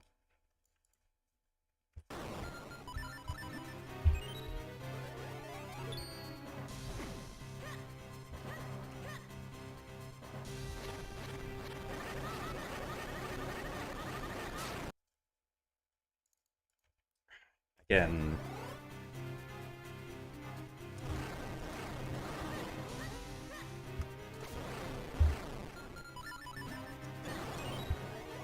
Beautiful. Exactly perfect. Just what we want to see.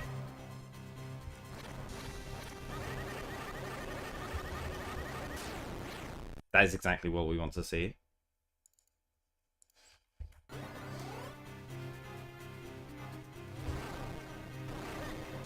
Missed. Yeah.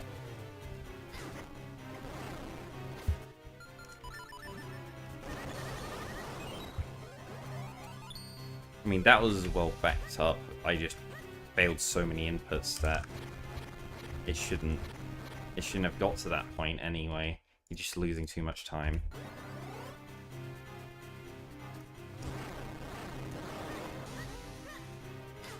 Ah, come on. Like, seriously? Was I too... I went up so much! I swear I tapped up. I need to get off this keyboard. It's a crappy little membrane keyboard. It just... There's like detection on it whatsoever.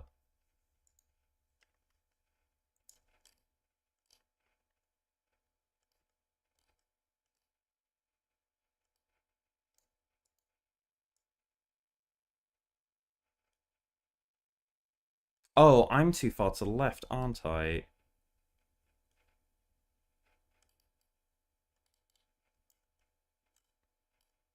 Like, literally, I can't believe that. Oh, because I'm, like, right on the right-hand side of this as I'm hitting. And then I'm guessing I walk pretty far to the right.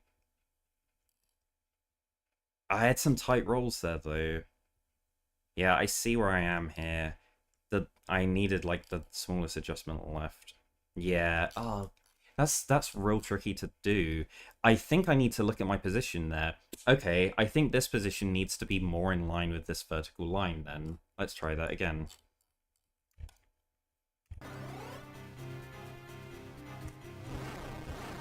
Come on. It happened again. It was one frame apart. The B input needs to release earlier, but again, this keyboard's not letting me do that. I need to get off this and try and practice on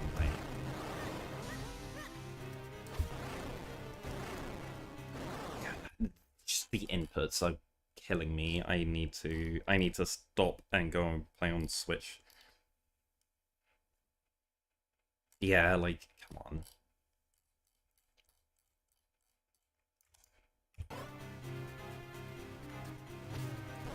That's why we don't fire immediately from that, or any further to the left of that position, so...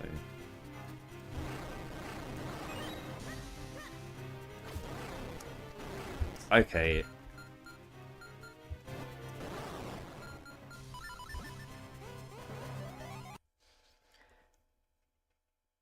Okay, I think we can be really fucking sick with this as well, because I know my lineups now. Also, is there like a super safe way of doing this or whatever? No, I mean, it's just like...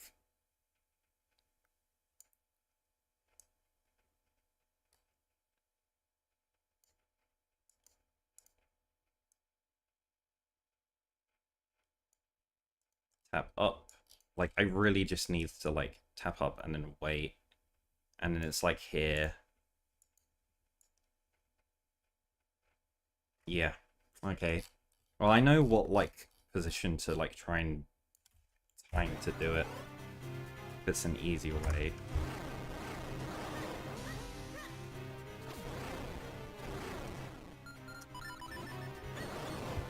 Also pushing it up like that is just bad. Okay, right. Let's clean up this movement. Come on.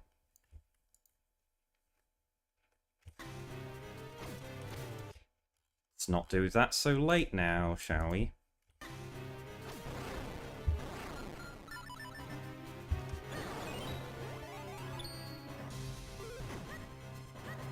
I need to slow down that second shot. That second shot can't be coming in so late like that.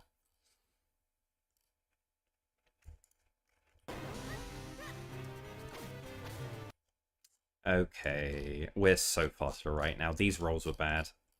And I felt it because I I just need to take it from the top every time I try and start from someplace and continue on. Like, immediately fail to the next thing because it's not as tight as it from here. I did it again. I don't know how to do that.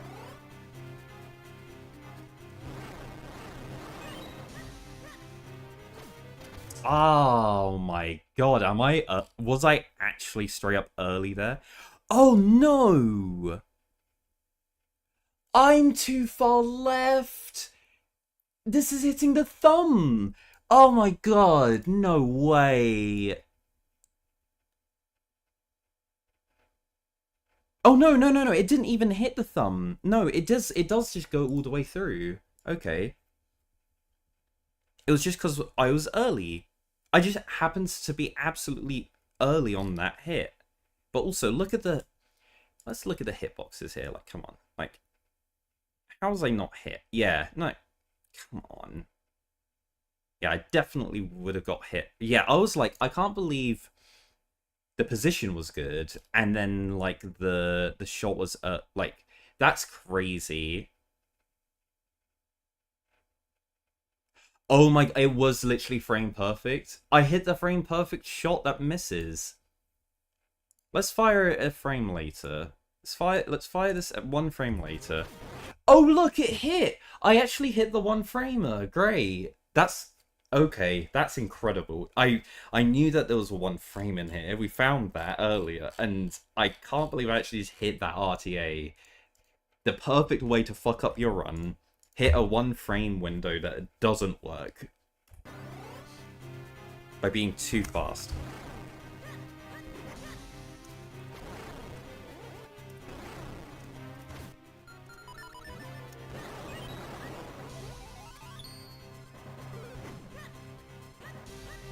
Okay.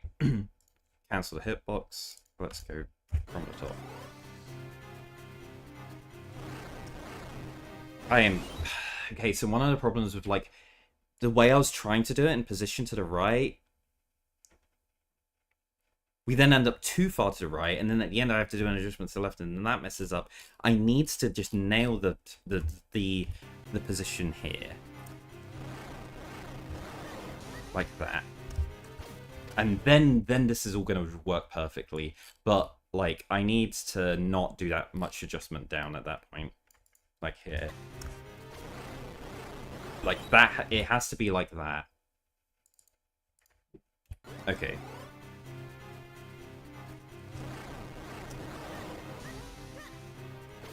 I was so... How early was that? Oh, was it just like... Oh, that was very early. But still, it's like a 9-frame window, so like you can't be that early. Okay.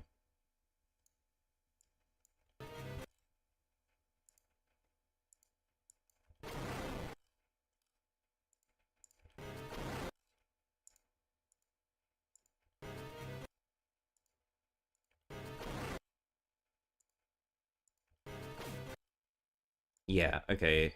So that frame doesn't work. Yeah, so there's just this tiny, tiny ass fucking window here. Yeah, I hit the one that didn't work, and then... Yeah, it's a 9... yeah, the 9-frame window there. It's from this frame through to that frame. Is there some visual cue that I can use?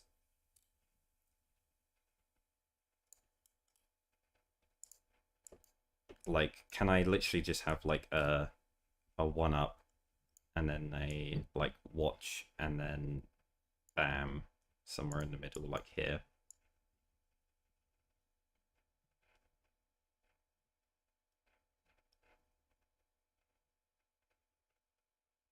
Is it like the shadow? Do I watch for the shadow to hit that? Okay, maybe. Let's try that.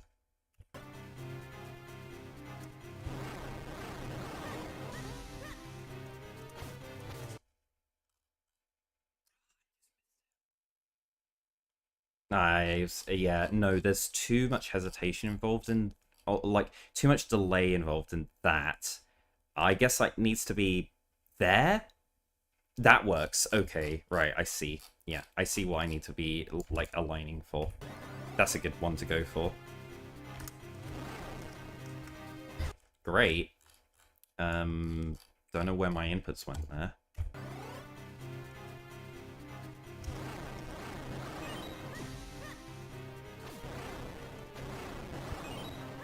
Okay.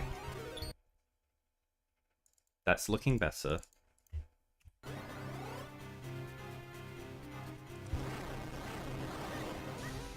I can't believe I dropped my right input too early there, like that.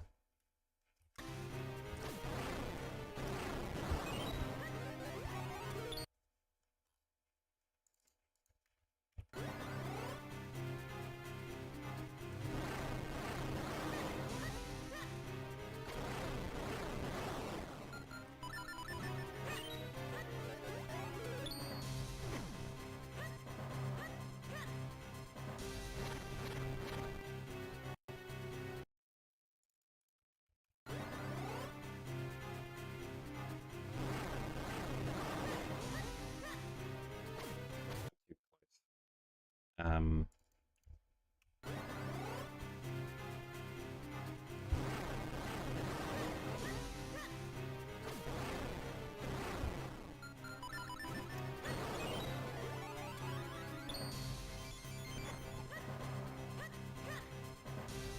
okay.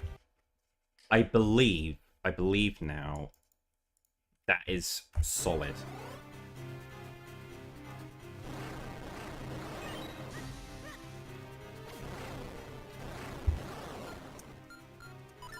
I need to get off this keyboard. Yeah, okay, so let's now. I just need to check with some people first.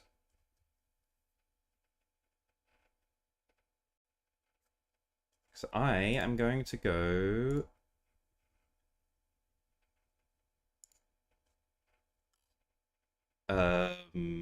have a barbecue with my family this evening, and I'm just making sure that we're all ready for that.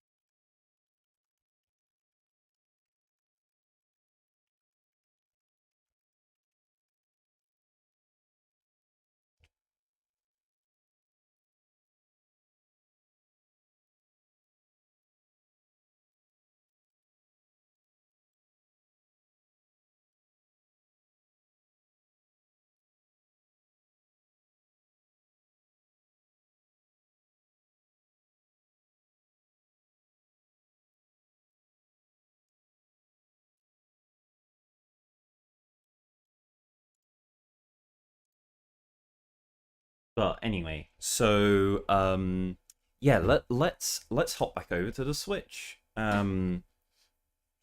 Also, something I had up earlier on the stream that people didn't really get to see because I switched off from my Switch view over to the BizHawk because I needed to figure out Mazal more. Like I was really messing up, and you can't really figure out what you're doing wrong on console to a great deal of consistency. Whereas emulator, I have all of the tools, task tools, hitboxes, collision, everything, memory view. We can figure out exactly what's going on with it.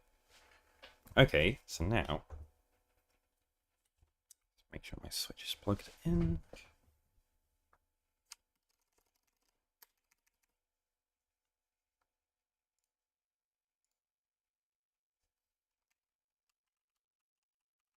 That is, that's video, but no audio.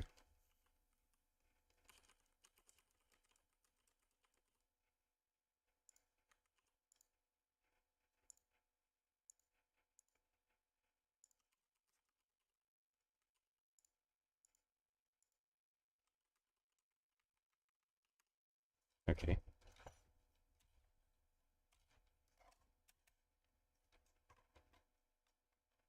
Just plug all my bits back into my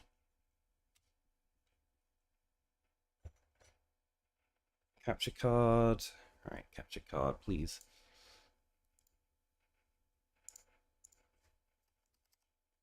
Oh no. Oh, hold on. Is my Switch doing that weird thing where it thinks my controller is a speaker? Because it does that sometimes. No,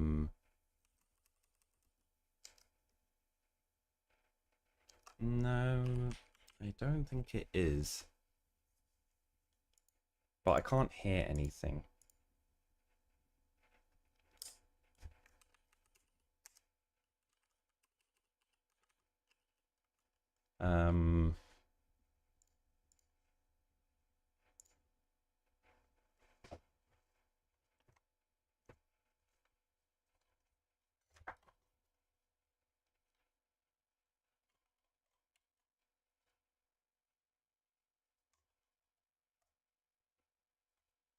Normally, it's always been my controller, hasn't it? So let me just unplug the controller.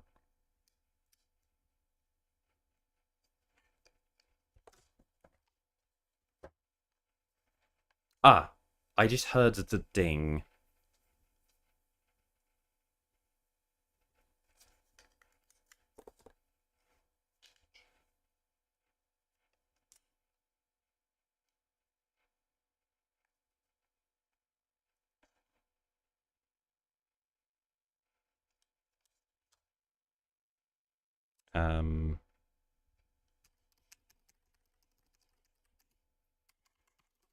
Hello?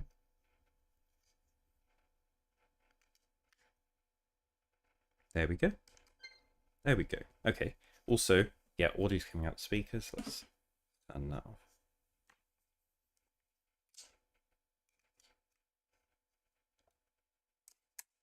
There we go. Great. So, now... let's switch over. Oh, wait. Hold on. Visuals. Okay, there we go. Ah, there we go. Right, now we'll switch over.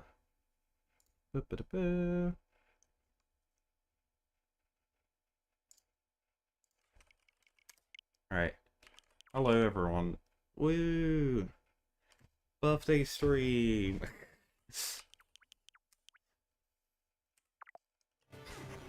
Let's rewind back to the beginning of the Zao and try this again.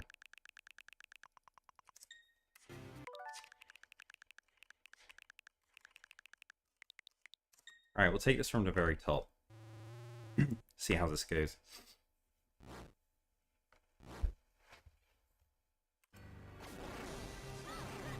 I forgot I don't do a slasher anymore. Yeah, no, we go from the left there. I don't know why I'm aligning it like that.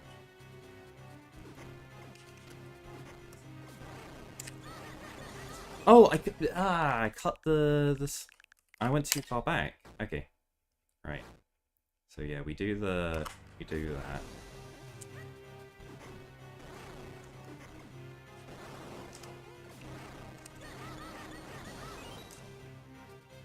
What? Okay. Great. I was only getting half my inputs in. I don't know why. Okay, and don't pause there. Okay. And then in this cycle, it's, I mean, we get lucky there.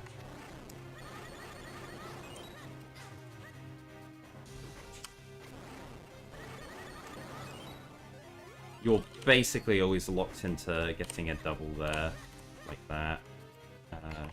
I need to menu before I get in here so I don't build up the muscle memory of pausing each time, because it's always so bad.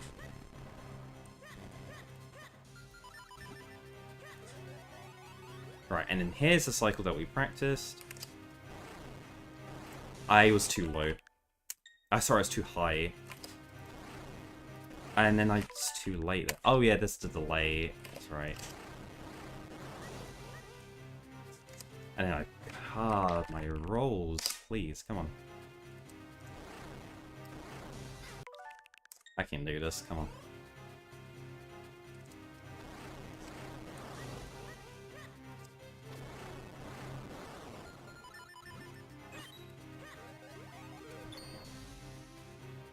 I can't believe I rolled that up.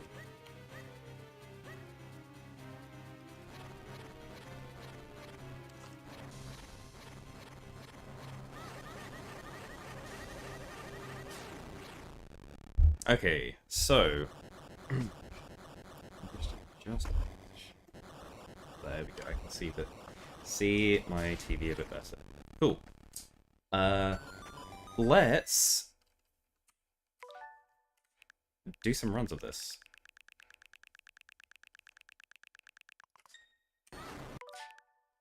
Because this is a speedrun stream.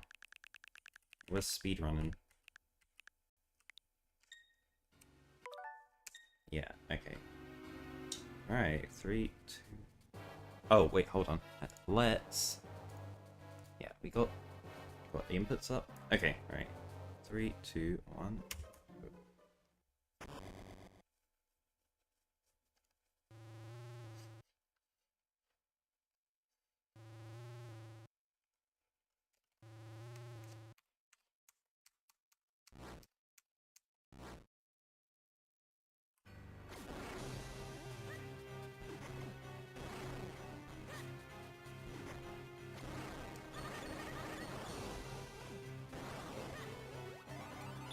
Right, off to a great start.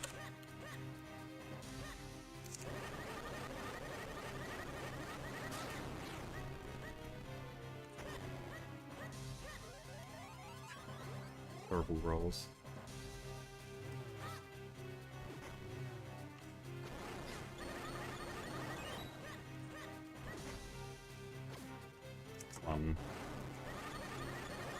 It's terrible.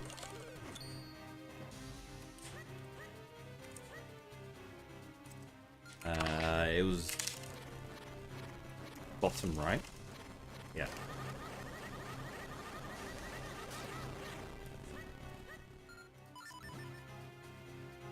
Slight missed that. Alright, and then we got the tight hit.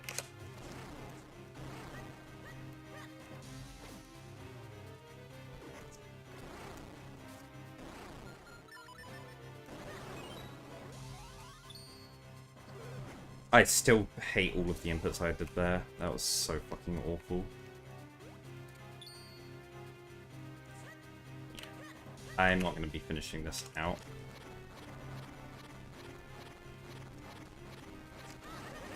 It's bottom, it was top left, so I needed to go down. Yeah, no, that's atrocious. That was coming in at like a 220 something. It was really bad. Like anything that happens like that in a speed run, and you're just like, damn, I actually just lost 30 seconds. Okay. Right. 3, 2, 1, go.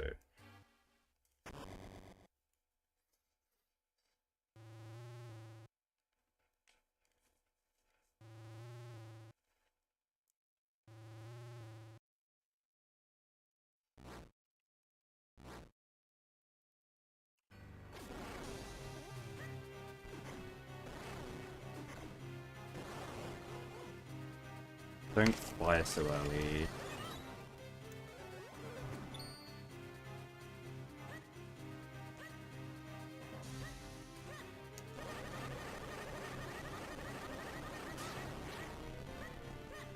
Oh! I can't believe I got that.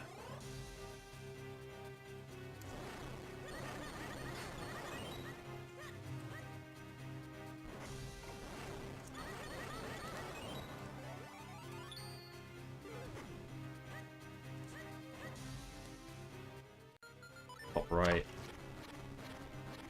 Yeah.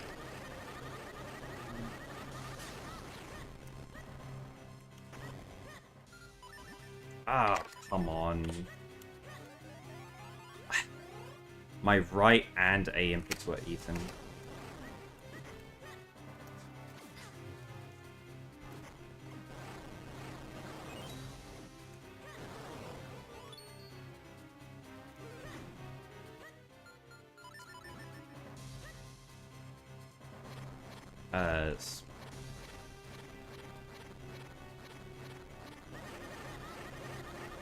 Yeah.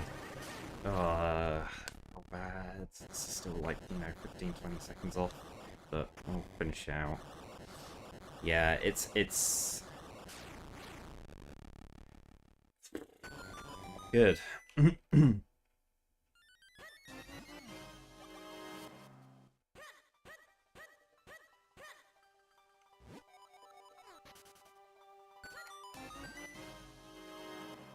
209. I was, yeah, I think it was looking at like a 210. Yeah, okay. Well, I need to not sit on there for too long because I only have 2 minutes and 30 seconds on the rewind to be able to start the fight again from the beginning. If anyone's worried about RNG, it doesn't. It gets completely scrambled every time you jump on a portal. So, I mean, the first cycle's already completely scripted. It doesn't matter. It always does exactly the same actions. It's based off of your position. You go stand in the right position, it does the same thing every time. There's no RNG involved until you jump on the portal, and then the portal is just going to change RNG every single frame, and we're never going through it on the same frame window or anything. So, we're getting random positions every time. So it's effective to be able to just rewind to this point and then go again. Like it's still fair and consistent. So let's keep going. I want to get sub 2.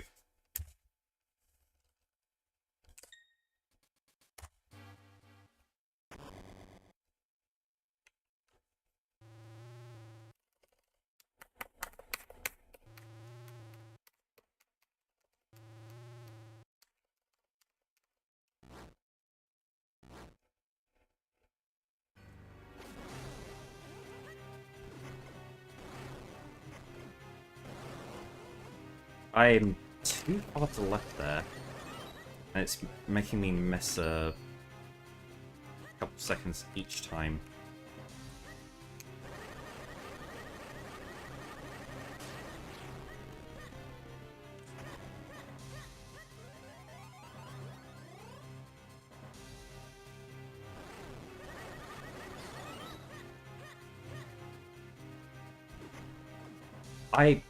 I'm going so far to the left there. I need to stop doing that. It's left, but, like, not that far. I didn't menu in the right place there.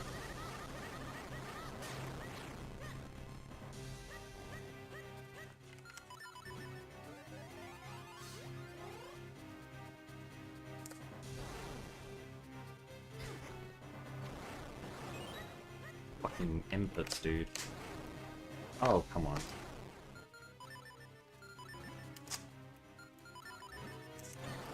I completely threw that.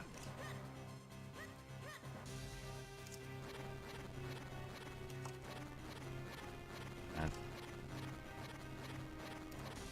I completely forgot what yeah, no, I completely, like, missed everything there. So many things were going wrong that I was losing my mind over, and then, yeah, just lost where I was.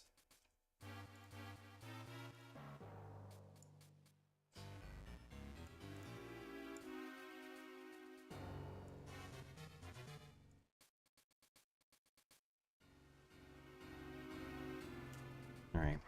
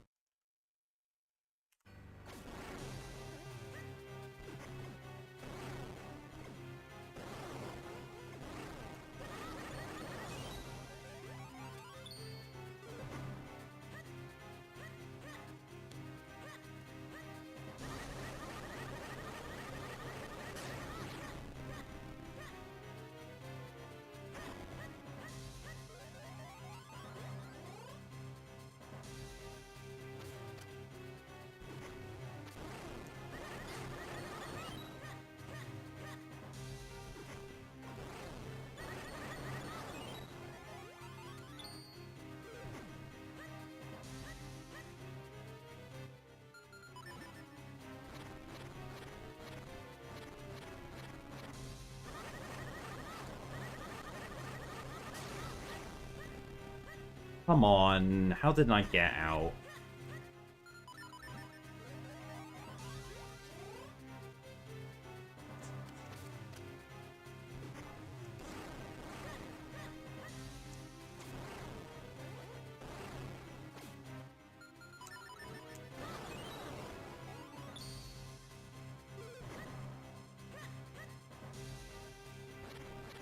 It's bottom left.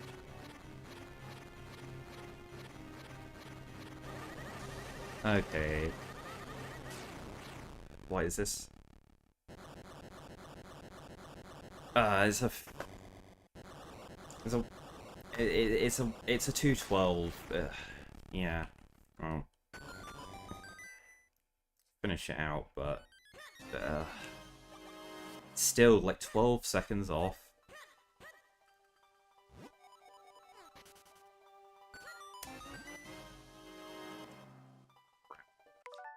Come on. I really goofed up so much of the movement in there. You know, it was feeling better, but then it just wasn't there in the end. And also, I mean, it was really slow at the end, digging all the way around to the back. You know, getting worst RNG. Like, come on. Alright, we'll try this again.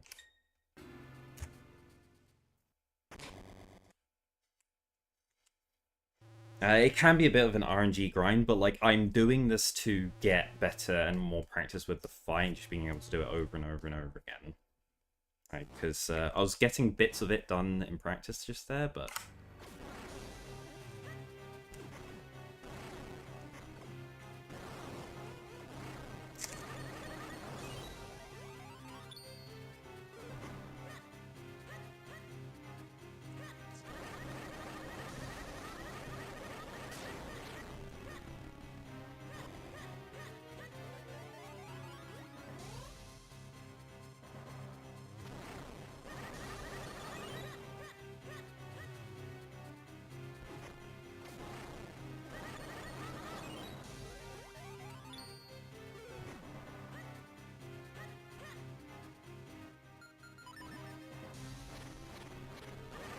Oh my god.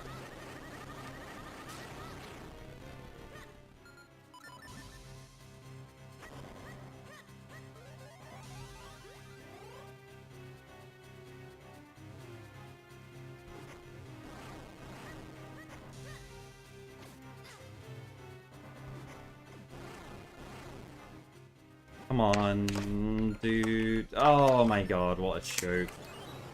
Oh, that was best pace I had up through to there and just threw it away. And then perfect RNG, oh my god. Oh.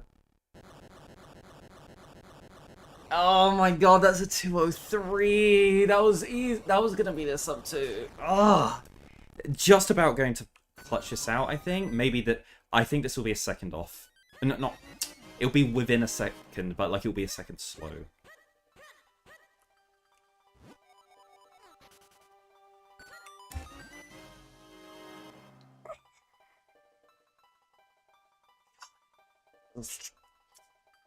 Just like I managed to actually clutch out a little bit during the mashing there, but like, you know,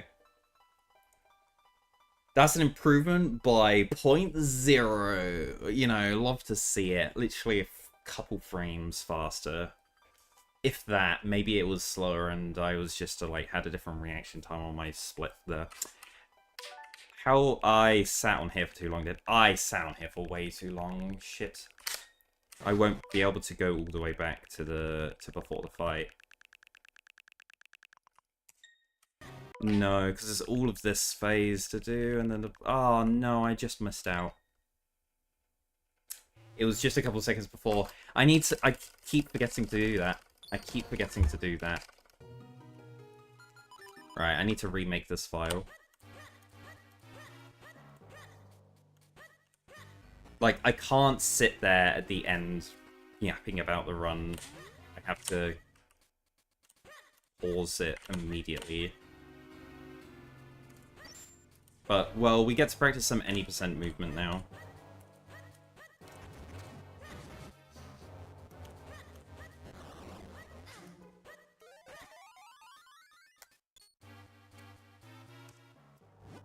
The free is freaking any percent.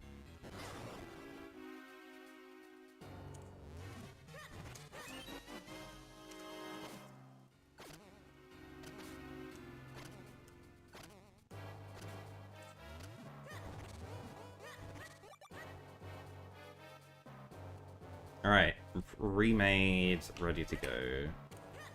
Okay, let's try this again. Let's actually improve by a more reasonable amount. Now, that was perfect RNG I had before.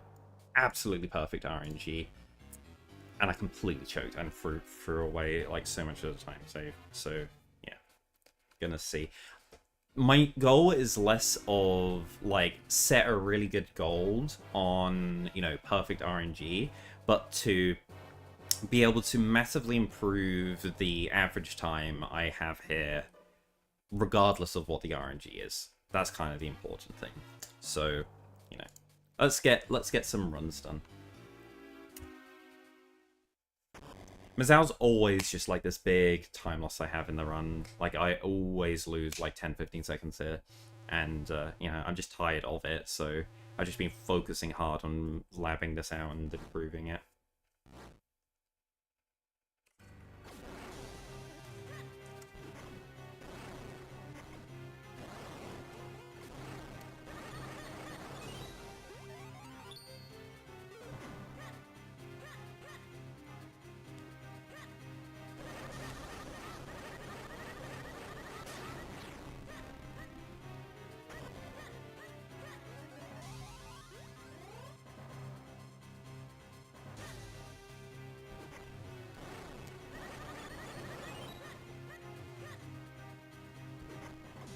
I was too fucking far left and early. What am I... Yep, yeah. Miss. That's right. It was bottom right, wasn't it? I shouldn't have gone down right like that.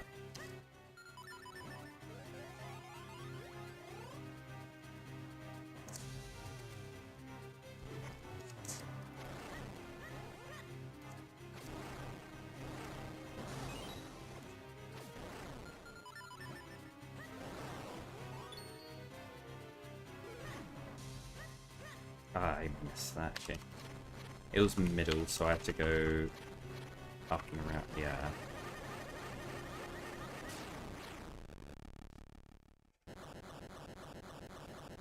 Yeah, 40. This is a 208, but yeah, that's fine. You know, it was at the back. Com Gold literally doesn't get good RNG at the end, so, you know.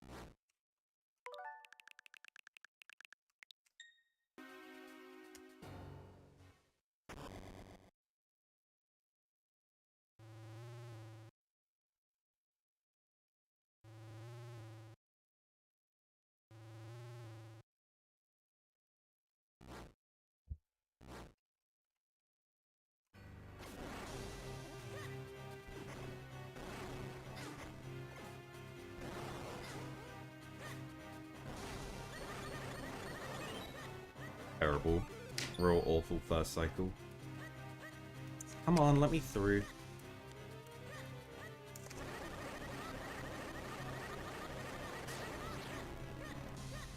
Made it out.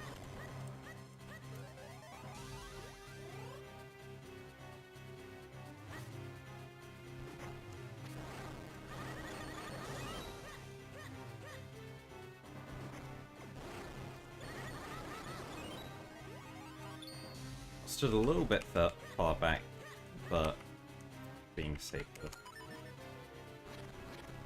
It was back middle, so it can be any... Oh my god, I didn't make it out. I got stuck in the corners too much.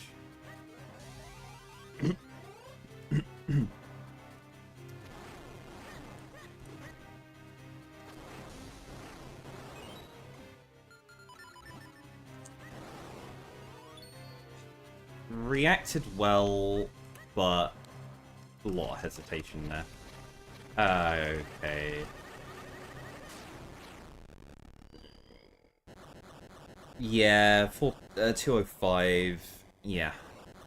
Yeah, it's not bad. Honestly, taking into account how bad the first cycle was, incredible. I did real good job reacting.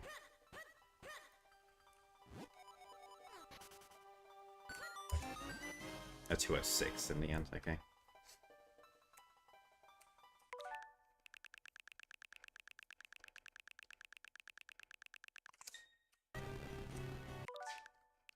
I also overdug so many times.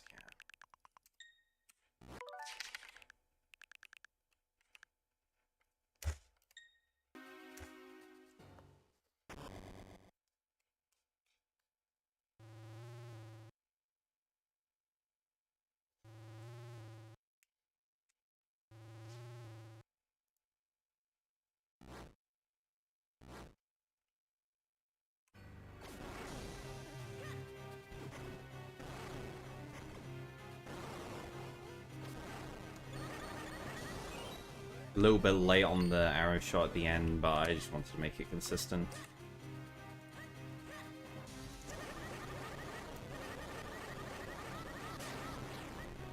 I'm adjusting my position there to try and get closer, but I don't think it's worth it. You lose so much time not slashing.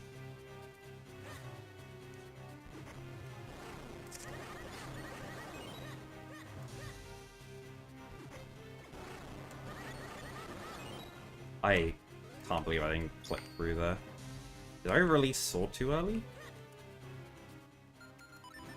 It's bottom, it's top right, so I have to go bottom right.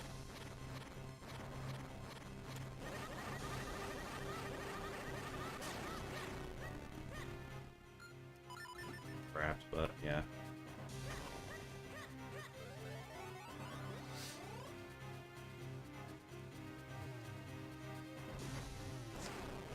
Bad RNG. But we're reacting to it and getting good good cycles anyway. Stuck on the...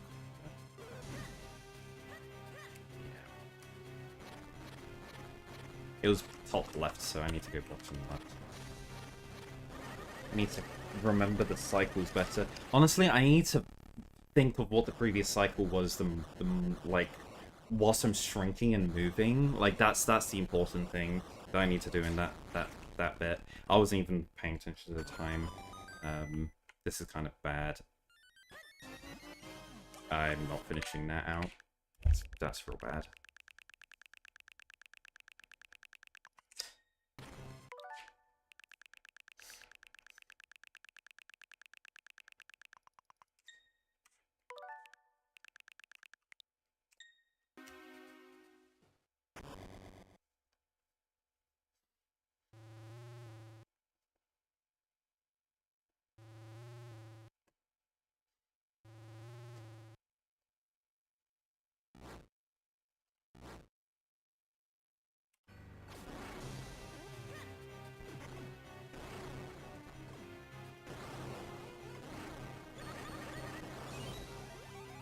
Can definitely hold the shot in that cycle a bit.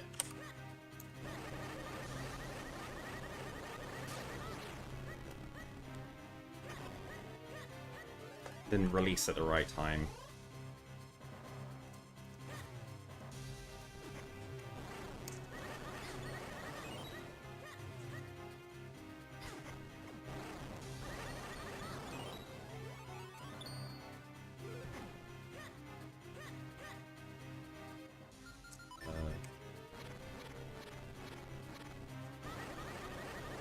Yeah, I remember it was bottom left. Sorry, bottom right. So I need to remember at the end of this cycle.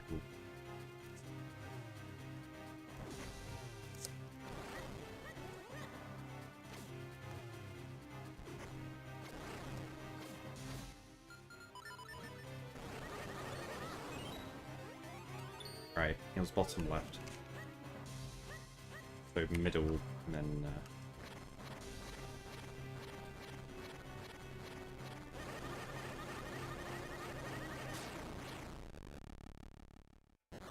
Honestly, not bad for having worst RNG in the...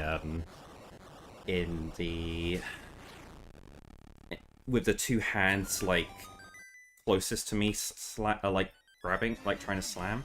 That's the worst RNG. And finishing that out in under 210 is honestly good.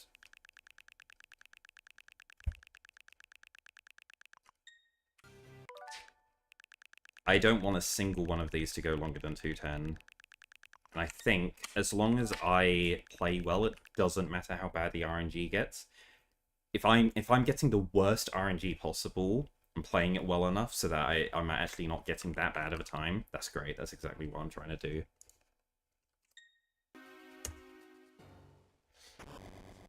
It just means that when the RNG is perfect, big time save.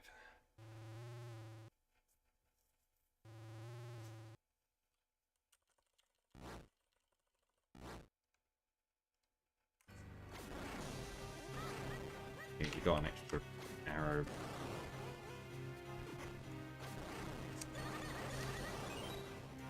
Oops.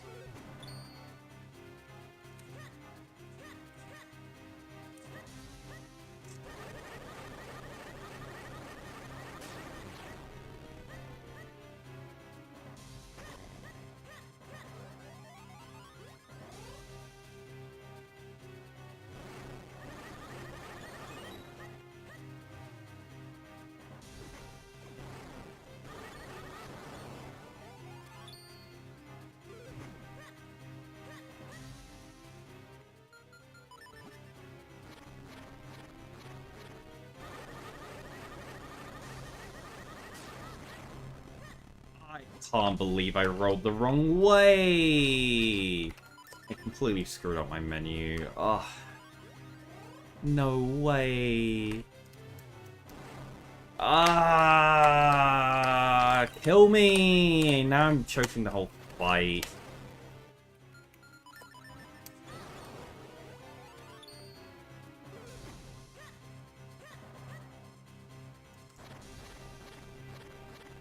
Oh my god, it was perfect RNG.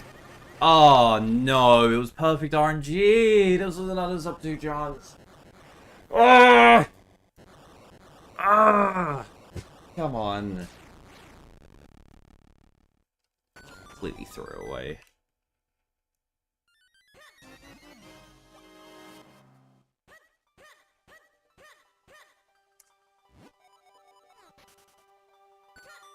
That was so bad.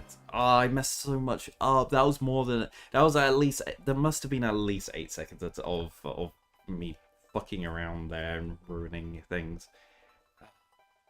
Run, don't sit on here for forever. Just immediate go back to, like... Oh. It was a good pillar RNG as well. Like, you know, it was so good.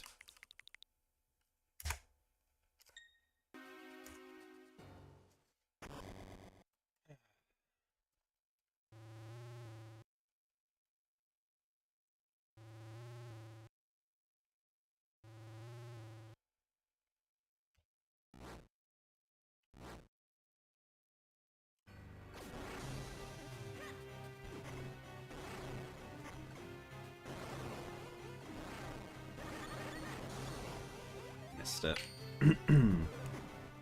Missing that arrow sucks.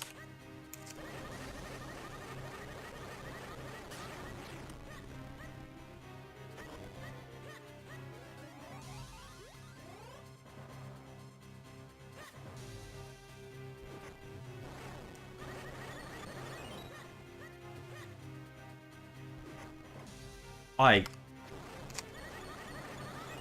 missed? I was too early? Bottom left.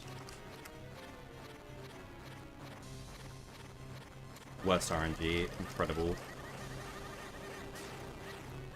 I mean, it's got to happen at some point, so... I got a roll! The roll! The perfectly timed roll!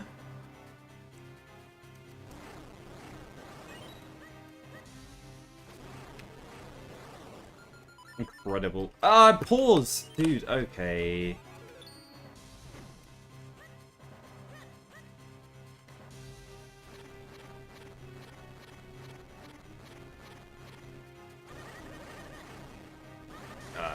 I thought I dug an extra time in it. Oh, this had such good... Oh, this had such good chances, and then... It was so slow because of being at the back. Like, that was so bad RNG in terms of, like... How the pillar positions were awful. It was just... The final cycle was so clean, and then I fucked up the menu. If I didn't fuck up the menu...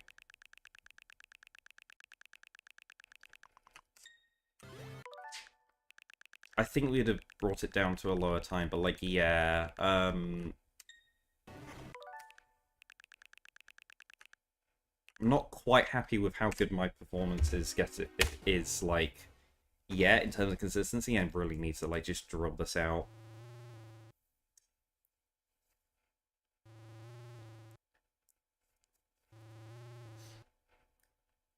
Let's get rid of all of these mistakes.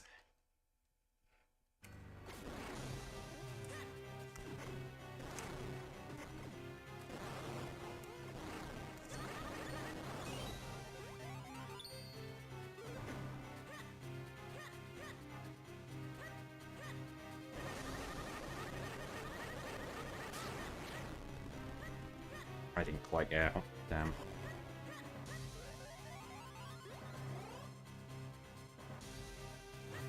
Bad RNG.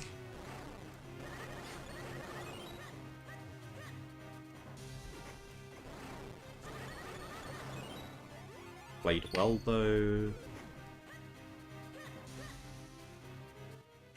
There's top right.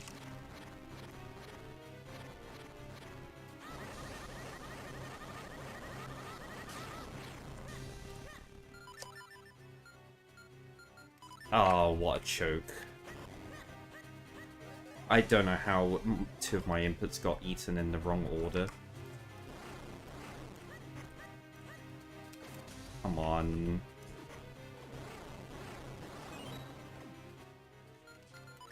Yeah, terrible. One mistake, and then it goes away. Oh, this was going to be so good. Yeah, now it's a 208. Maybe a 209. That was going to be so good, and I just threw it away. Oh.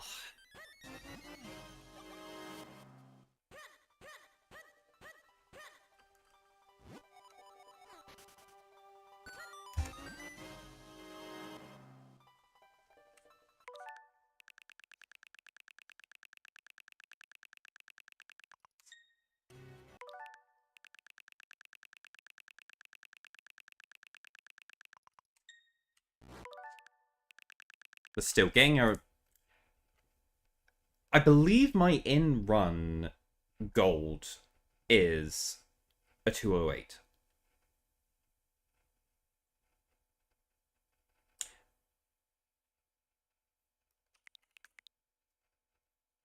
just because I've never practiced this fight optimally or anything for like in runs. So like if I like really grind this out and start getting consistently low 2 minutes and like pushing, like if I can get a sub 2 minutes a day, then I am golding this in like within a few runs, surely.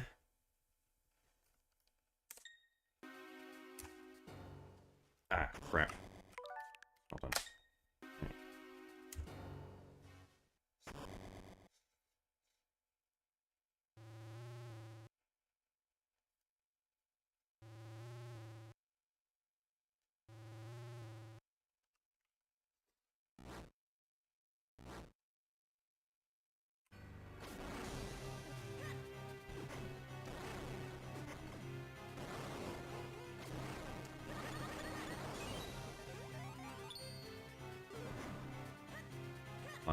Oh, I can't.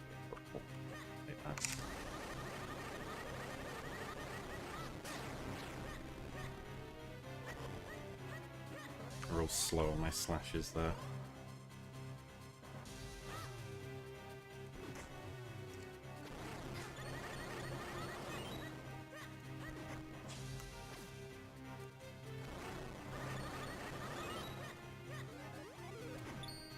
It was bottom left, so middle and then right.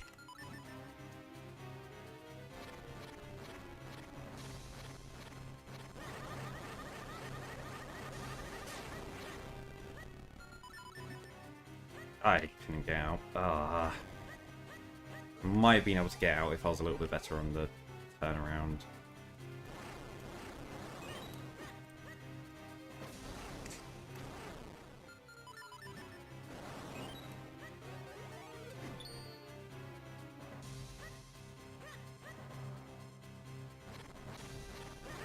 That was so good. Oh, not quite. Yeah, there's gonna be like a 206.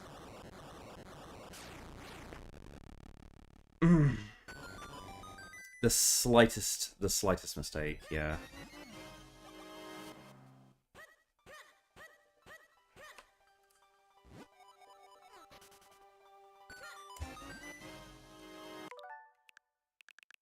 One of these runs is going to be perfect, I swear, and it's just going to be bad RNG that's going to change it. And, like, that's it.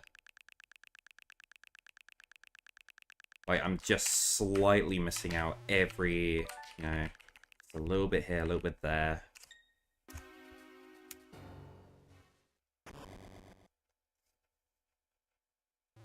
Also, I just want this, like, run consistency to, like, improve, because, like, we're below 50% finish rate on this, on these splits, and I want to up that to above. I should be finishing every single one of these. It's awful. Great start.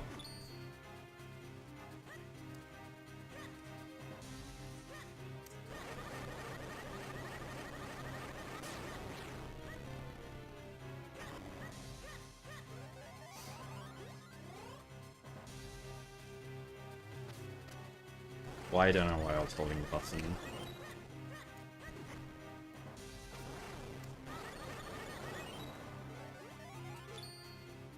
Bottom left.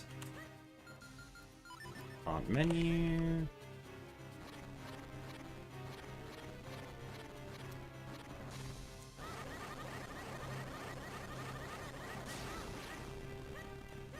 I can't get out. Ah, I just missed it.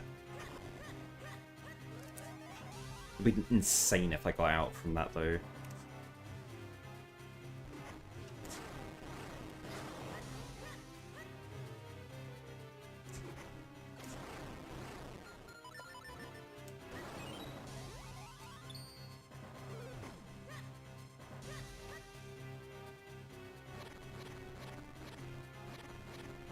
Back middle was so awful. Okay. I guess lucky. Yeah. We're getting yeah, it's a 150. Sorry, it's a 212. 212 is what we're getting. Yeah. if I can clutch this out.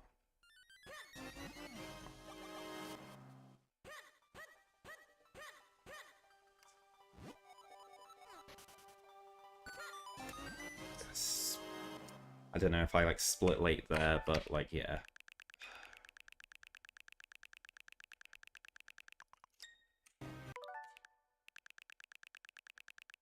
It was terrible at the beginning, sloppy in the second, like, the second half was, the second, like, cycle was okay, and then the final cycle was bad, and all of the RNG was very bad, and it was only a 213. With so much going wrong like that, that's a lot better. That's like 5 seconds lost to my gold. That is improving on my PB in like an actual run. Like if I get that in a run, yeah, I lost 5 seconds to my gold. Like, wow, crazy, but nothing awful.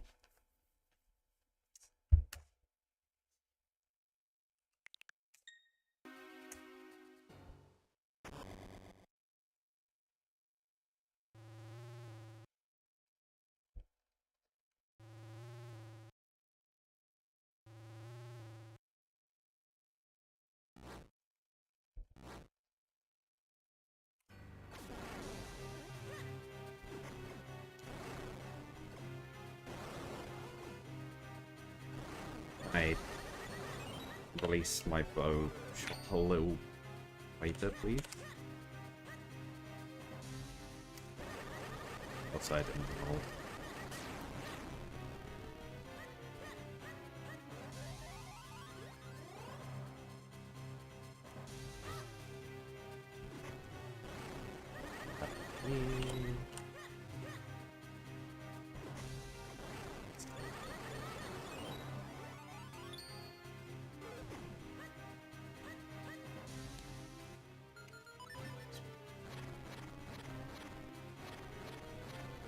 I can't remember what it was, so, but yeah, bottom left.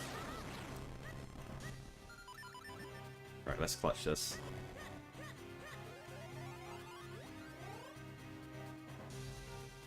Okay, double arc clad RNG. On.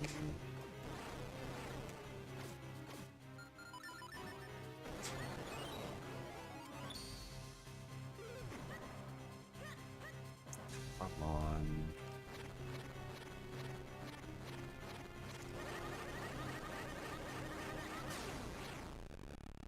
So bad RNG, so bad. And, okay. We can just about scrape a sub 210 here.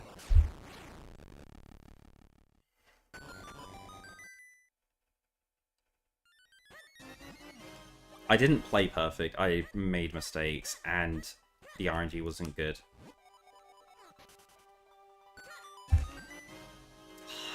Not quite.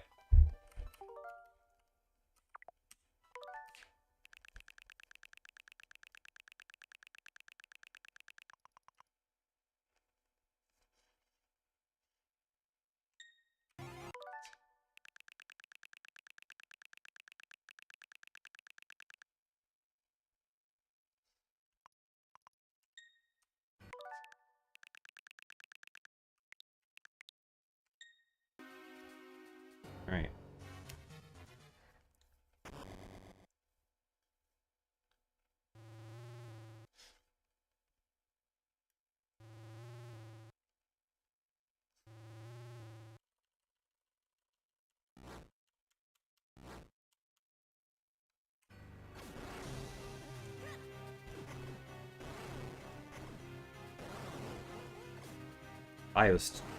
I'm too far to the left.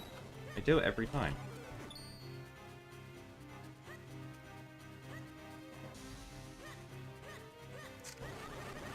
Top left.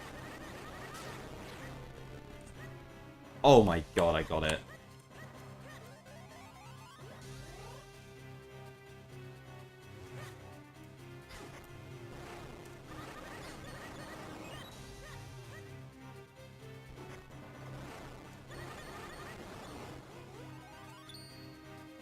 top left, so... Damn it.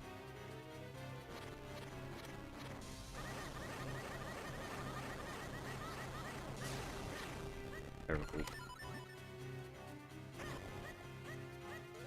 Trying so poorly. Okay, come on, clutch this out. Yeah, bad RNG. I didn't cancel my boot shot.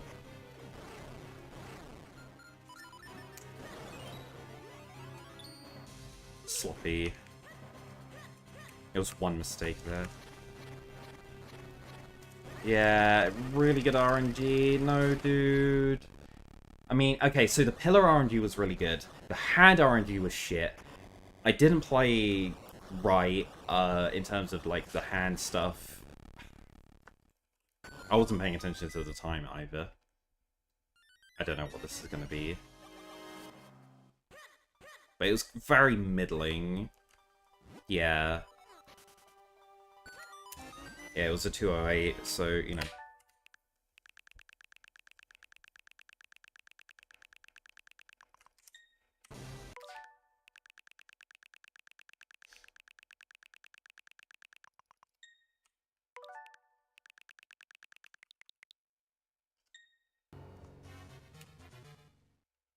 Come on.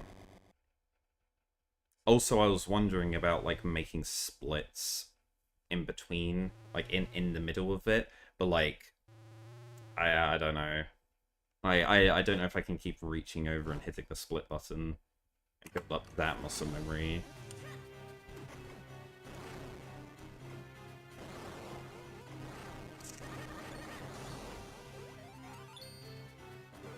Missed the arrows.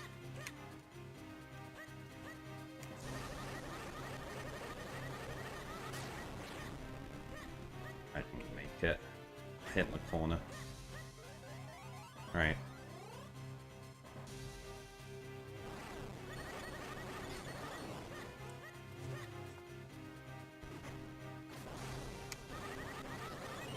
That is real bad. My arrow count. Like, awful. I had to go super slow. Don't roll, dude. It's such an easy way to lose time. Just wobbling there for no reason.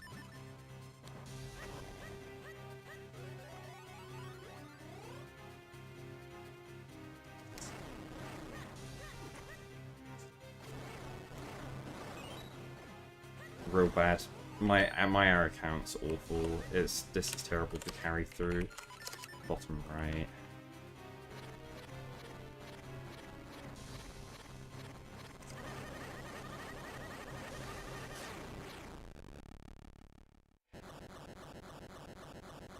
Oh my god, this is gonna be this is gonna be a 203.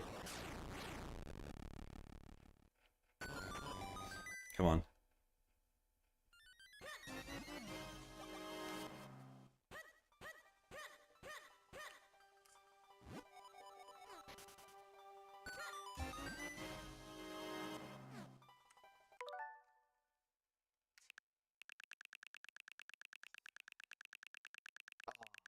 Quickly improve that. Like, oh, I got grabbed.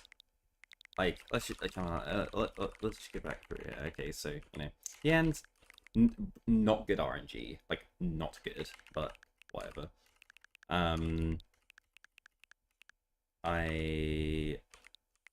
Yeah, my arrow count was just shit, and then, like, I pulled out, like, here,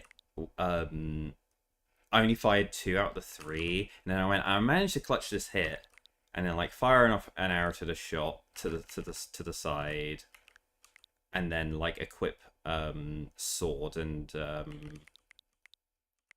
oh no, sorry, I'm thinking about this completely. Yeah, that's right. I fired like I managed to hit the shot, and then I fired successive arrows to kill. I really shouldn't have done that. I should have just gone fire the arrow to the side, equip sword and mitts. So, like a sword slash like kill through, saves 2 arrows, I'd be on 24, and that's a more reasonable value to be on. But like it wasn't good. The mashing there was fine, I think.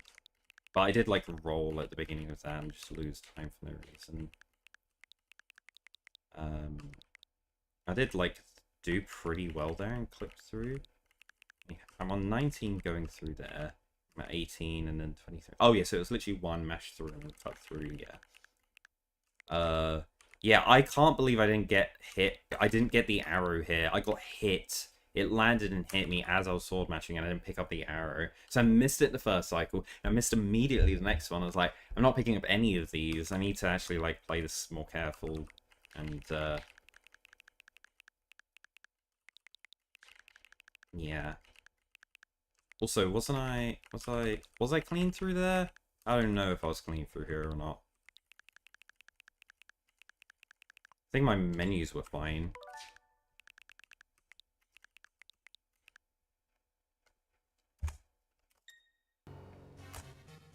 Alright. We're not stopping till we get that sub 2. It's happening. Just need another decent RNG run and no mistakes.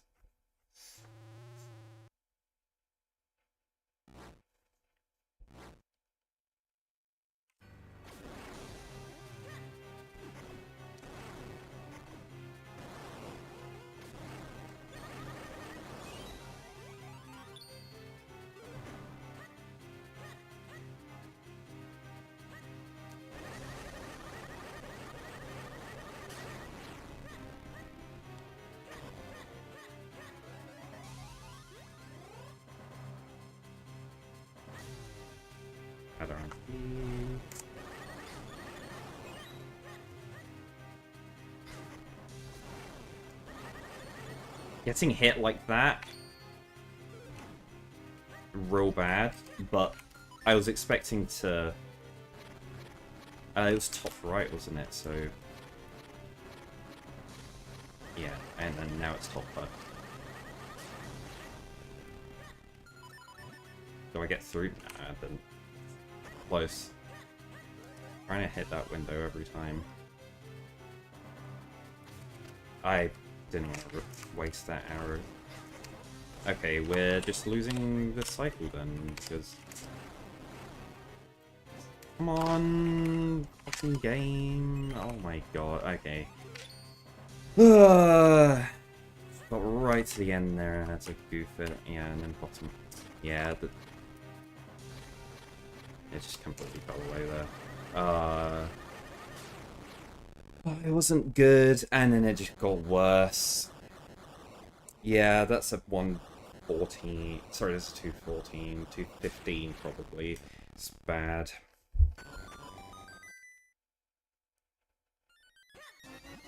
Yeah, it was compounding playing bad on top of like bad RNG occurring, and then just like not being able to. Yeah. Ugh. Not good. Like that happens in a run. That's a big disaster. That's like awful Mazao fight. Really, really don't want that to be happening.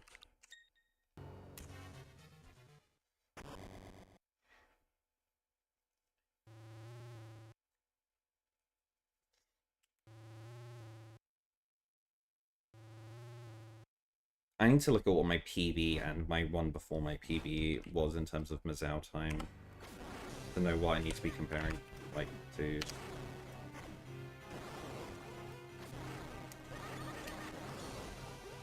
Missed the arrow again.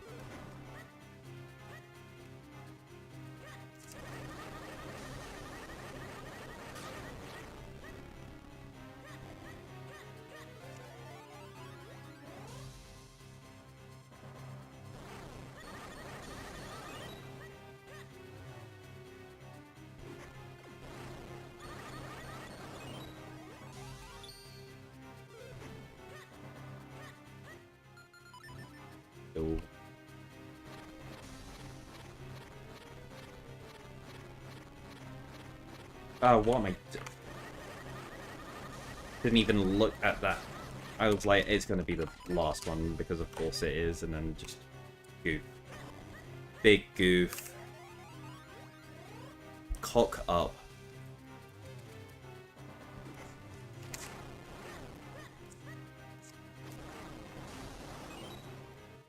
Come on, no.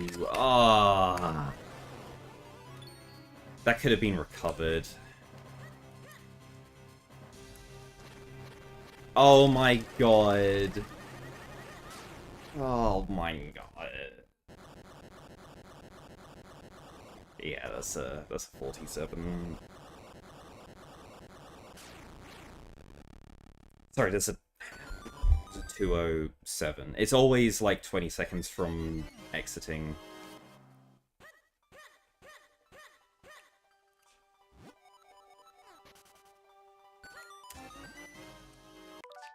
With the 69. But, like, still a 207, like, you know, I'd be a bit annoyed in the run if I got this, because it'll be like, yay, a gold by, like, less than a second. It could have been so much better, but I fucking choked it.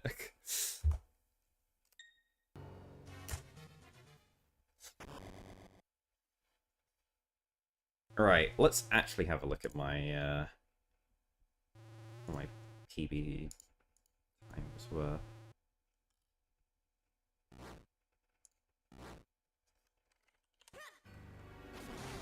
I shouldn't have rolled there.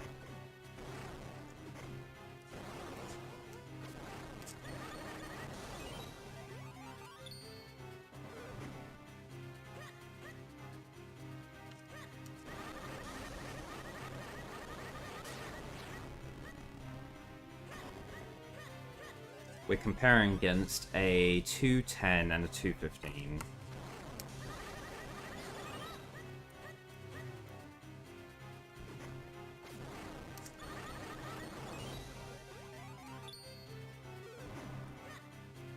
It was middle, so I just go right.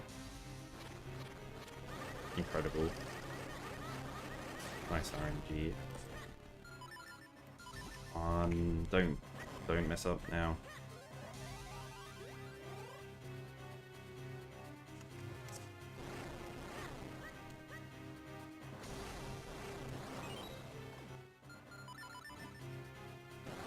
This was so good. RNG.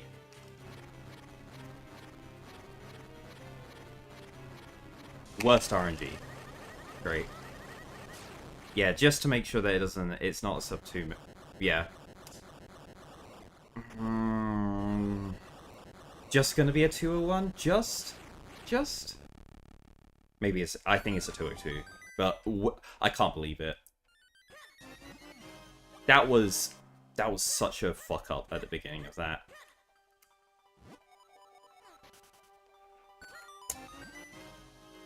I can't believe that.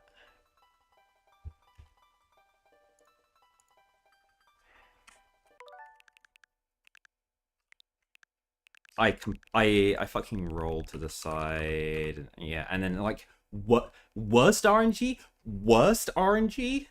Worst RNG at the end. Worst RNG. PB. Worst RNG. PB. Mazao makes no sense. I don't understand this boss.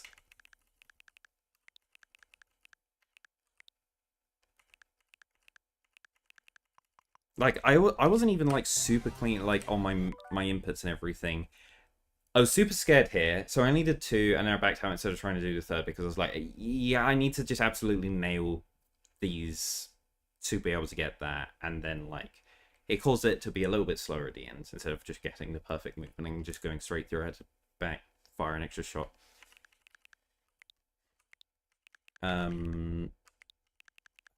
RNG was, like, super lucky there. I think I had a really good cycle here. Yeah, I'm pretty sure that was just, like, super clean. And then...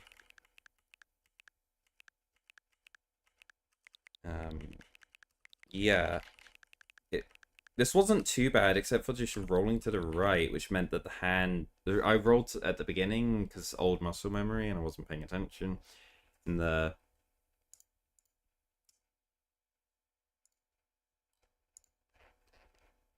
And then the hand moved over a bunch, so, you know, that just loses a little bit of time. It's probably like half a second or so. That would have been a 201 if I just didn't do the stupid thing at the beginning. Worst RNG. Worst RNG in the final thing. There was only little minor goofs here and there. It wasn't anything big bad that was happening. I was just like playing it safe. I didn't go for like the fastest possible thing and then nail it. It was like I didn't make any mistakes. I just went a little bit easy.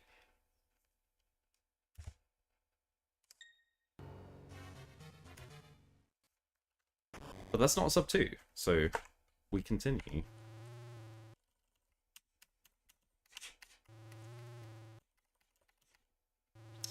If I got that in a run, it's 8 seconds saved.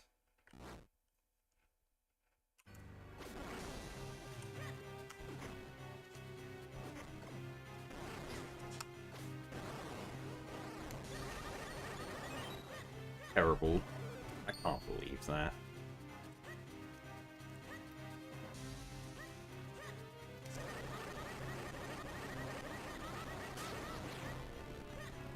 He can't get out.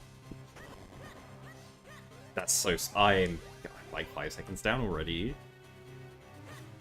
And in bad RNG.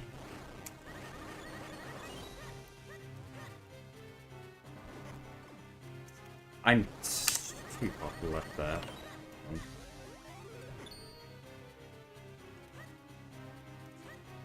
I need to... Yeah, okay. Yeah, nice. Nice RNG.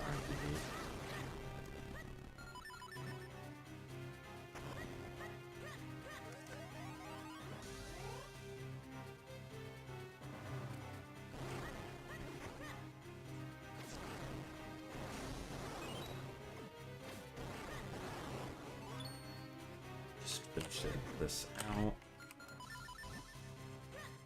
Get this. I think it's real bad anyway. It needed good like placement at the end there. This is an okay. What is this? It's 208. Yo, thanks for the happy birthday.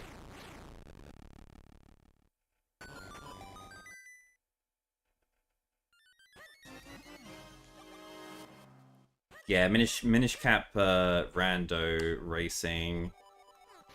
That was a while ago. Okay, got it. Yeah, 208.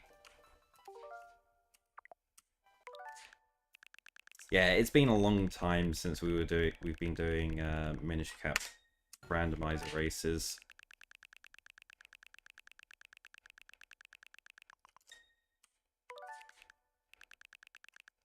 Yeah, I've not been in the biggest like racing mood. At the end of last year, we did the any percent tournament because it had like the any percent speedrun hadn't had its tournament in it's so many years at that point. Like we had one in 2016, one in 2018, and then the next one was last year, 2024. We went 6 years without any, so it was overdue. I wasn't like 100% ready for that.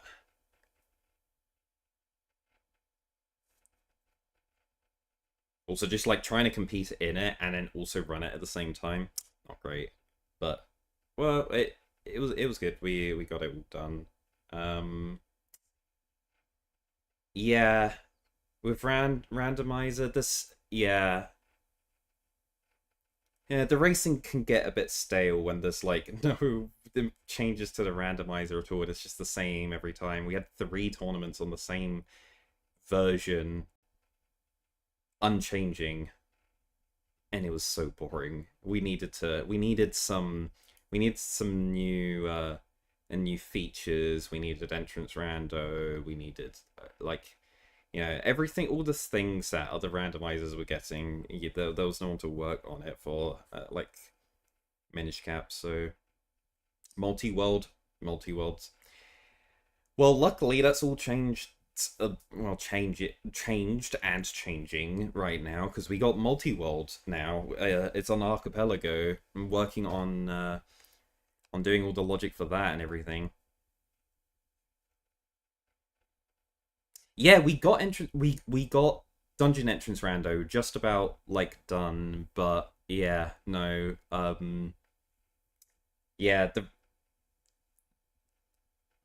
the rando went for like a 3-year period of like no updates whatsoever. And then it was like a 6-month period where it's like, okay, we can actually do some like some stuff, and new people came in and we did stuff, and then like it just completely got buried, and it was like,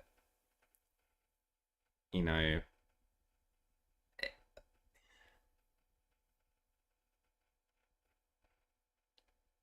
so much of the stuff was left on the cutting room floor and never managed to get its way actually into the rando. But yeah, we did manage to put in like a bunch of changes like to how seeds work and generate, and the like the function of the program, and there was so much more we wanted to do as well, but it just had to stop. But yeah, Archipelago's looking super fun right now. There's a lot of stuff to do with it and like push it forwards, and it's going to take its time. But it's like a functioning version of it. Like multi-world exists now. Like you can play it with a bunch of other people doing. I 100% once we've got a lot of the early game features and stuff implemented into Archipelago. I've played it. I've been playtesting it and like working on some features and like fixes, and then testing them as well. I'm playing them on seeds. It's still just a little bit annoying in terms of like just routing out a whole seed and its completion, because of some of the feature changes we managed to. I got so tired of Minish Caprando for effectively two reasons.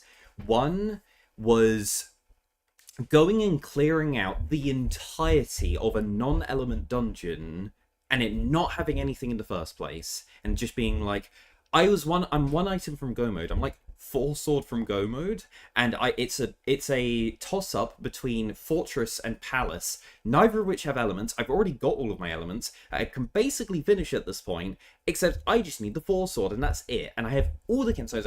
I literally have every single other item. So where do I go? Palace or fortress?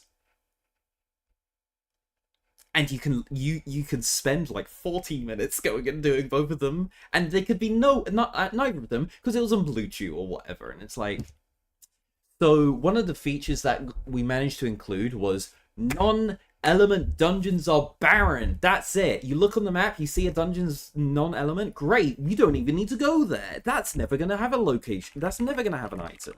Fantastic. Great. Huge quality of life improvement. The second change. No one wants to hunt for the boss key, for the DHC like boss key at the end of the run and rely on RNG and then sit through 20 minutes of just like, I've hit go mode, now I need to play for 20 minutes to finish the run. No, people just want to go Vati, dead, done. It's awful. It's so bad. And like the whole pedestal cutscene and everything. Oh, it's just so tiring. It's so slow. You just want to go to Dark Harrow Castle, go through the front door, go through the red warp, and just fight Vati in 5 seconds. Like, you don't want to waste time doing other stuff. The thing that matters is like, okay, let's go fight the final boss now. I am in go mode. I need to go finish. But no, sitting, waiting for for the key to turn up, and also for all the cutscenes to end and everything. It's so slow and boring. Just being able to cut out basically 20 minutes from every single run is a huge quality of life improvement. Massive. It's mostly the cutscenes. So those improvements came from just making Dark Harrow Castle open from the beginning. That wasn't even like a big change, because that was just a feature that it had. The thing was, it was making a requirement like a reward system. So when you met the requirements of like getting the 4 sword and getting all 4 elements and beating however many dungeons you wanted to, instead of that being the thing that locks the pedestal and opens Dark Harrow Castle, that just rewards the boss key. So, you know, at any point in the run, you can enter Dark Harrow Castle, because that might have checks inside. So Dark Horror Castle's open from the beginning. You can go and like hunt for anything you want inside there, but like I mean, you could have also hunted for the big key in there before, but like now instead, it's the big key is on the on the element rewards. You just once you've hit go mode and done all of the required dungeons and everything, here's the boss key. Now you can just warp to town, go straight through the front door of Dark Horror Castle. You're in Dark Horror Castle, and the and kind of tying also into that was the whole addition of presetting dungeon warps. So you can enter a dungeon and you can already have the red and the blue warps already set, so you can just go to that later part of the dungeon. That was huge for Dark Horror Castle. Just having the red warp available means that you can rush Vati at the end of the run. No questions asked. No going through all those slow rooms of Dark Horror Castle, literally spending 5 minutes just going through a bunch of linear corridors waiting to get to Vati. You can just go do Vati immediately. But it doesn't break logic in any... It doesn't, like, change the logic in any sort of sense of, like... Or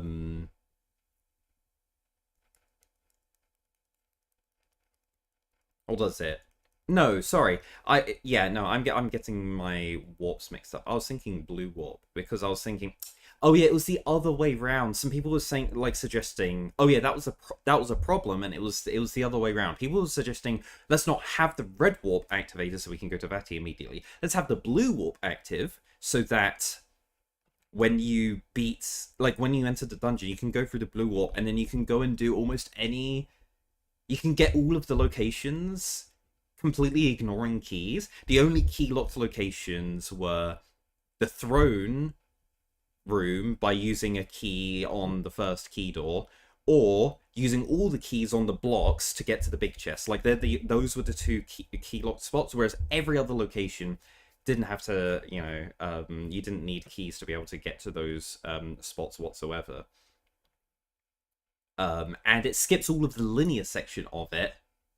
So you only need to do that when you're going to Vati. So it's like, okay, we're going to go to Dark Horror Castle early. We're going to ride the blue warp and get the item location checks, and then be done, and then leave, and then go do the rest of the seed after with the items that we acquired or whatever. And then once we've finished the rest of the seed, we get boss key, and it's like, okay, we're actually in go mode now. Enter Dark Horror Castle, and then it's like, now you actually have to go through the whole linear section to get to Vati. That was like kind of a big point of all of those changes. None of the stuff is in the Archipelago version yet. We're still like really early on in a lot of our changes. Okay, I think I do have to end soon. Been going for a while now.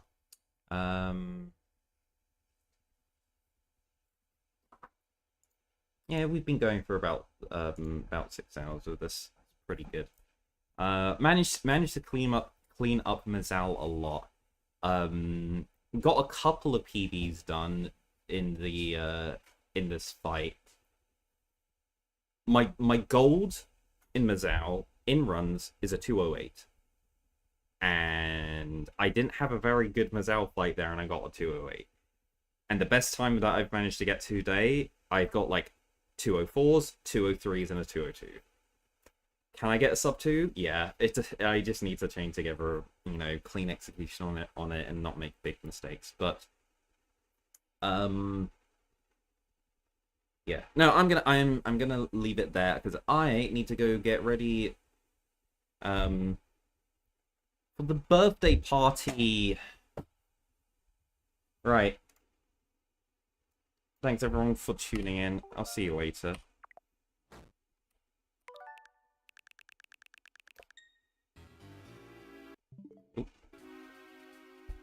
Goodbye.